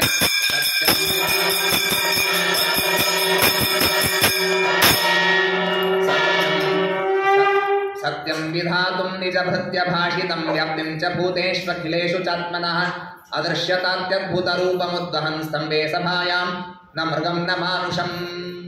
ತನ್ನ ಭಕ್ತ ಪ್ರಹ್ಲಾದರಾಜರು ಹೌದು ಸ್ತಂಭದಲ್ಲಿ ದೇವರಿದ್ದಾನೆ ಅಂತ ಹೇಳಿದ ಏನು ಮಾತಿದೆ ಅದನ್ನು ಸತ್ಯ ಮಾಡಬೇಕು ಅನ್ನೋದಕ್ಕೋಸ್ಕರ ತನ್ನ ಭಕ್ತರು ಬ್ರಹ್ಮದೇವರು ಹೇಳಿದಂತಹ ಮಾತು, ಹೊರಗೆ ಸಾಯಬಾರದು ಒಳಗೆ ಸಾಯಬಾರದು, ಇಂಥವರೇನು ಸಾಯಬಾರದು ಅಂಥವರೇನು ಸಾಯಬಾರದು, ಆ ಎಲ್ಲ ಮಾತನ್ನು ಸತ್ಯ ಮಾಡೋದಕ್ಕೋಸ್ಕರ ಪರಮಾತ್ಮನ ತಾನು ರೂಪವನ್ನು ಧಾರಣೆ ಮಾಡಿ ಬಂದಿದ್ದಾನೆ. ನೃಸಿಂಹ ರೂಪವನ್ನು ತೆಗೆದುಕೊಂಡು ಸ್ತಂಭೆ ಸಭಾಯಾಂ ನ ಮೃಗಂ ನ ಮಾನುಷಂ, ಇತ್ತ ಮೃಗನೂ ಅಲ್ಲ ಇತ್ತ ಮನುಷ್ಯನೂ ಅಲ್ಲ, ಅಂತಹ ಅದ್ಭುತವಾದಂತಹ ರೂಪವನ್ನು ತೆಗೆದುಕೊಂಡು ಪರಮಾತ್ಮ ಬಂದಿದ್ದಾನೆ. ಅವನ ಜೊತೆಗೆ ಯುದ್ಧ ಆಗಿದೆ. ಹಿರಣ್ಯಕಶಿಪು ನರಸಿಂಹದೇವರು ಕೆಲವು ಕಾಲ ಯುದ್ಧವನ್ನು ಮಾಡಿ ಸಂಧ್ಯಾಕಾಲಕ್ಕೆ ಸರಿಯಾಗಿ ಅವನನ್ನ ಸಂಹಾರ ಮಾಡಿದ್ದಾರೆ. ಹೊರಗೂ ಅಲ್ಲ ಒಳಗೂ ಅಲ್ಲ, ಬೆಳಗ್ಗೆಯೂ ಅಲ್ಲ ರಾತ್ರಿಯೂ ಅಲ್ಲ, ತೊಡೆಯ ಮೇಲೆ ಹಾಕಿಕೊಂಡು ತಮ್ಮ ಉಗುರುಗಳಿಂದಾಗಿ, ಉಗುರು ಇದು ಪೂರ್ಣ ಜೀವಂತ ಪದಾರ್ಥ ಅಂತೂ ಹೇಳಿಕ್ ಬರೋದಿಲ್ಲ, ಸತ್ತು ಹೋದದ್ದು ಪೂರ್ಣ ನಿರ್ಜೀವ ಪದಾರ್ಥ ಅಂತೂ ಹೇಳಿಕ್ ಬರೋದಿಲ್ಲ, ಅಂಥದ್ರಿಂದ ಅವನ ಸಂಹಾರವನ್ನು ಮಾಡಿದ್ದಾರೆ. ನರಸಿಂಹದೇವರು ಆ ಹಿರಣ್ಯಕಶಿಪು ಸತ್ತು ಹೋದ ಮೇಲೂ ಕೂಡ ಅಟ್ಟಹಾಸವನ್ನು ಕಡಿಮೆ ಮಾಡಲಿಲ್ಲ. ಸಿಟ್ಟಿಗೆ ಎದ್ದ ವ್ಯಕ್ತಿ ಮಾಡ್ತಿರ್ತಾನೆ ನೋಡ್ರಿ, ಜೋರಾಗಿ ಶ್ವಾಸವನ್ನು ಬಿಡೋದು, ಕಣ್ಣೆಲ್ಲ ಕೆಂಪು, ಈ ರೀತಿಯಾಗಿ ದೇವರು ಮಾಡ್ತಾ ಇದ್ದಾನೆ. ಎಲ್ಲ ದೇವತೆಗಳು ಬಂದು ಸಾಂತ್ವನ ಮಾಡಿದ್ರು. ಸ್ವಾಮಿ ಅವನು ಸತ್ತು ಹೋಗಿದ್ದಾನೆ, ಇನ್ನು ಶಾಂತ ಆಗಬೇಕು ಅಂದ್ರೆ ಶಾಂತ ಆಗಲಿಲ್ಲ. ಆಗ ಲಕ್ಷ್ಮೀ ದೇವಿಯನ್ನು ಕರೆದರಂತೆ, ನೋಡು ಬಾ ನೀನು ನಿಮ್ಮ ಗಂಡ ಹೇಗೆ ಮಾಡ್ತಾ ಇದ್ದಾನೆ, ಸಾಂತ್ವನ ಮಾಡು ಅಂತಂದ್ರೆ ಅವಳು ಹೇಳಿದಂತೆ ಇಂಥ ರೂಪ ನಾನು ನೋಡೇ ಇಲ್ಲ, ಇವ್ರು ನಮ್ಮ ಮನೆಯವರೇ ಅಲ್ಲ ಅಂತಂದ್ಬಿಟ್ಟ. ಶ್ರೀಮದಾಚಾರ್ಯ ತಿಳಿಸ್ತಾರೆ, ಅದು ಅದೃಷ್ಟಾಶ್ವತ ಪೂರ್ವತ್ವ, ನಾನು ಹಿಂದೆ ಈ ರೂಪವನ್ನು ಕೇಳೂ ಇಲ್ಲ ನೋಡೂ ಇಲ್ಲ ಅಂತ ಶ್ಲೋಕ ಬರ್ತದೆ. ಅದಕ್ಕೆ ಆಚಾರ್ಯ ತಾತ್ಪರ್ಯದಲ್ಲಿ ಹೇಳ್ತಾರೆ, ಲಕ್ಷ್ಮೀದೇವಿ ಪರಮಾತ್ಮನಿಂದ ನಿತ್ಯಾವಿಯೋಗವನ್ನು ಪಡೆದವಳು, ಯಾವಾಗಲೂ ದೇವರನ್ನು ಕಾಣ್ತಾಳವಳು. ಬೇರೆಯವರು ಈ ರೂಪ ನೋಡಿಲ್ಲ ಅನ್ನುವ ಅರ್ಥದಲ್ಲಿ ಲಕ್ಷ್ಮೀದೇವಿ ಹೇಳಿದ್ದು. ಆದರೆ ಅವಳು ಹೋಗಲಿಲ್ಲ, ಬ್ರಹ್ಮದೇವರು ಸ್ತೋತ್ರ ಮಾಡಿದ್ರು, ಶಾಂತ ಆಗಲಿಲ್ಲ. ಆಗ ಪ್ರಹ್ಲಾದರಾಜರನ್ನು ಮುಂದೆ ಮಾಡಿದ್ದಾರೆ. ಆಗ ಪ್ರಹ್ಲಾದರಾಜರು ಏನಂತ ಹೇಳಬೇಕ್ರಿ, ಸುಮ್ಮನೆ ಒಂದು ಕ್ಷಣ ಹೈಪೋಥೆಟಿಕಲಿ ವಿಚಾರ ಮಾಡ್ರಿ. ಆ ಪ್ರಹ್ಲಾದರಾಜರ ಜಾಗಕ್ಕೆ ನಾವೇ ಇದ್ದೀವಿ ಅಂತ ತಿಳ್ಕೊಳ್ರಿ. ಈವರೆಗೆ ಹಿಂದೆ ಏನಾಗಿದೆ ಅಂದರೆ, ಬ್ರಹ್ಮದೇವರಿಗೆ ದೇವರನ್ನು ಶಾಂತ ಮಾಡಿಸ್ಲಿಕ್ಕಾಗಿಲ್ಲ, ಲಕ್ಷ್ಮೀದೇವಿಗೂ ಆಗಿಲ್ಲ, ಬೇರೆ ಬೇರೆ ದೇವತೆಗಳಿಗೂ ಆಗಲಿಲ್ಲ. ನನ್ನನ್ನು ಮುಂದೆ ಮಾಡಿದ್ದಾರೆ. ನಾನು ದೇವರನ್ನು ಶಾಂತ ಮಾಡ್ತೀನಿ ಬಿಡ್ತೀನಿ ಅನ್ನೋದು ಅದು ಮುಂದಿನ ಪ್ರಶ್ನೆ. ಆದರೆ ಆ ಸ್ಥಾನಕ್ಕೆ ನನ್ನನ್ನು ತಂದು ಕೂಡಲೇ ಮನುಷ್ಯನಿಗೆ ಬರೋದೇನು ಅಂದರೆ, ಉಳಿದವ್ರಿಗೆ ಯಾರಿಗೂ ಆಗಿಲ್ಲ, ಆ ಸ್ಥಾನಕ್ಕೆ ನಾನು ಬಂದೀನಿ ಅಂತಂದರೆ ಸೊ ಐ ಆಮ್ ಸಮಥಿಂಗ್, ನಾನು ಇವ್ರಿಗಿಂತ ಹೆಚ್ಚಿನವನು ಅಂತನ್ನುವ ಬುದ್ಧಿ ನಮ್ಮ ಮನಸ್ಸಿನಲ್ಲಿ ಬರ್ತದೆ. ಆದರೆ ಪ್ರಹ್ಲಾದರಾಜರು ಮೊದಲನೇ ಶ್ಲೋಕ ಹೇಳೋದು ಏನು ಹೇಳ್ತಾರೆ ಅಂತಂದ್ರೆ, ಬ್ರಹ್ಮಾದಯ ಸುರಗಣ ಮುನಯೋಥ ಸಿದ್ಧಾ ಸತ್ವೈಕತಾನ ಮತಯೋ ವಚಸಾಂ ಪ್ರವಾಹೈ ನಾಂತಂ ಪರಸ್ಯ ಪರತೋಪ್ಯಧುನಾಪಿ ಯಾಂತಿ ಕಿಂ ತೋಷ್ಟುಮರ್ಹತಿ ಸಮೇ ಹರಿರುಗ್ರಜಾತೆ. ಪುಂಖಾನುಪುಂಖವಾಗಿ ಒಂದಾದ ಮೇಲೆ ಒಂದರಂತೆ ದೊಡ್ಡ ದೊಡ್ಡ ದೇವತೆಗಳು, ಬ್ರಹ್ಮದೇವರು, ರುದ್ರದೇವರು, ಲಕ್ಷ್ಮೀದೇವಿ ಇವರೆಲ್ಲ ನಿನ್ನ ಸ್ತೋತ್ರವನ್ನು ಹೇಳ್ತಾ ಇದ್ರೆ ನಿನ್ನ ಗುಣಗಳು ಪೂರ್ಣ ಮುಗಿಯೋದಿಲ್ಲ, ನೀನು ಶಾಂತನಾಗ್ಲಿಲ್ಲ. ಅಂಥದ್ದು ನಾನು ಹುಟ್ಟಿದ್ದು ಯಾವ ಜಾತಿಯಲ್ಲಿ ಹುಟ್ಟಿದ್ದೀನಿ ಗೊತ್ತಾ? ಅಸುರ ಜಾತಿಯಲ್ಲಿ ನಾನು ಹುಟ್ಟಿ ಬಂದಿದ್ದೀನಿ. ಹೊಡಿ ಬಡಿ ಇದನ್ನೇ ಕಿವಿಯಲ್ಲಿ ಕೇಳ್ತಾ ಕೇಳ್ತಾ ಬೆಳೆದವ ನಾನು ಬಂದು ನಿನ್ನನ್ನು ಸ್ತೋತ್ರ ಮಾಡಿ ಶಾಂತ ಮಾಡ್ತೀನಿ ಅಂತನ್ನೋದು ಇದು ಹಾಸ್ಯಾಸ್ಪದ ಅಂತಂದ್ರು ಪ್ರಹ್ಲಾದರಾಜ. ಮೊದಲನೇ ಶ್ಲೋಕದಲ್ಲಿ ತಮ್ಮ ಅಹಂಕಾರ ಖಂಡನೆ ಮಾಡಿಕೊಡ್ತಾರೆ. ನಾನು ಬಂದು ನಿನ್ನ ಸ್ತೋತ್ರ ಮಾಡಿ ನಿನ್ನನ್ನು ಶಾಂತ ಮಾಡ್ತೀನಿ ಅನ್ನೋದು ಸುಳ್ಳು, ನೀನೇ ಪ್ರಸನ್ನನಾಗಿ ಶಾಂತನಾಗೋದು ಅಂತನ್ನೋದೇ ನಿಜವಾದ ತತ್ವ ಅಂತ. ಇಂತಹ ಪ್ರಸಂಗಗಳಲ್ಲೂ ದೇವರ ಹಿರಿಮೆ, ತಮ್ಮ ಸ್ಥಾನ ಸರಿಯಾಗಿ ಗೊತ್ತಿದ್ದರೆ ಅವರು ನಿಜವಾದ ಸಜ್ಜನರು, ಅವರು ನಿಜವಾದ ಭಗವದ್ಭಕ್ತರು ಅಂತ ತಿಳಿಬೇಕು. ಸರ್ವೇ ಹ್ಯಮಿ ವಿಧಿಕರಾಸ್ತವ ಸತ್ವಧಾಮ್ನೋ ಬ್ರಹ್ಮಾದಯೋ ವಯಮಿವೇಶ ಚೋದ್ವಿಜಂತಹ ಕ್ಷೇಮಾಯ ಭೂತಯ ಹುತಾತ್ಮ ಸುಖಾಯ ಚಾಸ್ಯ ವಿಕ್ರೀಡಿತಂ ಭಗವತೋ ರುಚಿರಾವತಾರೈ. ಸ್ವಾಮಿ, ನೀನು ಬೇರೆ ಬೇರೆ ಅವತಾರಗಳನ್ನು ತೆಗೆದುಕೊಳ್ಳೋದು ಕೇವಲ ಲೀಲಾದಿಯನ್ನು ತೆಗೆದುಕೊಳ್ಳುತ್ತೀನಿ, ನಿನಗೆ ಕರ್ಮ ಇಲ್ಲ. ಆ ರೀತಿಯಾಗಿ ನೀನು ಅವತಾರಗಳನ್ನು ತೆಗೆದುಕೊಳ್ಳುತ್ತಿ. ನಮ್ಮ ತಂದೆ ಸತ್ತದ್ದು ನಿಜವಾಗಿ ಸಂತೋಷ ಆಗಿದೆ. ಮೋದೇತ ಸಾಧುರಪಿ ವೃಶ್ಚಿಕ ಸರ್ಪ ಹತ್ಯ, ದುಷ್ಟ ಪ್ರಾಣಿಗಳು ಸರ್ಪ ವೃಶ್ಚಿಕ ಇದೆಲ್ಲ ಸತ್ತರೆ ಮನುಷ್ಯ ತಾನು ಸುಖ ಪಡಬೇಕಂತೆ, ಆನಂದ ಪಡಬೇಕು ಅಂತ ಹೇಳಿದ್ದಾರೆ. ಹೀಗಾಗಿ ಸ್ವಾಮಿ, ನಮ್ಮ ತಂದೆ ಸತ್ತಿದ್ದಾನೆ. ಯಸ್ಮಾತ್ ಪ್ರಿಯ ವಿಯೋಗ ಸುಯೋಗ ಜನ್ಮ ಶೋಕಾಗ್ನಿನ ಸಕಲ ಯೋನಿಷು ದಹ್ಯಮಾನಃ ದುಃಖೌಷಧಂ ತದಪಿ ದುಃಖಮತಧಿಯಾಹಂ ಭೂಮಂ ಭ್ರಮಾಮಿ ವದಮೇ ತವ ದಾಸ್ಯ ಯೋಗಂ. ಸ್ವಾಮಿ, ನಿನ್ನ ದಾಸ್ಯ ಯೋಗವನ್ನು ನನಗೆ ತಿಳಿಸಿಕೊಡು. ನಿನ್ನ ಈ ಸಂಸಾರದಲ್ಲಿ ಪ್ರಿಯ ಹೊರಟು ಹೋಗ್ತದೆ. ನಮಗೆ ಯಾರು ಬೇಕೋ ಅವರು ನಮ್ಮಿಂದ ದೂರ ಆಗ್ತಾರೆ, ಯಾರು ಬೇಡವೋ ಅವರು ನಮ್ಮ ಹತ್ತಿರ ಬರ್ತಾರೆ. ಅನೇಕ ಶೋಕ ಆಗ್ತದೆ, ಬೇರೆ ಬೇರೆ ಯೋನಿಗಳಲ್ಲಿ ಹುಟ್ಟಿ ಬರಬೇಕಾಗ್ತದೆ. ದುಃಖವನ್ನು ಪರಿಹಾರ ಮಾಡಿಕೊಳ್ಳಲಿಕ್ಕೆ ಮತ್ತೊಂದು ಏನು ಮಾಡ್ತೇವೆ, ಅದರಿಂದ ಮತ್ತೊಂದು ದುಃಖ ಆಗ್ತದೆ. ದುಃಖ ಔಷಧಂ ತದಪಿ ದುಃಖ ಮತಧಿಯಾಹಂ ಭೂಮನ್ ಭ್ರಮಾಮಿ.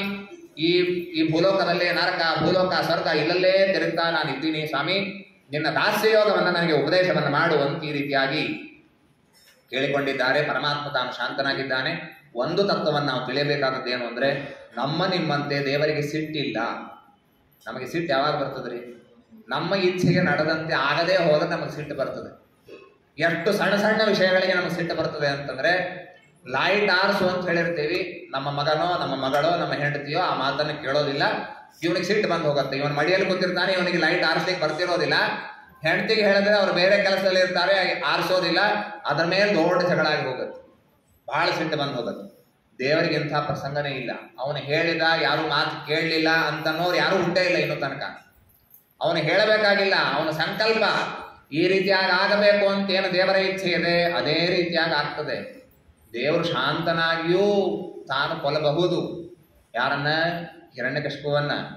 ಆದ್ರೆ ಅದೊಂದು ಉಗ್ರವಾದ ರೂಪ ತೋರಿಸಬೇಕಾಗಿದೆ ದೇವರಿಗೆ, ಉಗ್ರ ನರಸಿಂಹ ರೂಪವನ್ನು ತೋರಿಸಬೇಕಾಗಿದೆ ಅನ್ನೋದಕ್ಕಾಗಿ ತಾನು ರೋಷವನ್ನು ಮಾಡಿತ್ತು ಹೊರತು ಇವನು ಎಂಥ ಕೆಟ್ಟ ಮಾಡಿದ ಅಂತನ್ನೋ ಸಿಟ್ಟು ದೇವರಿಗೆ ಇಲ್ಲವೇ ಇಲ್ಲ. ಯಾಕೆ ಅಂದರೆ ಹಿರಣ್ಯಕಶಿಪು ಏನೇನು ಮಾಡಿದ್ದಾನೋ, ಪ್ರಹ್ಲಾದರಾಜ ಮೇಲೆ ಮಾಡಿದಂತಹ ಅಪಚಾರ ಇರಬಹುದು, ಆ ದೇವತೆಗಳಿಗೆ ತೊಂದರೆ ಕೊಟ್ಟದ್ದಿರಬಹುದು, ಋಷಿಮುನಿಗಳ ಯಜ್ಞಭಂಗ ಮಾಡಿದ್ದಿರಬಹುದು, ಇದೆಲ್ಲ ದೇವರ ಸಂಕಲ್ಪದಂತೆ ಆದದ್ದು.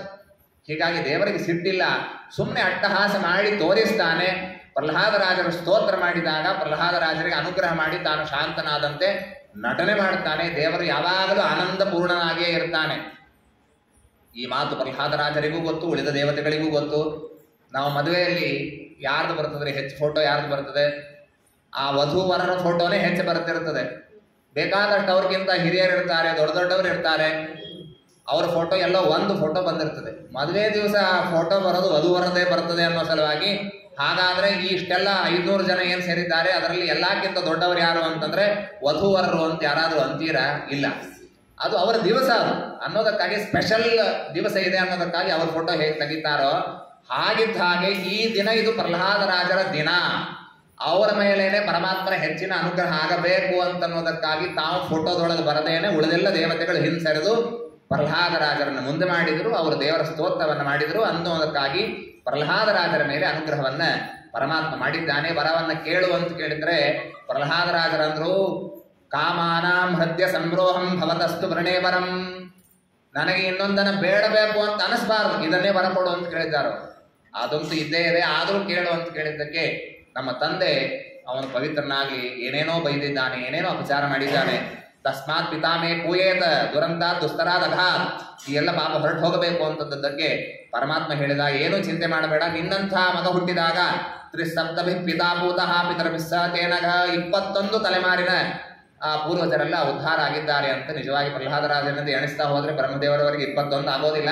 ಅದಕ್ಕಾಗಿ ಆಚಾರ ತಾತ್ಪರ್ಯದಲ್ಲಿ ಹೇಳುವಾಗ ಹಿಂದಿನ ಜನ್ಮದ ಪಿತೃದೇವತೆಗಳನ್ನು ತೆಗೆದುಕೊಳ್ಳಬೇಕು ಅಂತ ಈ ರೀತಿಯಾಗಿ ತಿಳಿಸಿಕೊಟ್ಟಿದ್ದಾರೆ. ಹೀಗೆ ಪ್ರಹ್ಲಾದರಾಜರ ಉದ್ಧಾರವನ್ನ ಮಾಡಿ ಆ ಪರಮಾತ್ಮ ತಾನು ಸಿಂಹ ರೂಪದಿಂದ ಅತ್ಯಂತ ಉಜ್ವಲವಾಗಿ ತಾನು ಪ್ರಕಾಶಿಸ್ತಾ ಎಲ್ಲ ಸಜ್ಜನರ ಮೇಲೆ ಅನುಗ್ರಹವನ್ನು ಮಾಡಿದ ಕಥಾಭಾಗವನ್ನು ತಿಳಿಸಿಕೊಡ್ತಾರೆ. ಹೀಗೆ ಆ ಶುಕಾಚಾರ್ಯರು ಹೇಳುವಾಗ ಪರೀಕ್ಷಿತ ರಾಜನಿಗೆ ಹೇಳಿದ್ದೇನು ಅಂದ್ರೆ, ದೇವತೆಗಳ ಪಕ್ಷಪಾತ, ಅಸುರನ್ನು ದೂರ ಮಾಡಿದ ಇದಿಲ್ಲ, ಪ್ರಹ್ಲಾದರಾಜನಿಗೆ ಅನುಗ್ರಹ ಮಾಡಿದ ಒಂದು ಜ್ವಲಂತ ಉದಾಹರಣೆ ಇದೆ ಎಂಬುದಾಗಿ ತಿಳಿಸಿಕೊಟ್ಟಿದ್ದಾರೆ. ಮತ್ತೆ ಮುಂದಿನ ಭಾಗದಲ್ಲಿ ನಾರದ ಋಷಿಗಳು ಆ ಧರ್ಮಗಳ ಬಗ್ಗೆ ವಿಶೇಷವಾಗಿ ಹೇಳಲಿಕ್ಕಿದ್ದಾರೆ.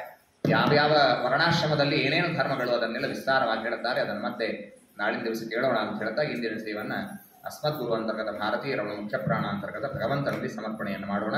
ಶ್ರೀಕೃಷ್ಣ ಅರ್ಪಣ.